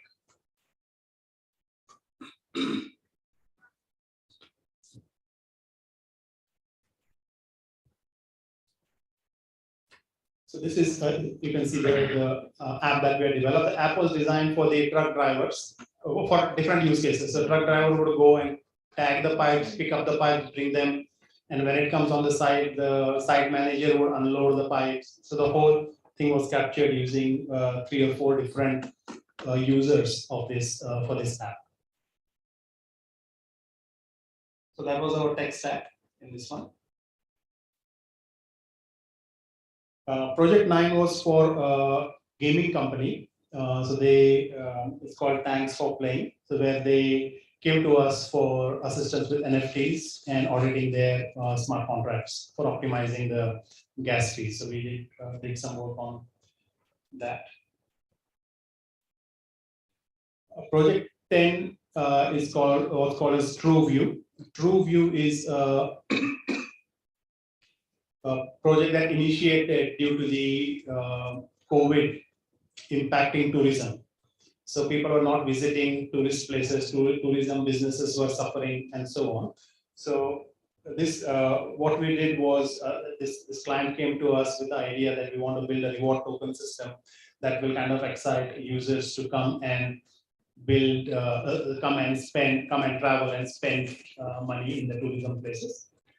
And we gamify that a little bit, that every time if you have to buy a ticket for some place, then you can buy using the tokens, and it gives you, so if you buy say $10 of tokens, it will give you $12. So you'll give $2 more. So people will start using this as a mechanism for buying. And then the bigger picture was the tourism department wanted to understand the flow of tourists. Where do the tourists move? So from one city to other city, and how much are they spending? So that the core idea was to use that data to request infrastructure support at tourist places.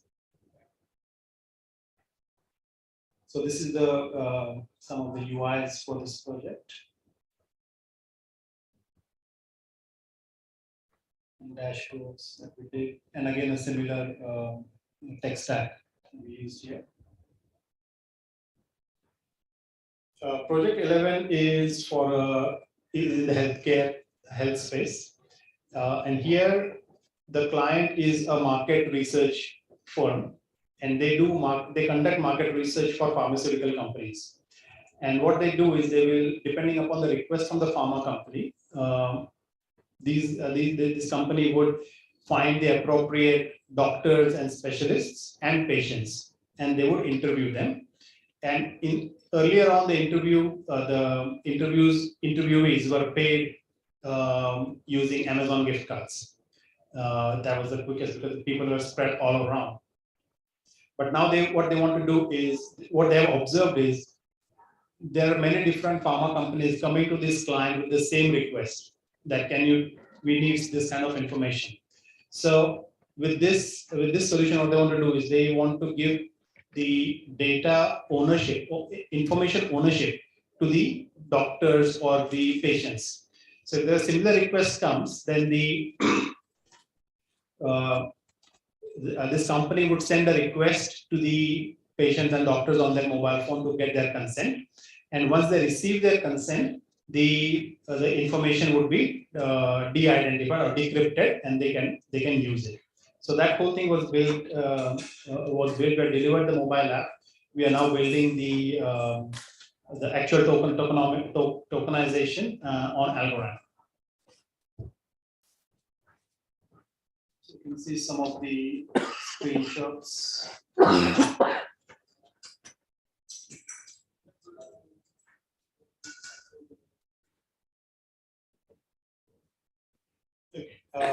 The last project that we are currently still working on is for a client called Envision. And Envision is a company that is building a decentralized marketplace for sharing photos and videos. So if you, for example, the current equivalent of this is say Getty Images or Shutterstock, from where you can find some free images, right? So with this one, they are, okay, the problem with the current setup with Getty Images or Shutterstock is that they take a large proportion of the revenue. So if a content creator advertises something, say for $10, $6 or $7 goes to these platforms and only $3 go to the content creator plus tax on top of it. So they hardly don't get much. So with this one, we are taking that middleman out, and it is content creator versus content consumer. Initially, the business model was that we would only charge for the fiat on-ramp. So when you convert your dollars to the native token on this platform, which is for this platform, then we will charge a commission. But when you buy and sell using that token, there will be no transaction fee. So we only make money during on-ramp and off-ramp. So this one we are currently developing is also developed using Polygon. We got some funding from Polygon as well, other than the funding that we have got from the client to build it. We helped them to connect with Polygon India, and then we were able to secure some funding for them through this. So these were some of the current projects that we have already taken on, but there are a lot more that are in the pipeline, which we are waiting. Once we finish this, then we will take some more. And some of them have come through the existing clients that we have or through referrals. So we do not have like a marketing or a sales division in the lab. It is just word of mouth that we get, that we're getting these projects. So you can see some of these things here. We also regularly do industry POV reports, point of view reports on different areas. So this one was on rare earth metals. There was one that was done on certifications and recruitment. So overall, if you see the work that we do in the lab is very practical and demand driven. Whenever customers have a need, they'll come to us, and then we assess the actual use case, whether it makes sense or not to build such a solution. And then, yeah, so we do have on-site, we do the complete client liaison. So we do have a team, a business analyst who work with us in the lab. We do all the requirements, documentation. We even do all the wireframing and the UI, and get all that verified through the client and get it all signed. And then we send it to our offshore development team to deploy it. And then again, testing, we have people on site. Okay, so now that brings us to the surprise that I was telling earlier on.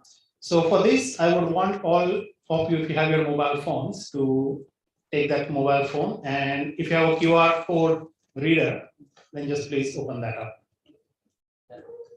Then okay, let me give chance for everyone. And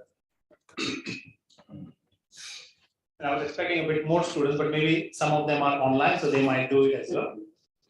Okay, is everyone ready? Okay, so can you scan this and see what you get?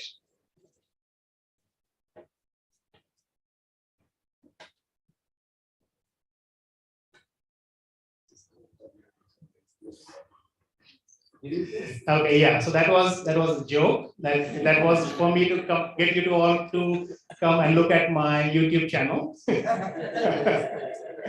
Okay. So, but yeah, the YouTube channel that I have is for researchers. So, and I do have some videos on blockchain as well. But that is not the real surprise. So that was just a clickbait to get you to click on that. But do follow me on my channel on YouTube. So the real surprise that I have for those who are here, or specifically for students, is I am, or me, not I should not say me, but my lab is offering $1,000 to any project that I have seen the titles that you have from the project outline, the call for paper or the agenda item. So if you have the project and you have an industry partner who is willing to take your project as an idea, then I can fund, or my lab can fund up to a maximum of $1,000 to go with. And the reason why I'm doing this is a lot of time I've seen researchers doing research on good things. I don't have any issue with it, but they do not think the practical aspect of the research. Is industry interested in your work? If you go with your research paper that you published here today, can you go to a company and say, this is what I have done, will you use it? And if they are not interested in your work, it is one of the signs that you need to think a little bit more broadly. And not only do pure fundamental research, but also do have an angle of applied research to the work that you're doing. And it doesn't take anything different to do it. You're spending time doing research, what you're doing anyway. But if you have selected a research topic which is relevant to the industry, you would have users who would benefit from this work. Okay, so that was the surprise. And now this is the real QR code that you need to you need to scan. And this is for you to fill up and just tell me about your, and this is limited to blockchain projects, unfortunately. Tell me about your name, the project that you have, and how this funding would help you in taking your project to that next level. Okay, so on that note, I think I will conclude. And I also do have an Instagram account, so do follow me there. And that's all. I'm happy to take any questions if you have time. If not, you can email me or connect with me online. Any questions?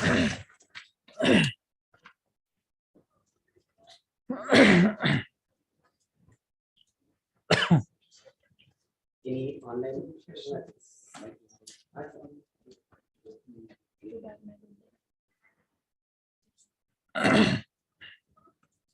Sir, we really appreciate your work. As a token of love, so we are giving the bag and memento.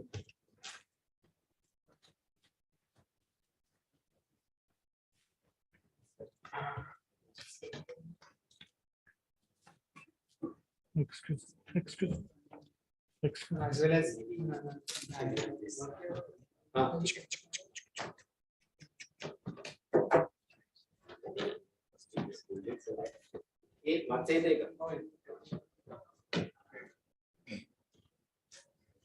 thank you, sir.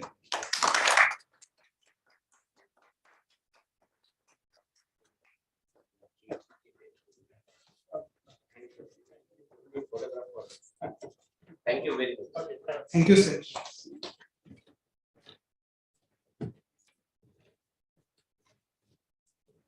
So next session is of Engineer Aniruddha Shahapuri sir.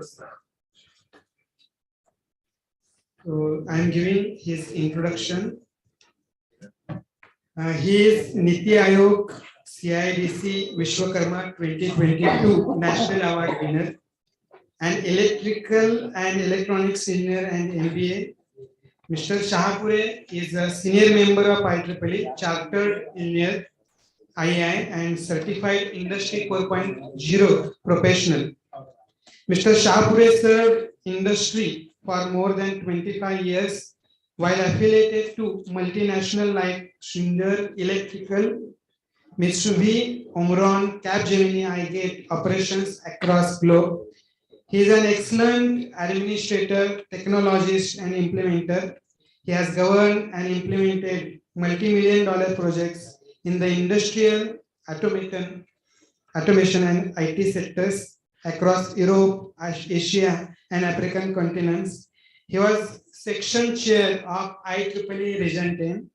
That is great. Then he was organizing chair and advisor at various IEEE international conferences. He is also an active member of IEEE Standards Association and involved in various working groups, committees. He has been volunteering for wildlife foundations and actively participate in wildlife preservation drives in East African region for more than a decade. Currently, he is Chief Knowledge Officer at Pune Smart City Development Corporation Limited. Please, sir.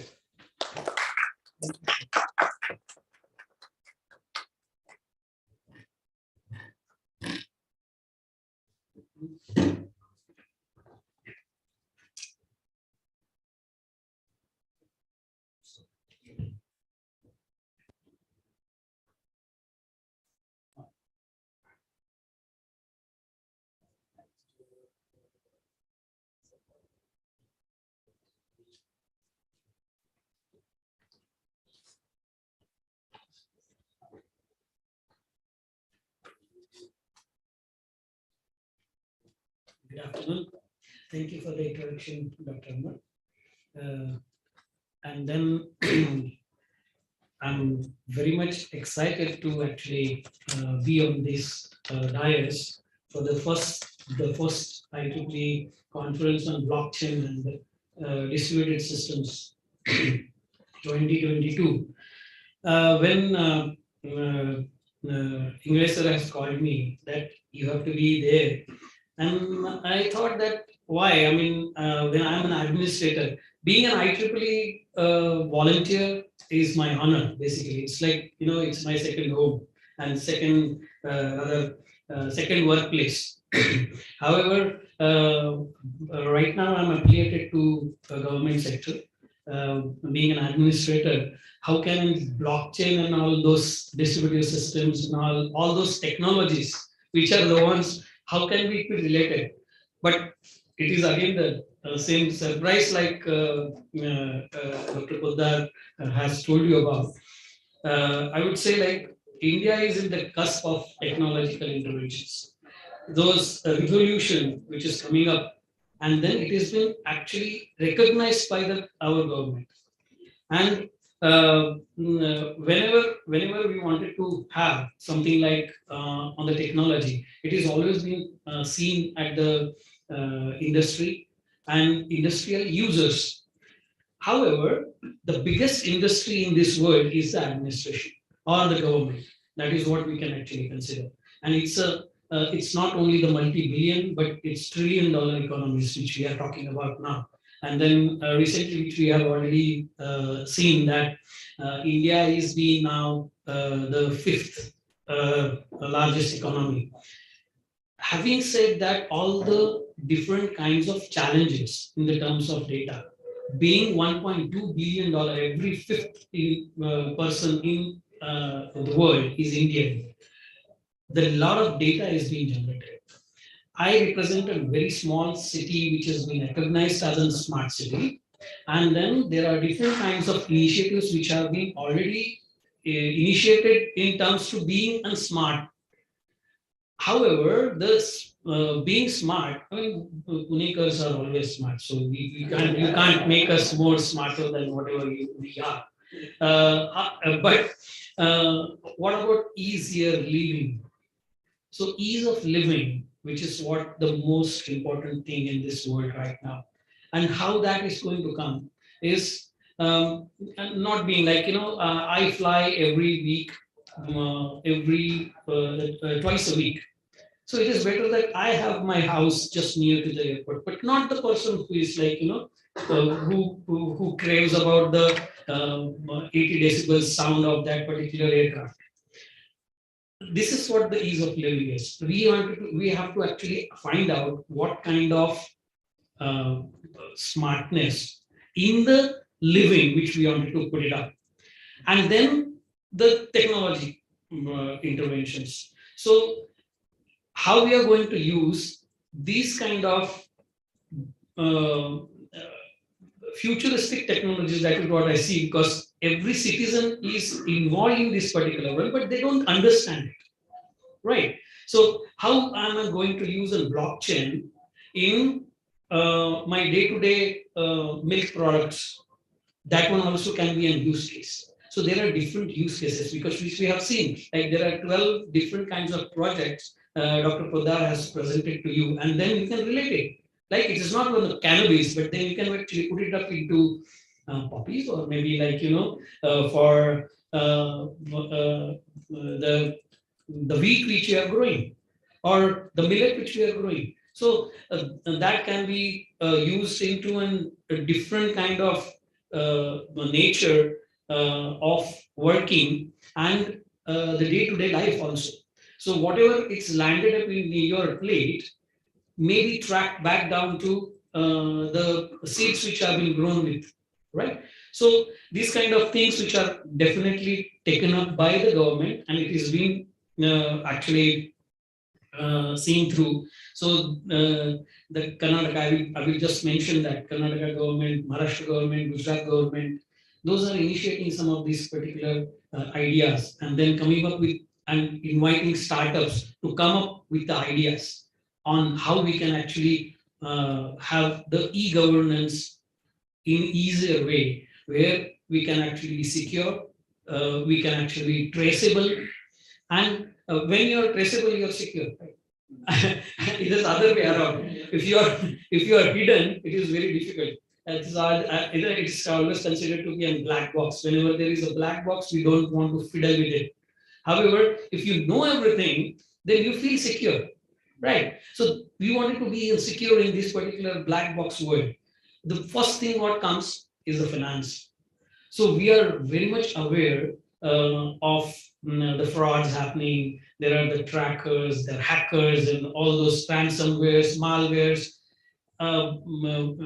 Being this universities, the new universities of WhatsApp and social media, all these words are being now commonly used by citizens. Ransomware was the word only for the engineers, which are having the stream taken computer science. Otherwise, even mechanical engineer was thinking of like, no, what you talk, we don't know about it. However, then even a normal citizen is talking about. So the government is also taking care of it. And then there are the different kinds of events which are being ordered and then managed by the different governments. So in India, blockchain was adopted, not introduced rather, in a different scale. The passport was there. Everything was like, even the Ford, which actually wanted to make their you remember the case story that because of one line product of the tires, Ford has to recall about more than $3 million vehicles from the market. It is only because it has not been tracked. That particular unit was not being tracked, and only for few numbers of batch, they have to recall all that vehicles. So that was going on. However, in 2016, primarily in the BFSI sector, it has been identified in India, and then the government has taken care of that particular one, and they wanted to go into a consumer goods, and pharmaceutical industry. That is what the first step was. So Niti Aayog, which is the considered to be the one who actually guides the government on the different direction. they have got the they started working on building the largest blockchain network in India, and it's called India Chain. So they were thinking of something like reduce frauds. The basic ideas of being traceability is like reduce frauds, then speed up the enforcement, like they increase the transparency, then the transactions. So now we have billions of transactions which are happening every day in India, online transactions. And then obviously, I mean, whenever we always say in engineering that if you want to amplify something, even the noise amplifies. So obviously, I mean, there will be incidences of frauds and all, which we can actually deny. However, we can actually reduce those in the terms of percentages and all. So according to that, the blockchains are can be used, the security systems can be used, and these are the different techniques and startups which are being actually encouraged to work with government. So they are putting up a lot of initiatives, a lot of rather ventures which are happening at segregated levels, like from the top to bottom. Like you can actually approach to an ULB, like urban local body, and then propose your solution. So it can be a simple solution of property tax, or the traceability of your property, which can be coupled, and then it can be integrated into your ULB's smaller part of it. Or probably you can actually identify something like smart city, which is going to identify some area, and then you can actually have all that traceability of that the assets management that can be done. So there are different these kind of use cases which are there. SEBI is now establishing an advisory committee on conducting research on blockchain platform. So there are two different things. Like ULB is working on something which is like tracking the property, and SEBI is working on the different kinds of level that how we can financially be secure, or the traceability of those particular companies which are really create the drive into industrial market. So this is the one, and I wanted to mention for the first time, I have seen that the one for the mines which you have talked about. I worked with Osenco and Rio Tinto. So for those mines which I've tried to use those ones into their lab, and then the actual working of those blockchains. However, not strong enough to that at that time. It's like, I'm talking about 2015, 2016. So it's not strong enough. However, now HEMRL, which is heavy energy materials, which can be always been tracked. And then it's an easier way to have blockchain and then do that.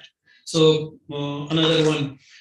And the one which wanted to talk you about, the academic institutions, they can actually have the certification on the blockchain. So when I have got my Industry 4.0 professional certificate, in another month's time, I got a mail that, do you want to blockchain it? I was like, surprised. What they wanted to do? I mean, it's fine that I am tracking one of the particular batch from its raw material to the final product, and then whatever the usability is. What I'm going to do this one. When I have seen this particular track, then I have identified, yes, academic qualifications or academic certifications also has to be like, or maybe like whenever we have a number, so for practicing, a doctor gets a number, right? So that is a unique number for him. However, we can see that n number of doctors which are going on one single number unless and until we caught them and somebody dies on his table, right? So this is kind of something a new kind of thing. Like whenever we are going to have, I can tell you about some statistics in Malad West. In Mumbai, there are 850 odd doctors practicing at one time. Malad West. you're talking about. So now you can check it out. How many engineers are coming out? 22,000 engineers coming out every year. And then different streams. Now we have AI, ML as an stream. Actually, the profession, I mean, specialization in the previously it used to be only 5 or 6 streams: civil engineering, mechanical engineering, electrical engineering, done, and then you're through. However, now it is like piping engineering. Even now we have a different course on electric vehicles specific. So how we are going to identify this? Though this can be actually coupled with this blockchain things, right? Now, enough to say about blockchain, because the land registry and all those things are happening. Again, it's a very simple thing that we have different number plates in India. We have about 48 different kinds of, now 52 rather in Maharashtra, MH52, now we are going to get, right? So 52 different RTO offices. Now there is a different approach on the terms of the maneuverability between 2 states is being introduced, and now we get BH. 230 million vehicles, 4-wheelers. I'm not talking about 2-wheelers. 2-wheelers also have numbers. We can do that one on transport. I mean, we can put it on the blockchain. Don't you have to have all the time, like, you have to display your number and go, maybe on a QR code. I'm secure, still traceable, right? So, I mean, this way, I mean, we have to think on different angle altogether, different view which we have to give in terms of bringing up the technologies. We cannot stick into something which, like, we have these bricks and then we can build the houses. So why not to build the castles? Why not to build the walls? Why not to build something else? I don't know. I mean, but then we have to use the technology for the different kinds of aspects, with different kinds of ideas. And then this is what government is trying to do, come up with use cases. Then those use cases are identified the way we have seen according to whatever the problem statements or the paper statements. Pudar sir has given $1,000 of this similar way. Government is also doing, and then it will be an active participation on these particular ones. So the specific one is like Maharashtra, Gujarat is holding conferences and talks with different startups, ideas. I will tell you about the 3 or 4 platforms in terms of smart cities. Now, Pune Smart City is the only one who is contributing in terms of open data policy. Under the open data policy, we are hosting about 850 different data sets from 219, which are gathered from the different 735, 32 odd elements, IoT elements spread across Pune city. So imagine we have 100 cities in under the smart city mission. Pune is generating 850 data sets, huge number of data which is getting generated. And then it is hosted on IUDX, which is Indian Urban Data Exchange Program, which is every Indian with a simple registration with an email and phone number can access that data. This is Pune. Now, Surat, Visakhapatnam, Ahmedabad, Hyderabad, Bangalore, Gurgaon, Kolkata, New Kolkata, Dehradun, all these cities are hosting data. Now you have the real-time data. You don't have to have the scripted data for your algorithms. Keep on using those. Take those ones. Come up with different kinds of solutions, different kinds of ideas, and propose it to city. That I have seen your data. This is what your data is. This is what the use cases can be, and then this is the solution. Why don't you implement it? You will come up with the solution. You have the solution. You have the problem, and then there is a, the administrator which is supposed to take care of. So come up with those. Use those data. That is what I always urge whenever I go to the institutions. I tell them that you use these kind of things. These are the facilities which are there. Now comes down to the different kinds of platforms government is offering, the CIX, which is the Smart Procure platform, where the cities are allowed to put more and more use cases or whatever the problems or current problems they are working on, and they put the problem statement. If you have the solution, anyone who has the solution for that particular one, they can come up, they can upload. It is all online system. And then if the solution is perfect and it is workable, then they offer you directly on the portal. So there is no interaction such as tender now, no. I mean, we don't have to put up into words. These are the things which you can actually adopt. These are the different technologies which can actually be implemented. And then, the coherent working of citizen and apart from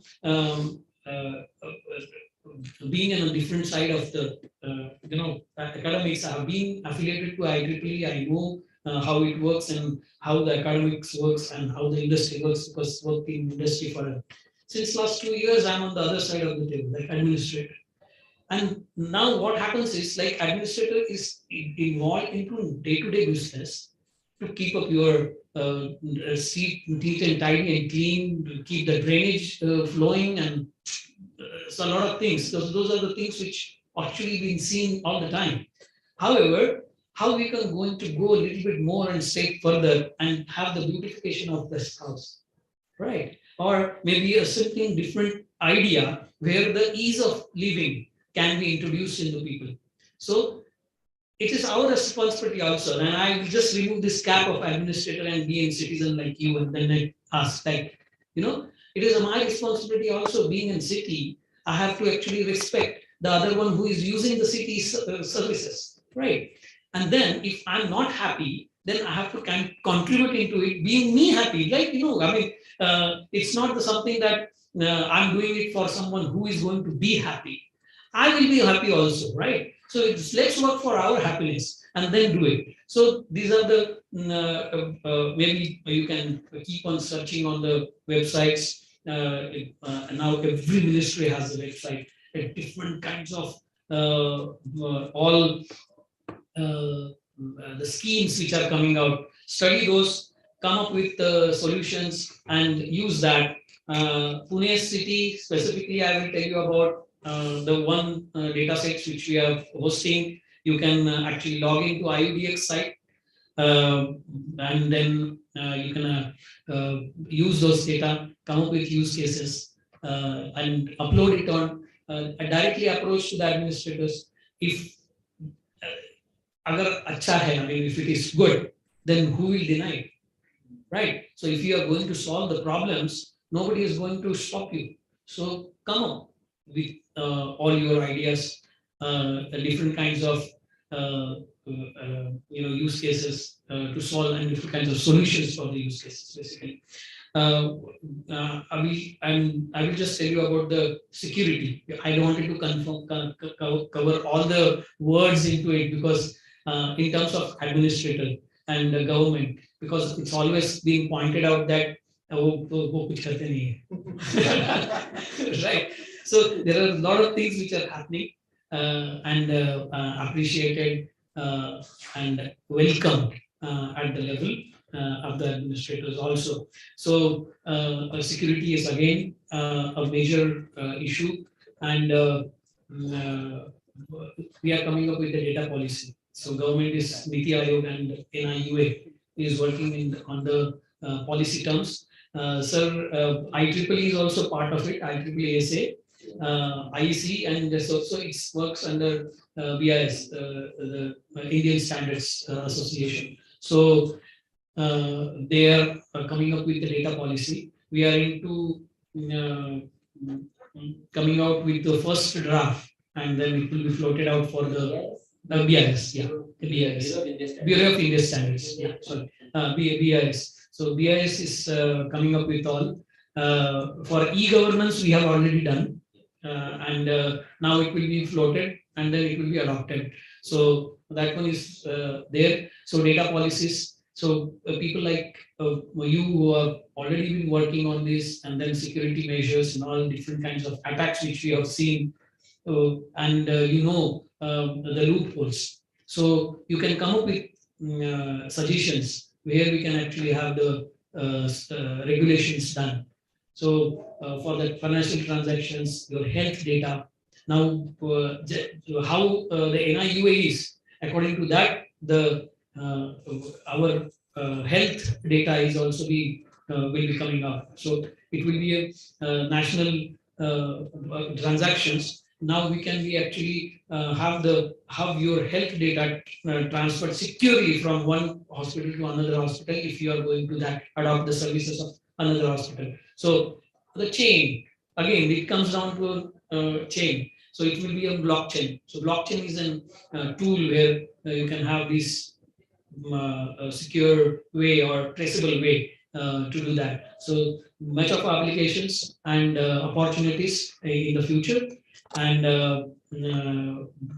as a citizen, I will be participating. As an administrator, I will be accepting. And as an industry partner, I will be developing. So join me on that particular one. And then thank you very much for inviting me. And all the best for the rest of the conference. Thank you. Thank you, sir. We are really appreciating you. So by the hand of Dr. Rajesh Inge, sir, we are giving Auditorium. Thank you, sir.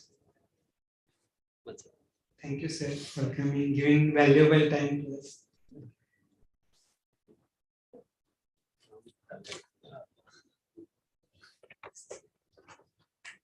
And the other thing will come on the way. Yeah. Yeah. Thank you. So now I conclude that the sessions are over in this audit. Okay, thank you.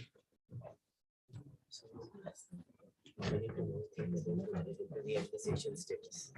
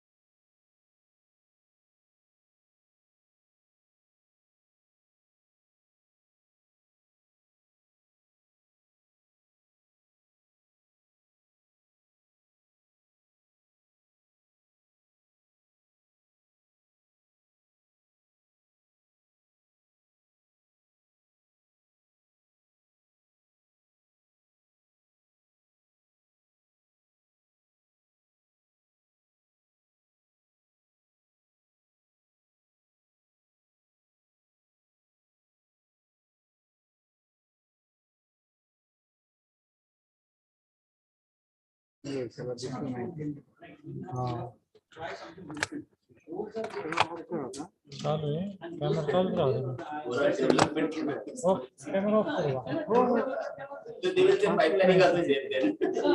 All infrastructure. हां ठीक है मेरा तो respond नहीं कर So definition of smart is not yet been defined, right? Anywhere. However, then they have changed this one. आता परत किती वेळाचे पाहते एक तास आहे का The ease of living. होईल पहिले काय That's more आहे मध्ये पहिले काय आहे त्यात So as I said, Smart people, smart city. Yeah. So make people smarter, look beautiful. That Camera is off smart करतो. city. Camera off करून ठेवतो. Smart city.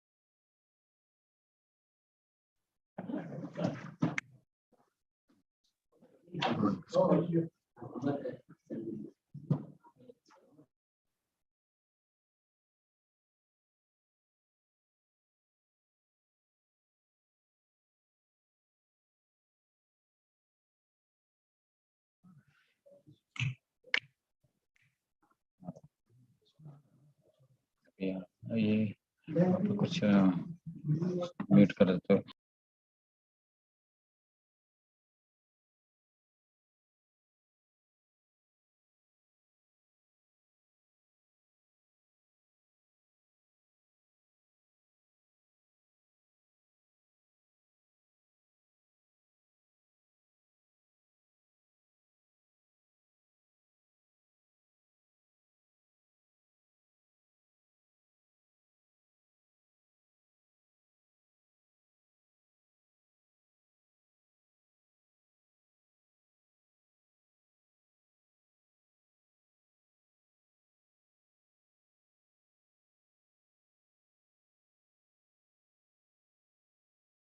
At 1 o'clock, we are going to discuss 30,000 cases. 30,000 cases ज्यावेळेला टाकले जातात ना, त्यावेळेला हे 6 जण आहेत.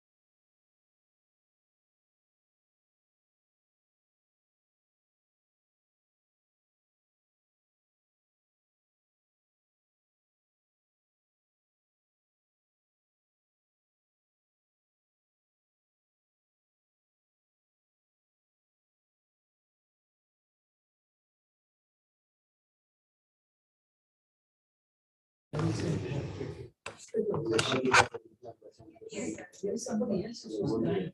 There is somebody else who's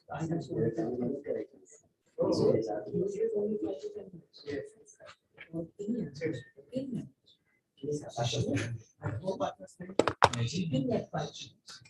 Also tell them the correct solution, the Moolgaokar. So work on that.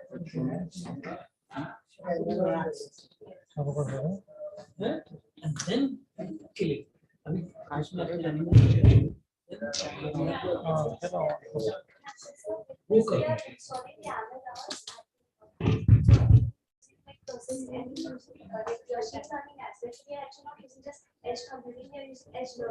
So we are going to use algorithms to accordingly detect people on the bridge before the release. So the dam, control room at the dam, they can monitor before releasing the water. They will see release the water on the bridge. So they will monitor it for humans and animals. So our algorithm here, that cameras, your CCTV will detect if somebody is present. And as well, You have a definite you have a definite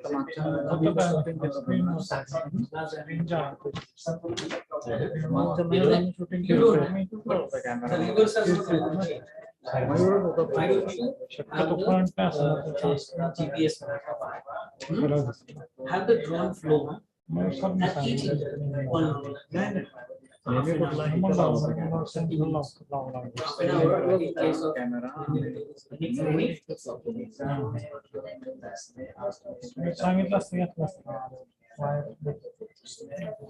You know to handle Zoom now? Yes, sir. Huh? Yes. Go to hall number 4. Hall number. Camera क्या है? भाई इधर Stop. Again, I'm not discouraging. I'm just telling you the different ways how to approach and how to get your things done. Right? Make them know where PPT यहाँ से share कर PPT sharing use like this. Take the PPT. 400, 500. Not English. बोलिए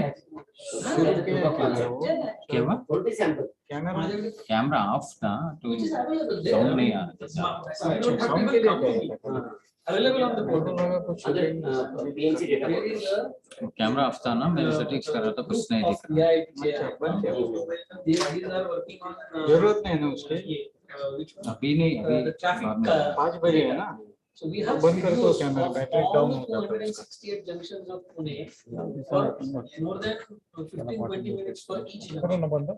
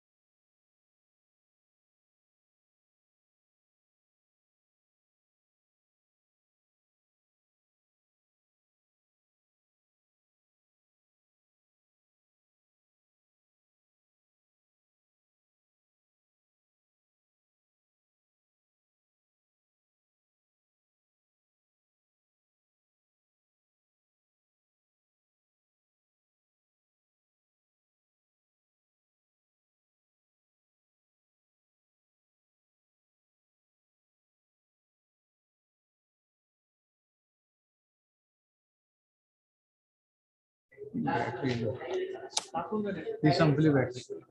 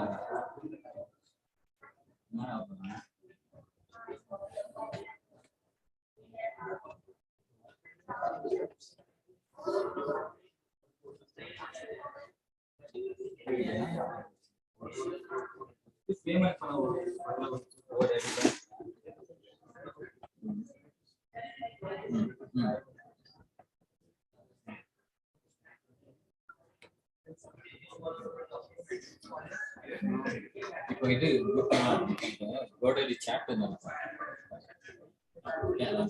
chat பண்ணுங்க. amount ಏನನ್ನ ಕಟ್ಟಾಕಿರೋದೆಲ್ಲ ಕೊಡಿ. Okay, I'm going to clear. Just Hey, no, just call and finish. We'll start and finish it off. It's already 14 minutes later. That session is not over. No, if that session is over, others we will start and we'll finish it. Because it has to be stopped in right time. Actually. See, starting in time and ending in time is very important.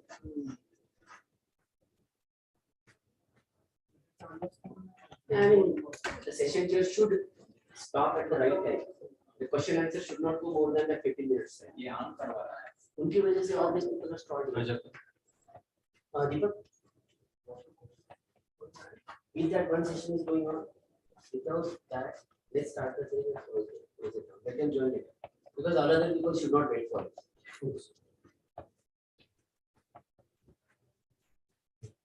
5:30, let people be.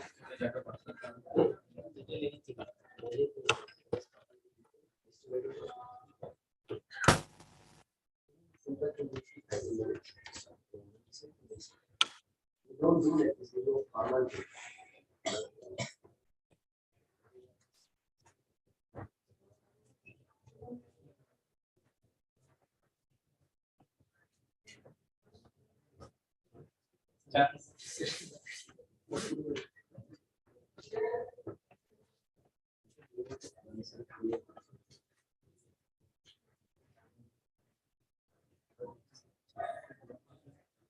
Session में उनके award के base पे करना ये सोच बात से सब होना वाले सेशन हाँ चलेगा हम समझना था let's do so best paper awards we'll start it and then we'll announce it. Yes, let them work. Yes. Sumant, just quickly see.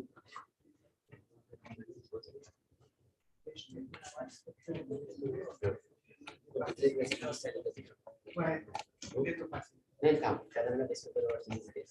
Jadi kita discussion survey, nanti feedback you, we'll stop it.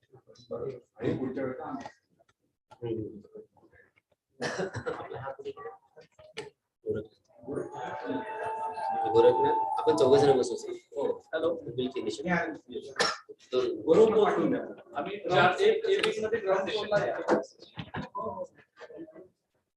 Parking आहे तर paid parking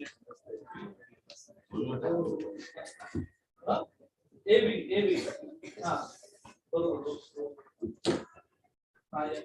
हो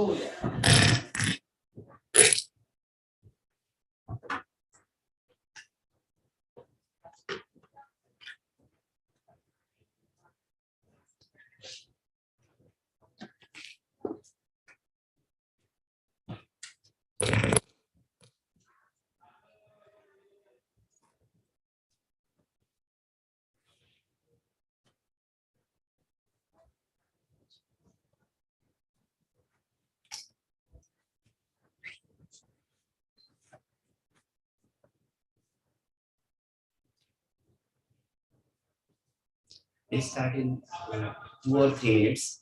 The moment TPC chair joins, we will do that. Can I sit them? Yeah, please tell all of them, and we will finish it in 15 minutes.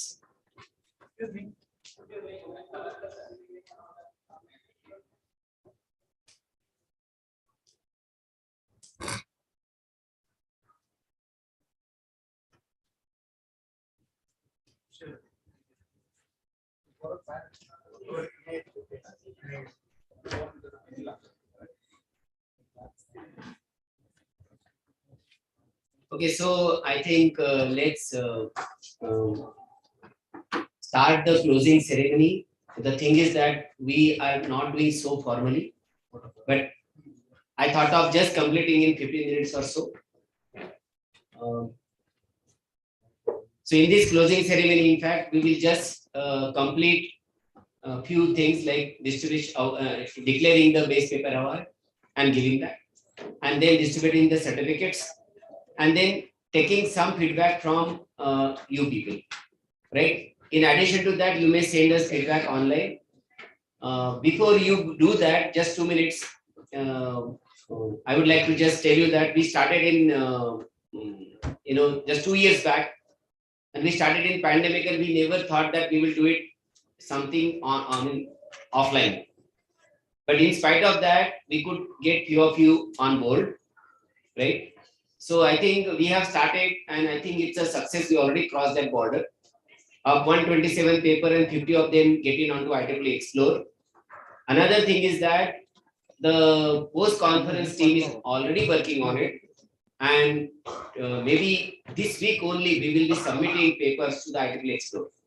They have some process, and after that we will be intimated when it is available on IEEE Explore. Normally there are some stringent rules because of Asia Pacific conferences. Otherwise it was taking hardly 3 weeks. But our team will not have any delay. A post-conference team has already prepared the document to be submitted to IEEE. Only thing is that we will check those who are, because we have no-show policy. So we will check those who are presented, and we will also check your camera-ready paper with the paper you have submitted.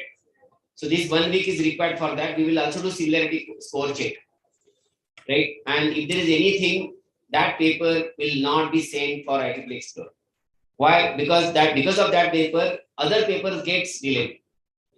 Because IEEE do not agree the whole bunch, they keep it aside till the problem is resolved, right? So for that one paper, we will not actually delay the other things, and we will intimate that particular author, and we will of course help that person whatever level to get it published in this conference or our another conference, right? So this is a clear thing from my side.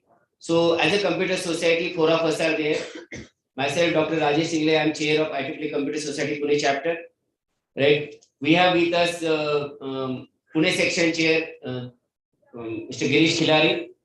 Then we have the treasurer, Goraknath sir, and we have secretary Amar Buchari, Dr. Amar Buchari. Right, this is this year's Exicom body, and we actually driven, only these 4 people initially driven this actually. And we tried to, because we want society to take initiative and drive it.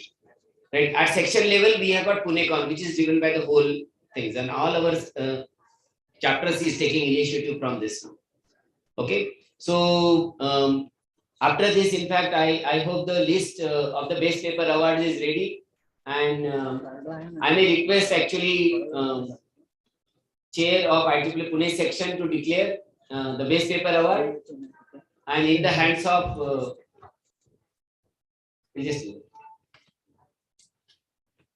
So the best paper award goes to I think if you would like to come here, or else you can take this. Yeah, so thank you, Rajesh sir. So it is like excellent program last 2 days, I must say, and it is now time to recognize some of the work that you guys have done. So this is like best paper award. It goes to Subhash Rathod and Kishore Walse and VM Thakre, security and privacy.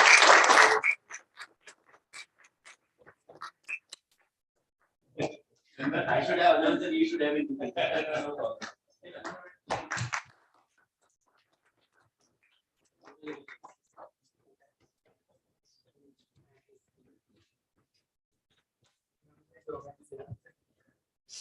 Amar, you can announce and Yeah, you you can can. give it. Any author of this paper, performance evaluation of proof of scope, consensus mechanism of hyperledger.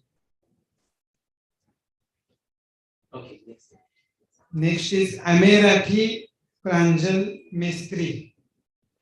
Our conference is in hybrid mode, right? 20 Yeah, so users. few of them are online, so they will not be 20 present here. offline. So we will send a PDF of this and Yes. also mail it to them if they send address to us. Any author of prediction of cryptocurrency using LSTM and XBoost. Even they seems to be online. Any author of Internet of Things based controlled environment for the production of mushroom. Mushroom. This was international author from Africa, Rwanda. Yeah. So next time, Girish, when you are visiting, you will. Last is blockchain-based secure and effective authentication mechanism for hygiene network. I think this was also online. Yeah. So, okay. But the announcement has to be there because it will get recorded and it's also live streaming. There are people actually. Okay, done. Thank you. Okay, thank you very much. Would you like to say something or should I call? No, you can just. No, please. Yeah. Yeah, thank you, Rajesh sir and Gorak sir, Amar sir for and this entire team work since yesterday, day before yesterday, and made this conference a success. Okay, there are quite a few papers, though the best paper award is given.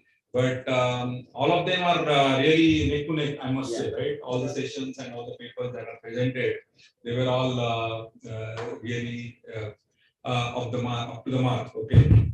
So basically, this conference is the first edition, and we will be continuing this every year. Next year, would you like to announce it? Yeah, you will announce. So let Rajesh sir announce it. Next year, conference also there, almost a year from now. And we have decided where it is going to be. And I request Rajesh sir to please announce. Should I do it right now? Yes. Okay, so let me on, with his Pune section's chair's permission, IEEE International Conference on Blockchain and Distributed System Security, we had received 4 good institutes requests. In fact, we have informal mails and query from at least 5 more local from Pune also.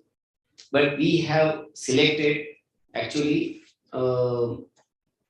it is International Institute of Information Technology, Naya Raipur, looking at their present support. And not just that, Madhya Pradesh section chair and Madhya Pradesh section Computer Society chair has actually put it on card during the IEEE Computer Society Asia Pacific meeting at Kochi. That was just few days back. As actually in the inaugural, Dr. Kasim also said. So during that time it was put in, even the IEEE Computer Society agreed the institute name. So we said then, okay, we will honor that. And IEEE Computer Society chapter, IEEE Computer Society chapter Pune, and both section. Together we will be organizing, and next is going to be in one of the NIT, but I will not announce it here. It will be announced in Raipur next year. Right. And it is going to be fully offline, right? Yeah, it is going to be fully offline. Only in genuine and restricted cases with permission, it will be fully offline. Only that cases with the permission of IEEE. Only few cases will be those who will not be able to get visa or other things. But normally it will not be. Absolutely. So yeah, wonderful. So congratulations once again for the successful conduction of this particular edition. Second edition, we all look forward, and we will definitely be there on Pune section. At least EXICOM members will definitely be there to organize it. So with this, once you are done, yes, I would request at least 2% from the audience to come and say their feedback and something, so that we can just close on it. Please come. Any participant would like to come and speak here? Any author? Anybody from the audience? I know once it starts, then everybody will want, but we want somebody to come forward and say the experience or something. So we are inviting at least 2 authors to come and share their feedback. Okay, the best paper award winner only is coming.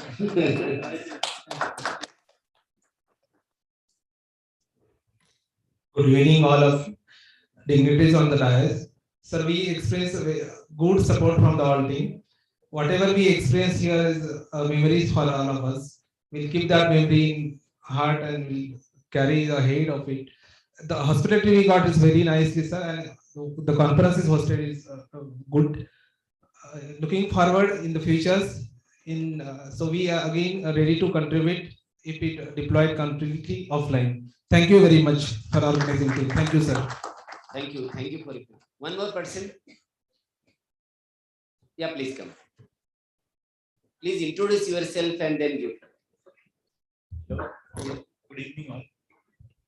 Very good. Viewers on the dice, and my name is Hardik. I am from BNIT Nagpur, and currently I have completed my undergraduation.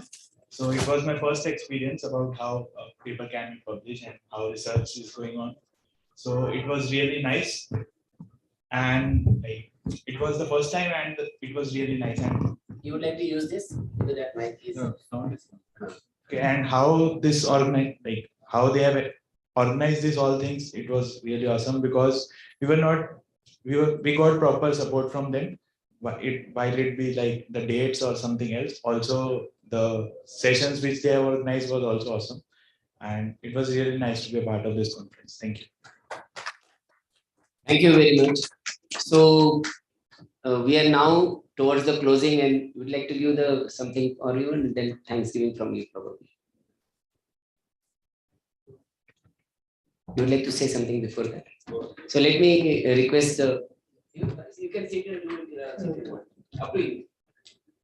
So to start with, I mean, we started planning for this conference for almost 2 years now during the pandemic. And I really, I'm thankful on behalf of organizing committee for all of you who are making here to the conference, and and then presenting your research work. This may be start for many of you. So keep it up and keep on contributing to the research fraternity. And the more ideas we will have, and it will be contributing to the success of nation.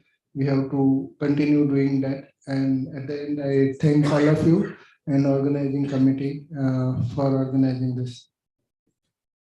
We are in the concluding session now. You would like to say something to participants? I'll just put it on speaker phone and then close the mic. If you would like to say something, or else we are now closing up. We have declared the base paper award.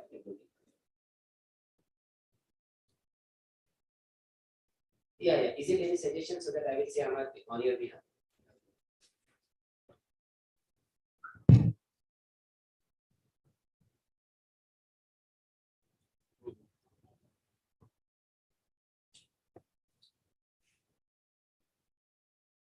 Okay. Sir.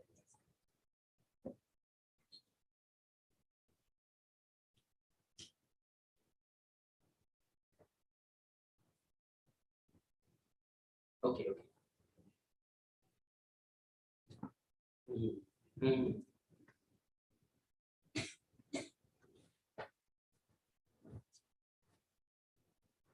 I will say on you have this. Yeah. Thank you very much. Thank you.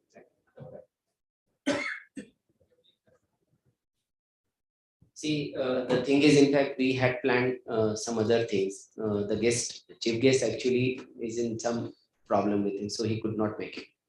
So he had some plan for you people, but we will communicate to you also.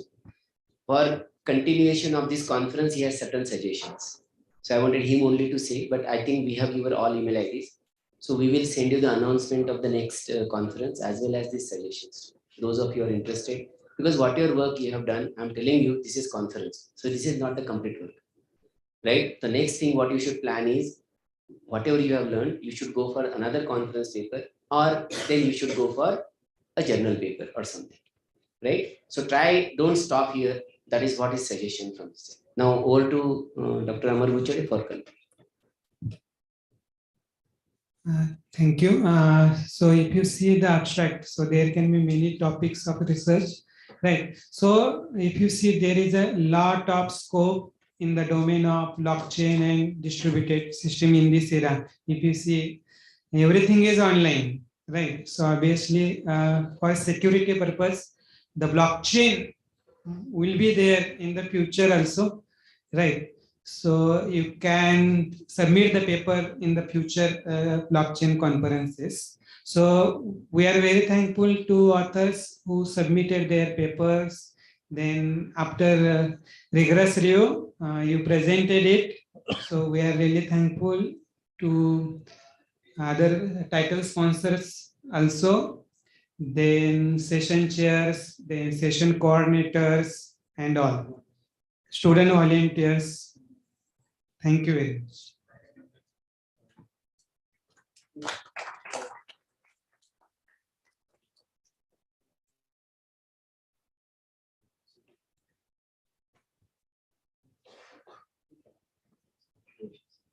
Okay, then I think if anything, otherwise we are closing down this. Thank you very much for We your are support. distributing the certificates, so please wait. Right. Yeah, here it can be distributed, right? So we have a table outside, they will bring in here and we'll distribute. If there is any issue, we are here. Thank you very much. I think you can bring the certificate and start distribution. Thank you.